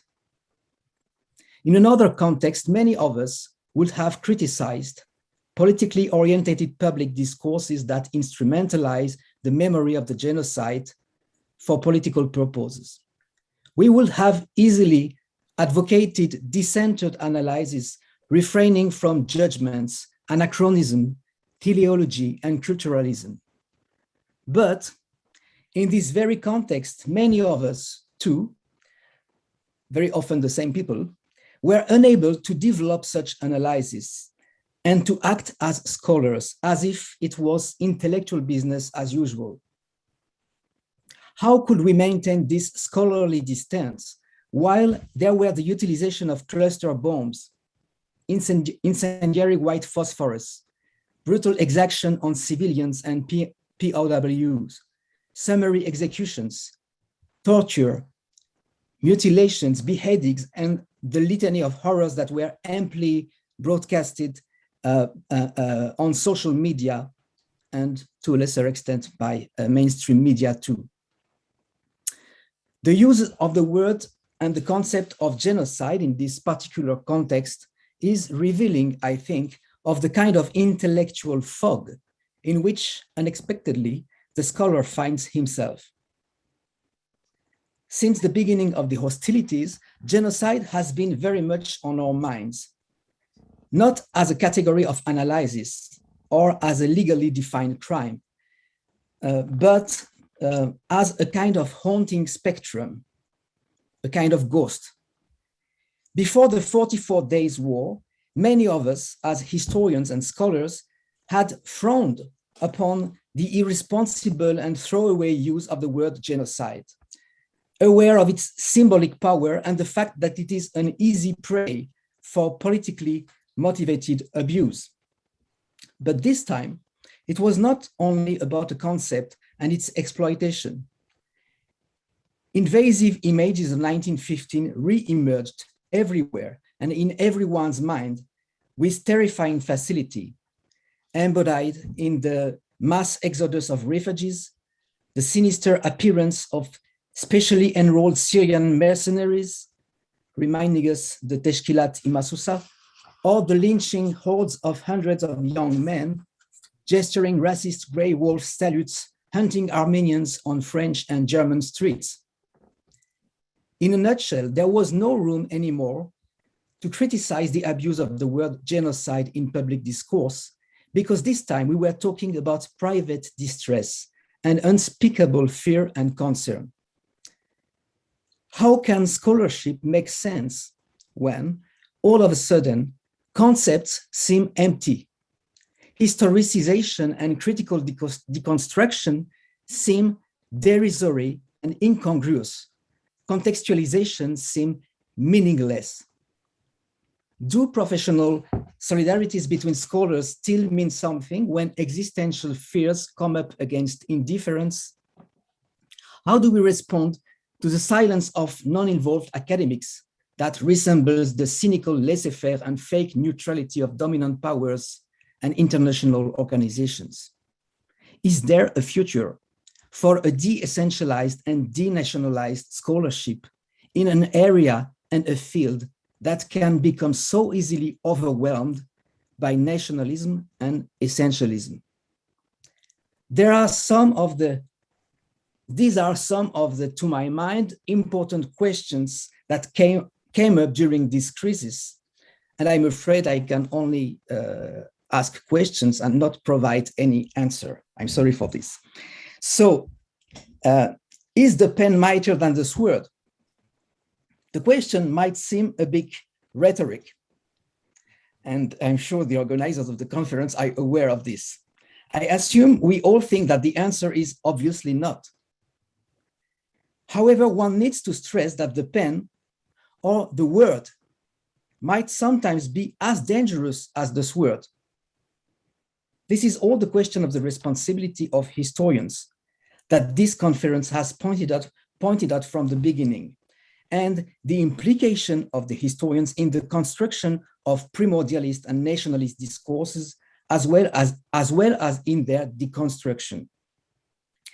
I believe the question needs to be raised both for Azerbaijani and for the Armenian historiographies, and of course for many other historiographies, especially in this area of the world, let's say the Caucasus, the Middle East, including Turkey and Eastern Europe, where the scholarship remains hostage of nationalist perceptions and intentions. I won't be long, and as a way to end up this short intervention, I would like to raise briefly another case far from the Caucasus, but going back to the Caucasus. It is about the French politics and the recent visits paid to Armenia in December 2021, a few weeks ago, by several candidates from the extreme right wing and right wing to the next French presidential election. During their visits, these politicians argued that Armenia had to be defended by the West as an outpost of Christianism and the Christian civilization threatened by Islam. This sudden interest of the French right wing for Armenia is spectacular. Everyone now, even Marine Le Pen, shows off his or her concern for Armenia and the Armenians. Generally speaking, since about 10 to 15 years in France, speaking about the Armenian genocide and speaking about the endangered Christians in the East has become a way for rightist leaders to underline their view of Islam and Muslims as a danger. You can easily imagine the devastating effect that such kind of discourses might have on Armenia, as well as on Armenians living in France, by the way. The role of social scientists and historians is, of course, crucial here, despite the limits of their influence that you underlined, for no one else than themselves is able to deconstruct and counter such distortions of the past and of the current realities. That's all. Thank you. Perfect, Boris. Thank you very much. Although I do have to say that you have gone over by 1 minute and 48 seconds exactly.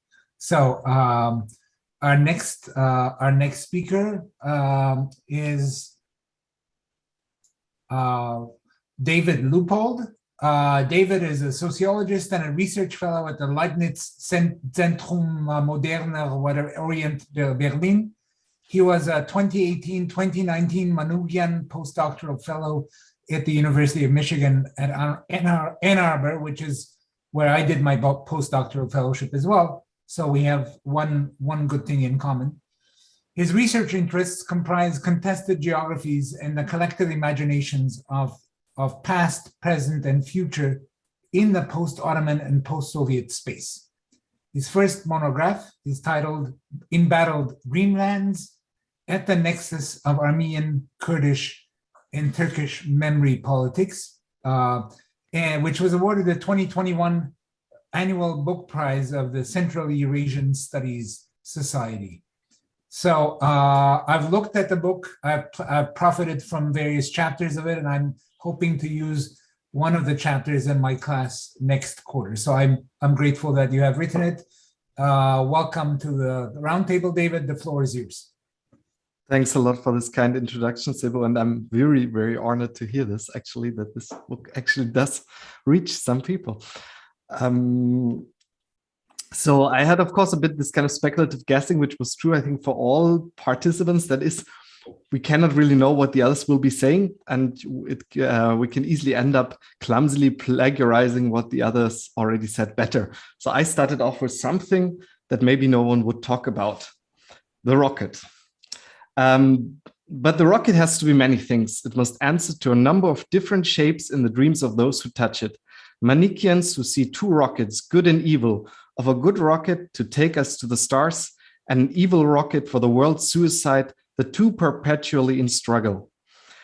These are the words of the US-American writer Thomas Pynchon, written in 1973 in his novel Gravity's Rainbow, 4 years after the first landing on the moon and 28 years after the atomic bombings of Hiroshima and Nagasaki.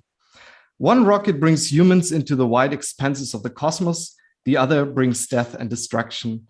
Or as the French astronomer Théophile Moreau put it in the wake of World War II, a voyage to the moon can be realized, quote, with the same ease by which the crowds, that is us, bombarded Paris, end quote. For it is one and the same technology of aerospace engineering, yet as we see here, applied to diametrically opposed ends. Likewise, I would argue, and I think some of you will agree, that historiography, if understood as a technology of producing knowledge on the past, evades likewise a simplistic moralistic categorization. I think instead we should rather ask, to which end do we write history? Is it, to speak here with the words of Walter Benjamin, to turn historical experiences into a critical source of knowledge that can challenge the present state and put it into question? Or does our engagement with the past serve Thanatos, the Freudian Todestrieb, whose main symptom is, as we know, repetition compulsion and infinite reliving of the past in the present? Or to put it simply, does historiography confine us to the prison of deterministic thinking, or does it provide us with the tools and insights to break free into a yet unwritten future? We ask, is the pen mightier than the sword? But maybe we should add to this also the question, why is the pen expected to take up the fight left to us by the sword in the first place? Why is the pen supposed to play the game according to the rules, the logic of the sword? I think for the power of the pen lies not in showing that the sword does not cut sharp as it does, but in demonstrating that there is no big other, what is God to the empire and the ancient people to the nation state, that legitimizes the carnage of the sword in the first place. Or as Jerzy Czarnecki put it almost a century ago in his satirical novel Wielkie Nairi, it is in this old country, he refers to Armenia, that has been living from the past to the present very common people with the common properties of common man. And there is nothing else, Yevurish Vochinch, no land of the Nairi, and as we have learned, and we can add, no land of the mythic land of Caucasus, Albania either. So what is then the task of the historian? I think it is first and foremost to speak tacheles. Tacheles is a Yiddish word that derives from the Hebrew word tachlit, meaning goal or purpose.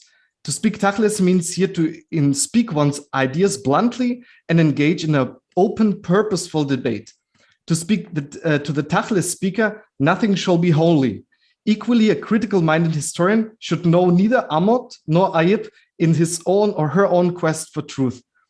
Gargin Nishdek flirted with Hitler and believed in Sechakron. Well, so may it be. Or who might remember today, outside of the Zoom room, the 7 disappeared mosques of Yerevan or the 21 who vanished from the surrounding Yerevansky Uyezd?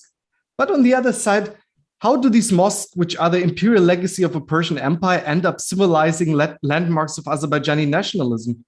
And why did Azerbaijani military units forcefully expel Christian Udi people from the Vartashen village during the First Karabakh War, only to discover that these Udi would be the centerpiece of a state narrative of ancient descendants to Caucasus, Albania? So far as Gramsci put it, speaking the truth is in itself revolutionary and subversive. Here the historian shall resort neither to demonization nor romanticization. Obviously, we do not need more historians to stage Armenian-Turkish-Azerbaijani relation as historians' ultimate Mexican standoff condemned to eternal perpetuation. However, at the same time, scholars critical of nationalistic narratives, and I think here comes my self-critique, should resist the temptation to project their own wish images onto the past. There is no need, I think, to pretend that the pre-national period was a time of harmonious and peaceful coexistence. It certainly wasn't. We humans have always indulged in hating each other with great gusto, and religious, lingual, or racial difference served us here as a welcome excuse. But friend-foe categories are not rigid, and they have never been. I think it's the task of any critical historian to show us not only how fierce enemies can turn into beloved brethren, but also how the very categories of we and them can melt into air only to solidify again into entirely new collective formations. I think who cannot understand this truth better than our colleagues who are, for instance, simultaneously as much US Americans as they are Armenians. I think the second task is to give us a notion of history, and that is associated with it, wide enough to accommodate the whole spectrum of what it means to be human, to show agents of history as contradictory characters whose rhetoric rarely matches their deeds. Humans that evolve and change over time in accordance with historical realities. That is a history that testifies to the fact that human interaction has been marked for most of the time, I think, less by unwavering idealism and firm faith, but rather by heedful pragmatism and cunning wit. Heiko Konrad, for example, a fellow colleague and medieval historian who studies Armenians at the time of Kyriakos Ganjagetsi, shows in his work how it was less faith in God or nation, but diplomatic acumen and farsightedness, but also flexibility and what we could call creative opportunism that helped Armenians not only to survive, but assert their place in the shadow zone of Khazars, Crusaders, Arabs, and Mongols. Thus, to scholars of political history, it shall not come as a surprise that the same narcissistic populists and aging dictators who have propagated warfare a year ago may, under changing economic and social constraints, actually favor cooperation over military conflict. The keyword here is the railroads, provided, of course, that it serves their own interests best. Politica je kurva, it's a certainly politically incorrect saying on the Balkan, or to put it more innocently, politics is an opportunistic and dirty business. But ironically, this is precisely what should give us hope here. And thirdly and lastly, it is historians who can help us to measure distance in time. Thus, it may strike us as utterly ironic when we see historians driven by fantasies of unearthing eternal continuities in a quest for a stable ethnic core, which supposedly lies at the heart of every nation. A colleague of mine in German philology, for instance, told me that a German traveling back to in time over a lousy distance of, let's say, 400 to 500 years, I mean, just compare this to the times of Tigran the Great or ancient Albania, would encounter severe problems communicating with his fellow Germans in as recent as the 16th century on lingual terms alone. Just imagine we would, after a long super night, roam around Old Town Tbilisi just to come across an equally wasted Sayat Nova in his early morning. Hope and pray, I think, that you brought your Persian, Georgian, and Azerbaijani dictionaries with you. But let's assume we somehow manage and engage in a proper discussion about God and the world, as we say in German, that is basically everything. What would we actually agree on with our historical predecessors? Would we agree on the role of church and the patriarch, or maybe on the divine power and political legitimacy, or on the origin of the world and human evolution, or maybe at least on the role of women in society? Well, in all likelihood, such a hypothetical encounter with our pastime connationals would leave both sides disenchanted. To them, that is our descendants, we would likely appear like frivolous and unmoral heretics driven by absurd and dangerous ideas of democratic tyranny and followers of alchemic magic, aka the natural sciences. To us, they would appear like misogynistic monarchists at best and religious fanatics at worst. I think historians here do good at reminding us that we might have less in common with those with whom we inhabit a shared history than with those with whom we are inhabiting today a shared present on this planet. Or to put it differently, maybe the distance between us and antiquity may in fact be slightly longer than the distance which is long between Yerevan and Baku.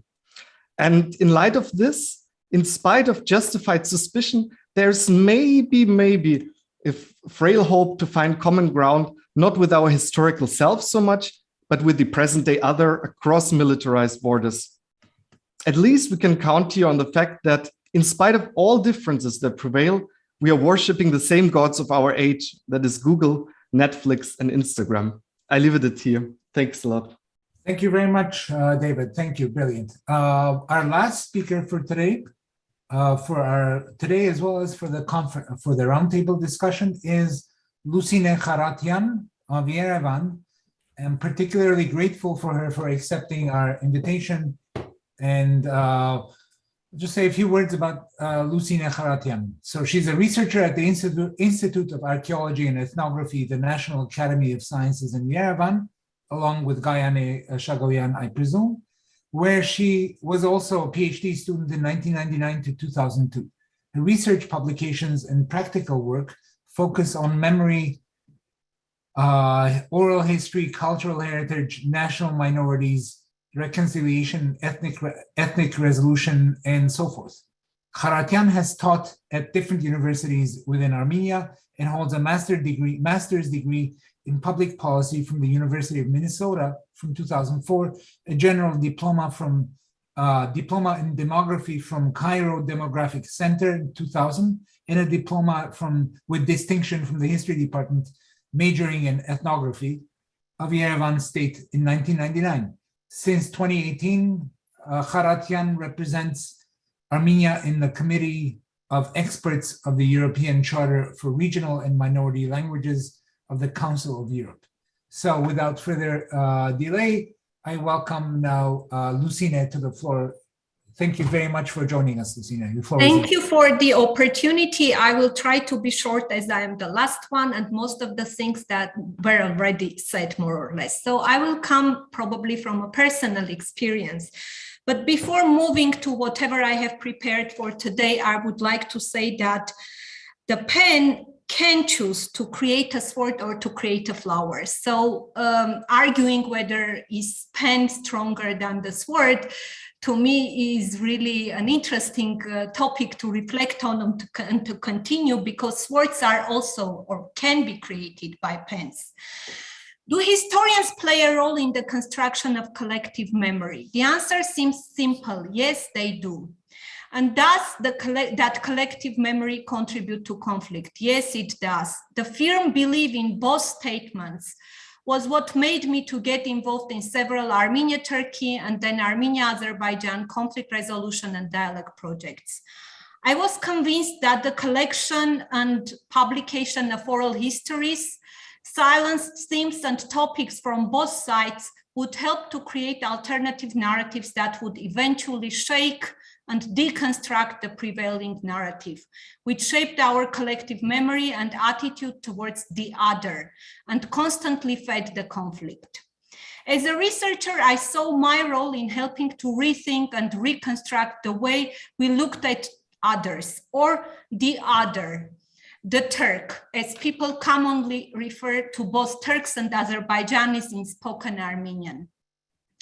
I also believe that this would help to rethink ourselves and our place in the region and the world, as well as will contribute to the creation of more inclusive narratives. Therefore, most of my work as a researcher and as a writer evolved around the topics that would, in my opinion, help to see and think the history differently, from a different angle. This path eventually brought me to a research project that ended with the publication of the book Fragments of Armenia's Soviet Past, Tracing Armenian-Azerbaijani Coexistence. In Armenia, we were a team of 3, 2 anthropologists, including me and my colleague Arsen Hakopian and Rafik Ortosyan, an architect. Based on fieldwork and archival material, the book brings to the reader's attention Soviet monuments, popular sacred spaces and pilgrimage sites, and the Azerbaijani theater in the Soviet Armenia.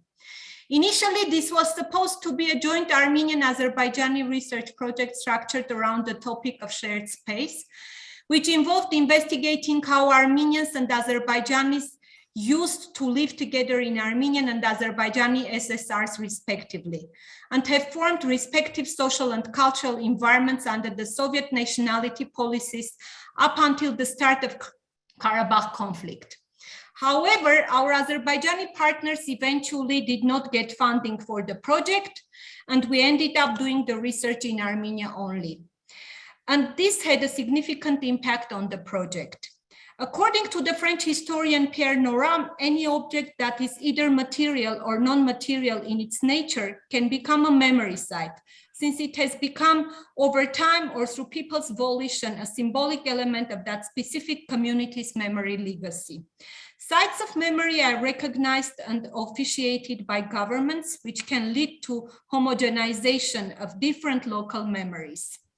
I thought that while our collective memory and memory landscape are heavily dominated by the government endorsed sites of memories sanctioned by the historians, there are sites of forgetting which are not less, I would say even more important than these sites of memory.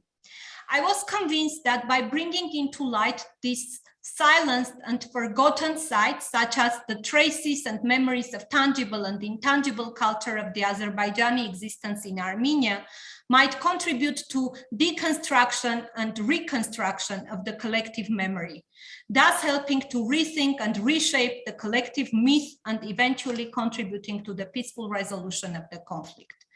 At the moment, in the current situation after the 2020 war, looking back at the project and reflecting on it, I believe that the fact of the project being implemented unilaterally in Armenia only had a major impact on both the way it was implemented, the way it was perceived, the way it was manipulated, and the way I think about such projects now. One of the main constraints we faced as researchers was that we had to self-censor when choosing the topics and sites to study. We had to carefully select places and topics that would show both coexistence under the Soviets and the existing memory afterwards. As a result, we ended up with places where there were existing traces of former Azerbaijani presence or heritage. Hence, this was a rather positioned choice from the very beginning that neglected the places or sites where the presence was erased or vanished. Secondly, as we had no Azerbaijani counterpart, we had to be careful about the possible accusations from within Armenia, such as traitors, why are you looking at the Azerbaijani heritage while they destroy ours? And this imposed another type of self-censorship when we would have to always try to prove and justify the validity, relevance, and importance of such research in Armenia. Finally, after the war, I kept thinking that such projects, as much as they might be interesting and valuable in terms of capturing and documenting the existing memories, while the bearers of these memories are still alive, do not have any significant impact on conflict resolution if they are not implemented jointly or in both sides of the conflict divide. Do historians play a role in the construction of collective memory? Yes, they do. And does that collective memory contribute to conflict? Yes, it does. Can historians change the way people see the history and the conflict? Yes, they can, if alternative narratives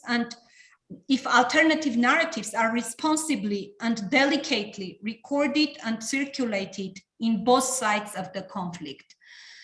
This is what I would like to end this presentation of a very personal experience, and I hope it contributed to the conference. Thank you. Thank you so much. excellent, all of you. I'm really grateful. I wish we had had more of this roundtable formatting than the other formatting, although the panels are also excellent as well. But we have half an hour for questions. If you have any, please post them at the Q&A option at the bottom of your screen. I have only a few questions.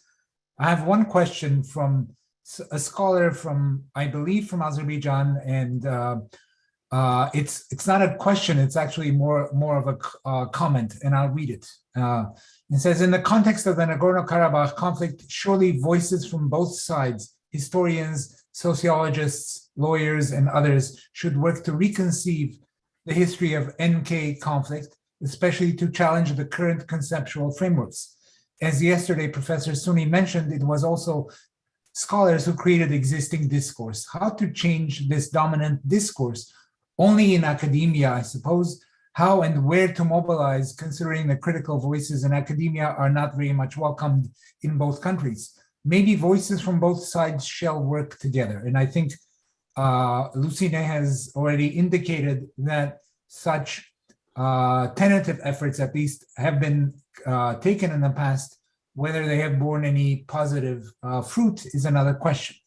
So I wanted to put it out there, but I have, I will wait for more questions later on, but if there aren't any more right now, I have a couple of backup questions that I usually keep as a reserve in case of awkward moments of silence of this sort.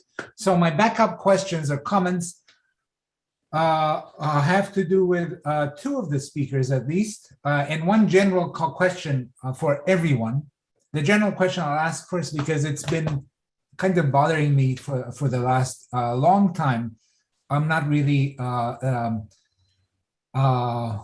so I'll ask it because not to ask such a question would be, in my opinion, a dereliction of ethical duty on my part as an academic and a scholar.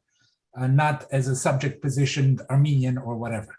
So my question to all of you on this roundtable is, surely the pen can be quite nasty when it needs to be, and can shape the way we think and we believe about ourselves and our past. It can change the subjects that we are, what we read, what we see, what we hear, is basically what we can be in the future. So I don't think anybody would dispute that. My question, however, is more specific. It has to do with the historical profession in Armenia itself. And let's say the 7-volume Հայ ժողովրդի պատմություն, which I've read to a large extent, not every volume. Volume 4 is my favorite because I'm an early modernist by training. But my question is, to what extent do these works of national history in Armenia to what extent have they made an effort in the 60s, 70s, when these histories were being written in a very grandiose fashion? To what extent did they make an effort, if at all, to acknowledge, incorporate, and address the role of the, 10% plus 18%, I'm not sure what the proportion of the minorities in Armenia were before 1988, but I assume they were more than 10%.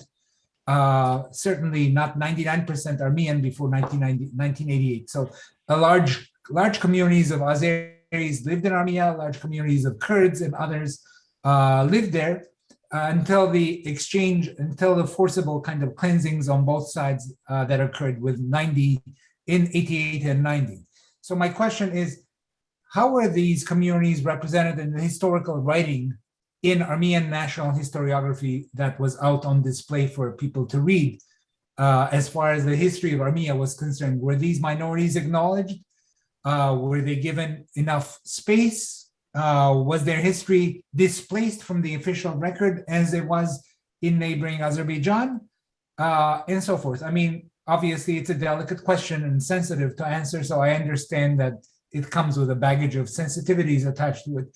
But I'll be very grateful if any one of you can take a stab at that on the panel first, on the roundtable first, and then I have a question from Suni Anush and from Arsen Saparov. So first, to the panelists with this general question, if you are aware of it, I suspect some of you will be more aware of this, will be more in a place to respond to this question than some of the others. So, Lucine, if you want to take a stab at that, yeah, you can do so. But if not, I understand.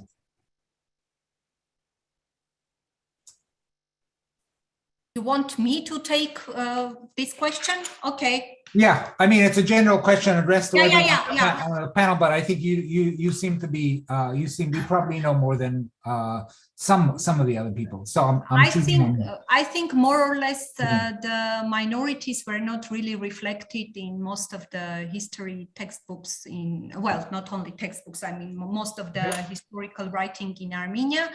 There was some research about minorities, but that was not mainstream.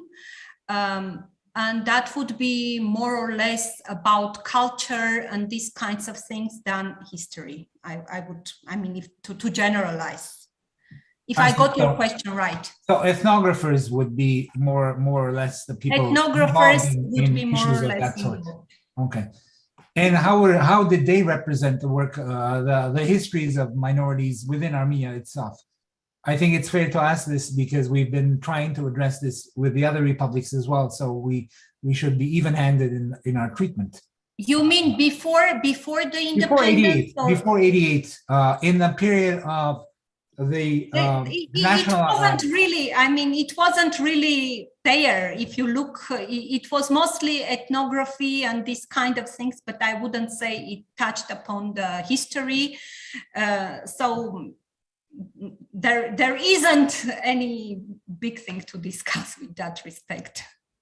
Okay, all right. May I add to this? Please. I think in Soviet Armenia there was quite important Kurdish studies, linguistic, historical, but also Kurdish media products.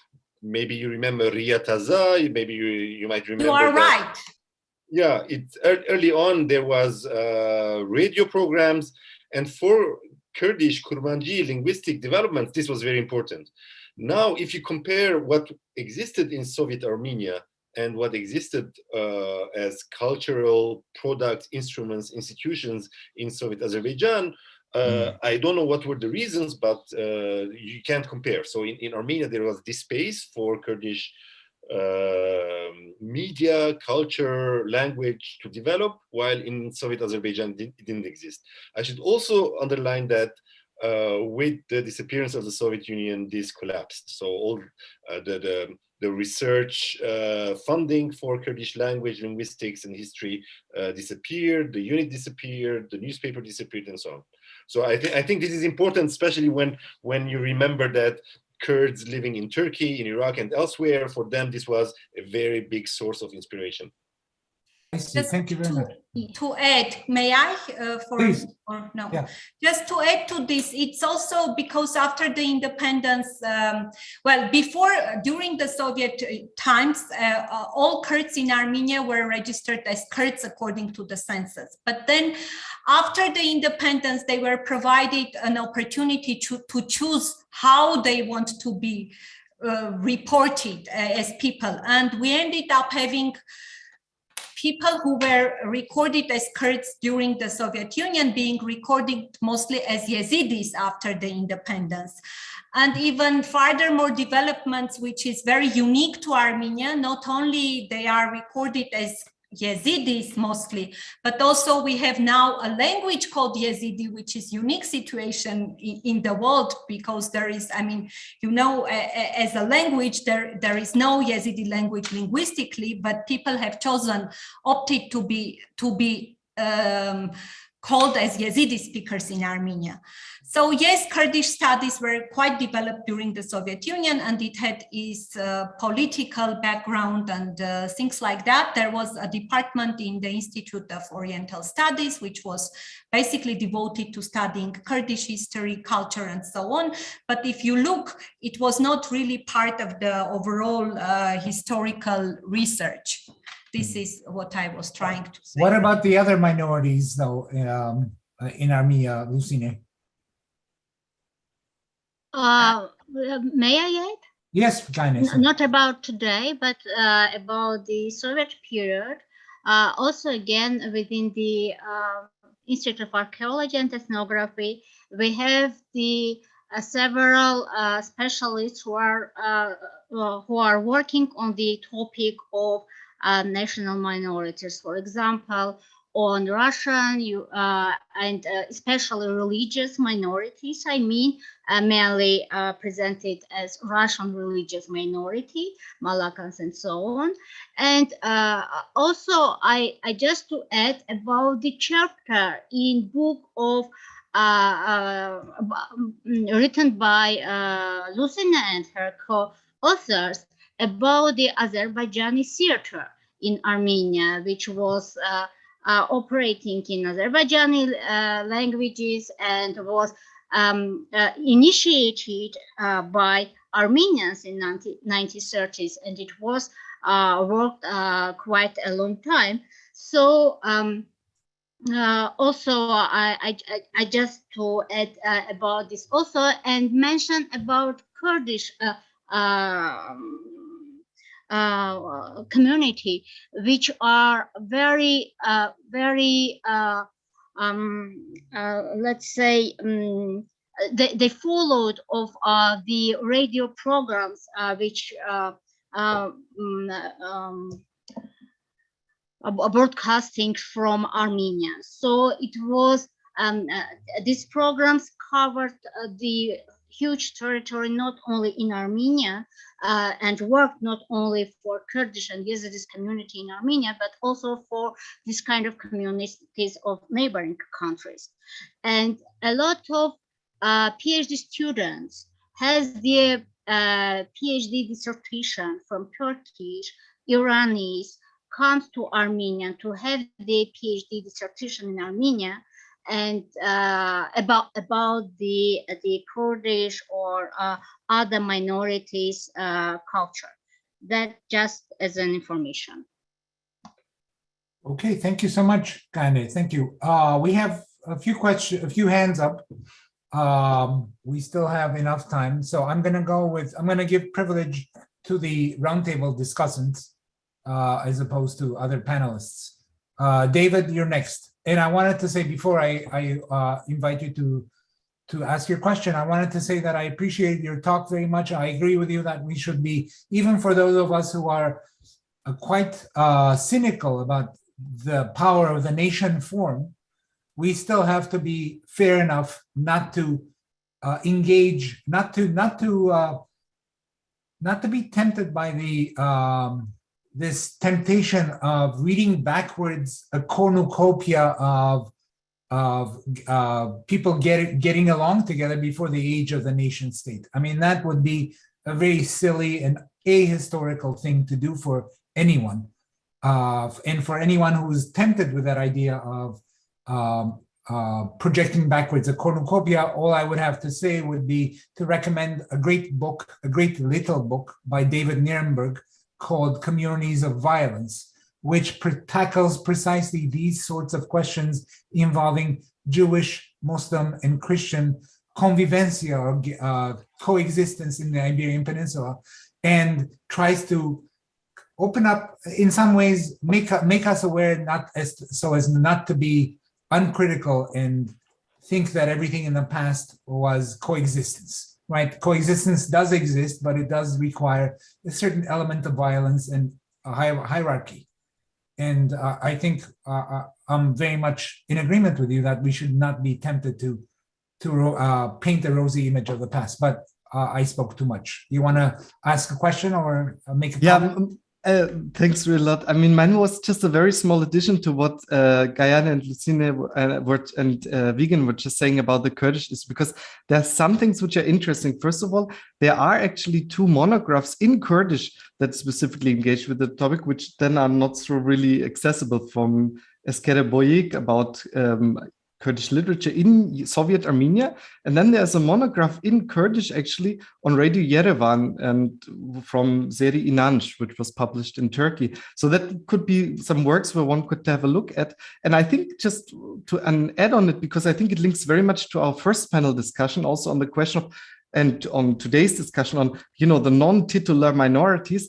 What's also interesting is specifically the role of Yazidi Kurds in forging basically Kurdish nationalism in Armenia. So, I mean, in one sense, one could say that people like Arab Shema or Hedi Jindi, Chika Hessen, they, in some sense, forged Kurdish nationalism as we know it today, which was later on then picked up by the PKK in Turkey. So that's just very interesting. So on the one hand, we didn't have this, clear-cut policy throughout the whole period, right? We have the interruption of the Stalinist terror, but in spite of this, we have a case here where a non-titular minority's nationalism is significantly forged actually in Armenia, Soviet Armenia. So just interesting, but I'll leave it here. Yeah, it is interesting. Thank you. I'm going to invite Anush to either respond or chime in or criticize or whatever she wants to say. She did such a brilliant job, obviously, earlier on, that I'm looking forward to hearing from what you have to say, Anush. The floor is yours. Thank you so much. This has been really a fascinating roundtable. I love hearing all of your impressions and experiences. I especially loved hearing David's ruminations about running across a drunken Sayat Nova in the streets of Tbilisi. That's going to be, I hope I'll have dreams about that. I'm really delighted by the discussion about Kurds in Armenia, because I think this is something that is so important, as David mentioned, in Kurdish communities around the world, yet isn't spoken about enough. And maybe that can be a topic of a future conference. And I remember, doing fieldwork in the Kurdish region of Turkey, people are constantly telling these nostalgic stories about Radio Yerevan, how this was formative in their childhoods, about Reya Taza, the Kurdish newspaper, which was published there when it was forbidden in Turkey. And so when I went to Yerevan a few years ago, I visited the Radio Yerevan building as a kind of, memory pilgrimage after hearing all these stories. And just outside, right next to the radio memorial monument, there was a newspaper stand. And I thought, I wonder if any Kurdish newspapers are still available. So I went up and asked the woman selling newspapers in Armenian, do you have any newspapers in Kurdish? And she looked at me as if I was, had dropped out of a spaceship. And she said, newspapers in Kurdish, why would I have that? And I thought, okay, I guess this is not something that's relevant to the common person on the street. So that's something I'm curious about. That's something I just was thinking of. We were talking about this, but my original question was actually for specifically David and Lucina.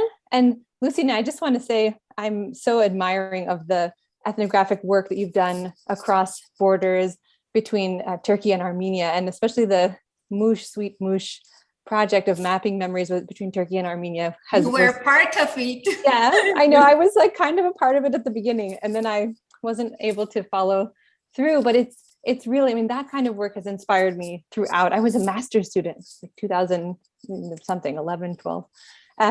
So I'm super admiring and inspired by that. And so for you and for David, as two ethnographers who have done work across these different minority communities, who often don't get a chance to speak to each other, and also as somebody who's done very courageous and frankly frightening work, where you can be called a traitor in your own country.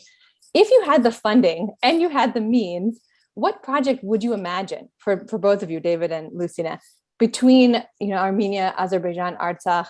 What would you like to do to bring these communities together to do some kind of oral history project? Thank you. Yeah, Lucina, please go ahead. Well, I actually never thought about it, but this is a good chance.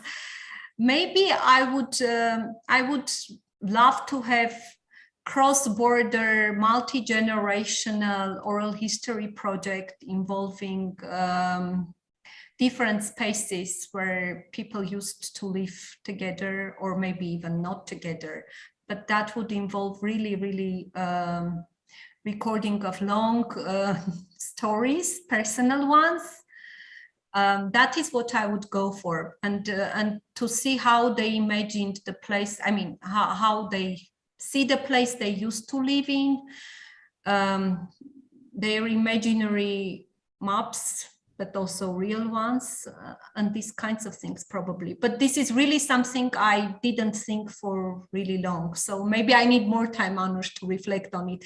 But this is something I would love to do, a real oral history project with a similar approach on both sides, and openly and frankly, like being really sharing whatever you get, which is quite difficult to openly share the findings and discuss them and look at them critically, and also listen to the stories that people tell. So that is something I would do probably. Yeah, for me, thanks. Not very creative though, I know. Yeah, mine neither.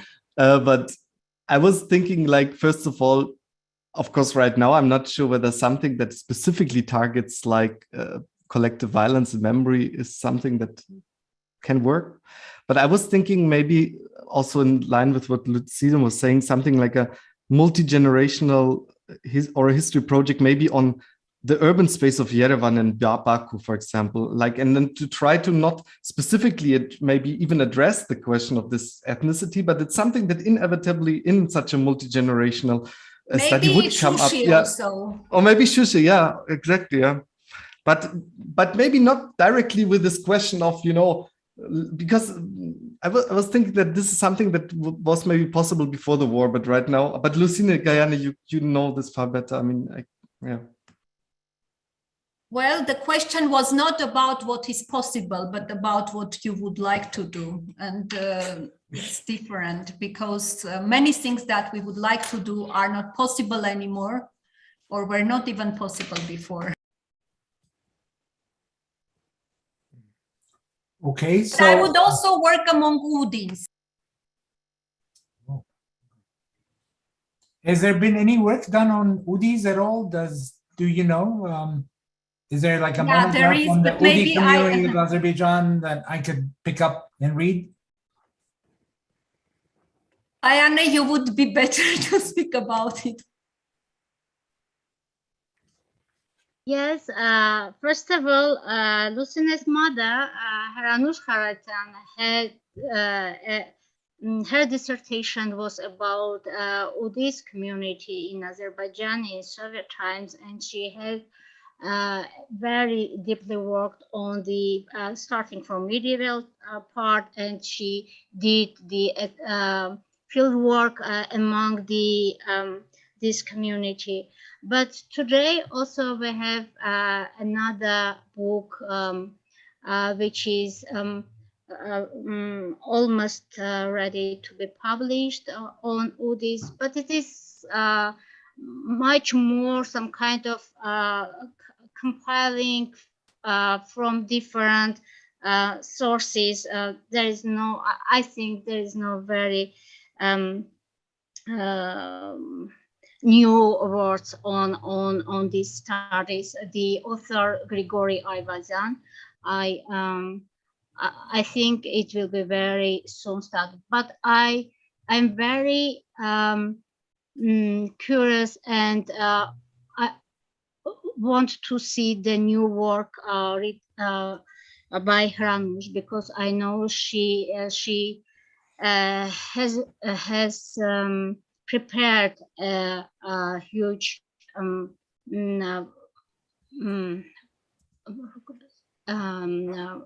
work, let's say book, I hope, and will be also, I hope, will be published. Actually, they are working on Encyclopedia of Caucasian Albania now. Yes. Say it again, I'm sorry, Lucina. They are now working on Encyclopedia of Caucasian Albania, which would include not only Udins, but would involve many other topics and yes, other Caucasian peoples who populated on this territory. Is it an edited volume? Do you know? It would be, and as far as I know, it involves researchers not only from Armenia, but also from Russia and other Caucasus. I see. Okay, wonderful, great. Thank you. We have only about a little less than 10 minutes. So I have a question from Arsen. Arsen, the floor is yours if you're there and your hand is up in reality. Go ahead. Yes, I'm still here. Just wanted to make a comment to your question about how minorities were depicted. And I happen to have a kind of overview of all three republics in South Caucasus. And the interesting thing is that none of them particularly focused on minority groups. So let's say, if you open, let's say, Georgian general books available in the Soviet times, you won't find anything about any of the minority groups. You won't find anything about Ossetians, you won't find anything about Abkhazians, you won't find nothing at all about Armenians or Azerbaijanis. Now, if you open Azerbaijani books, there would be absolute silence about the minorities in Azerbaijan. So there is nothing about Armenians, nothing about Udins or Lezgins or Talish, like absolute silence. If you open the Armenian kind of textbooks, the glaring silence about Azerbaijanis, practically you almost don't find anything.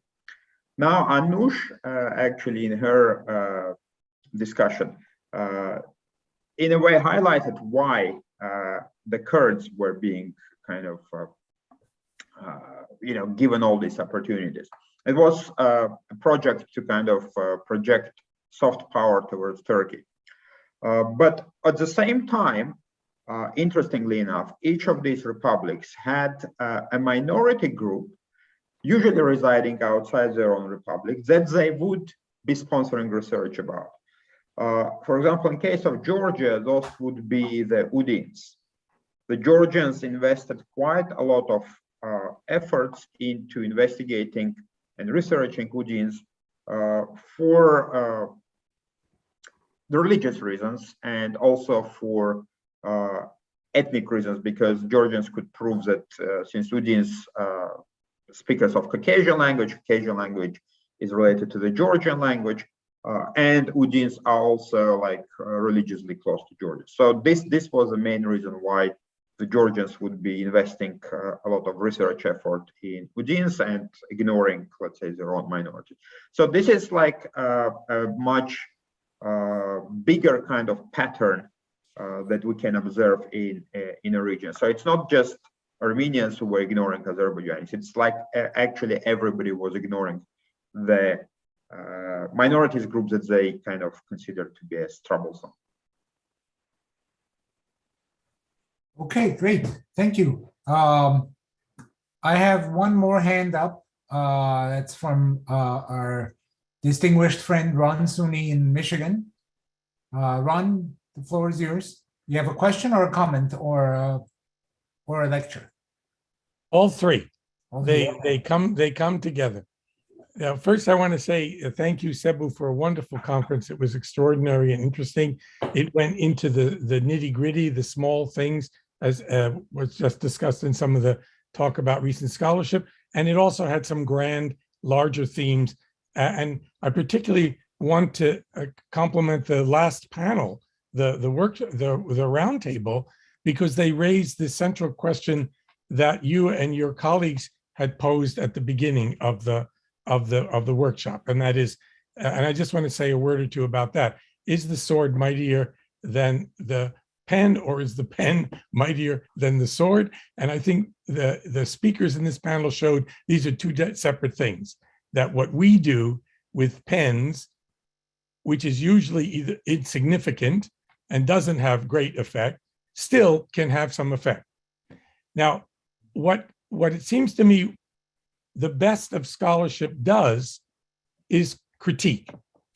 That is, what scholars can do is show that there are alternatives to the present day hierarchies of power, property, and privilege.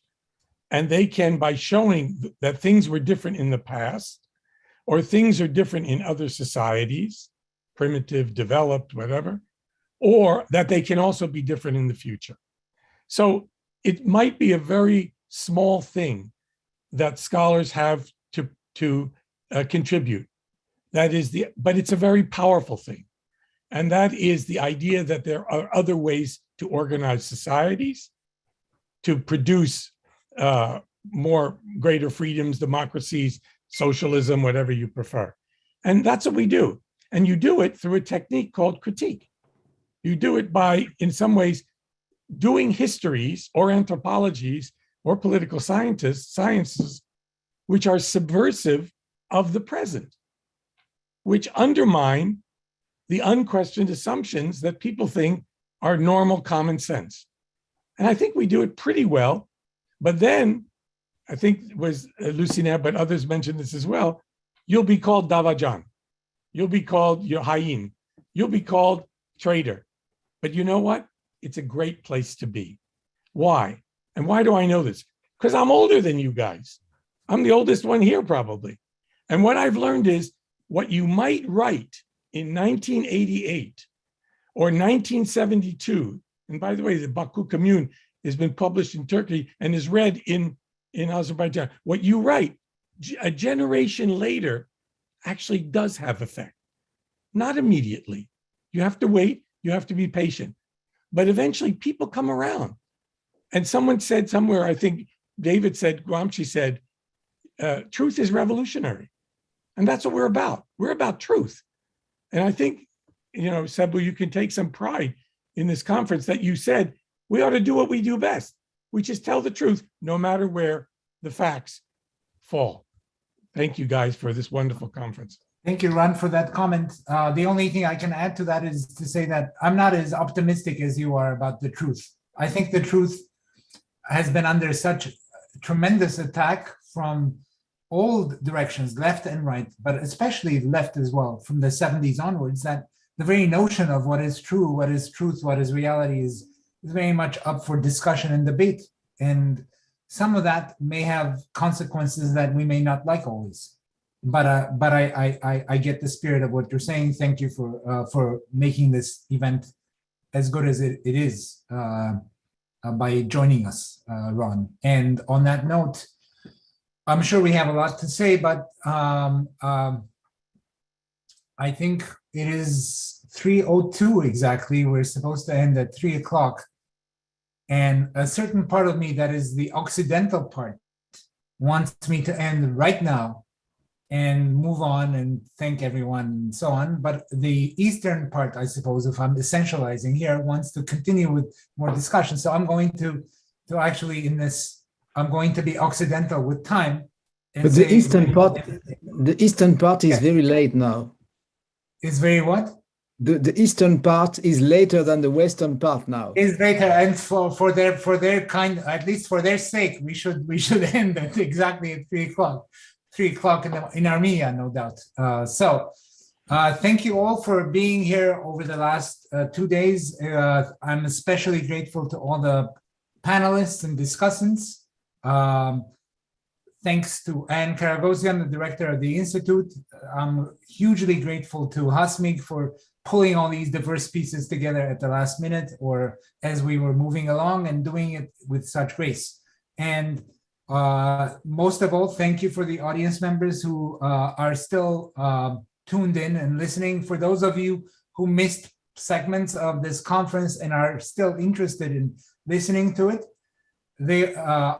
our recordings will be available at our Promise Institute site at UCLA. You can just do a Google search, Promise Armenian Institute at UCLA. You will see our website appear, and the videos will be edited and placed on that website for other people to follow in case they were not able to join us here. So thanks again for everyone, and I wish you all peace and health.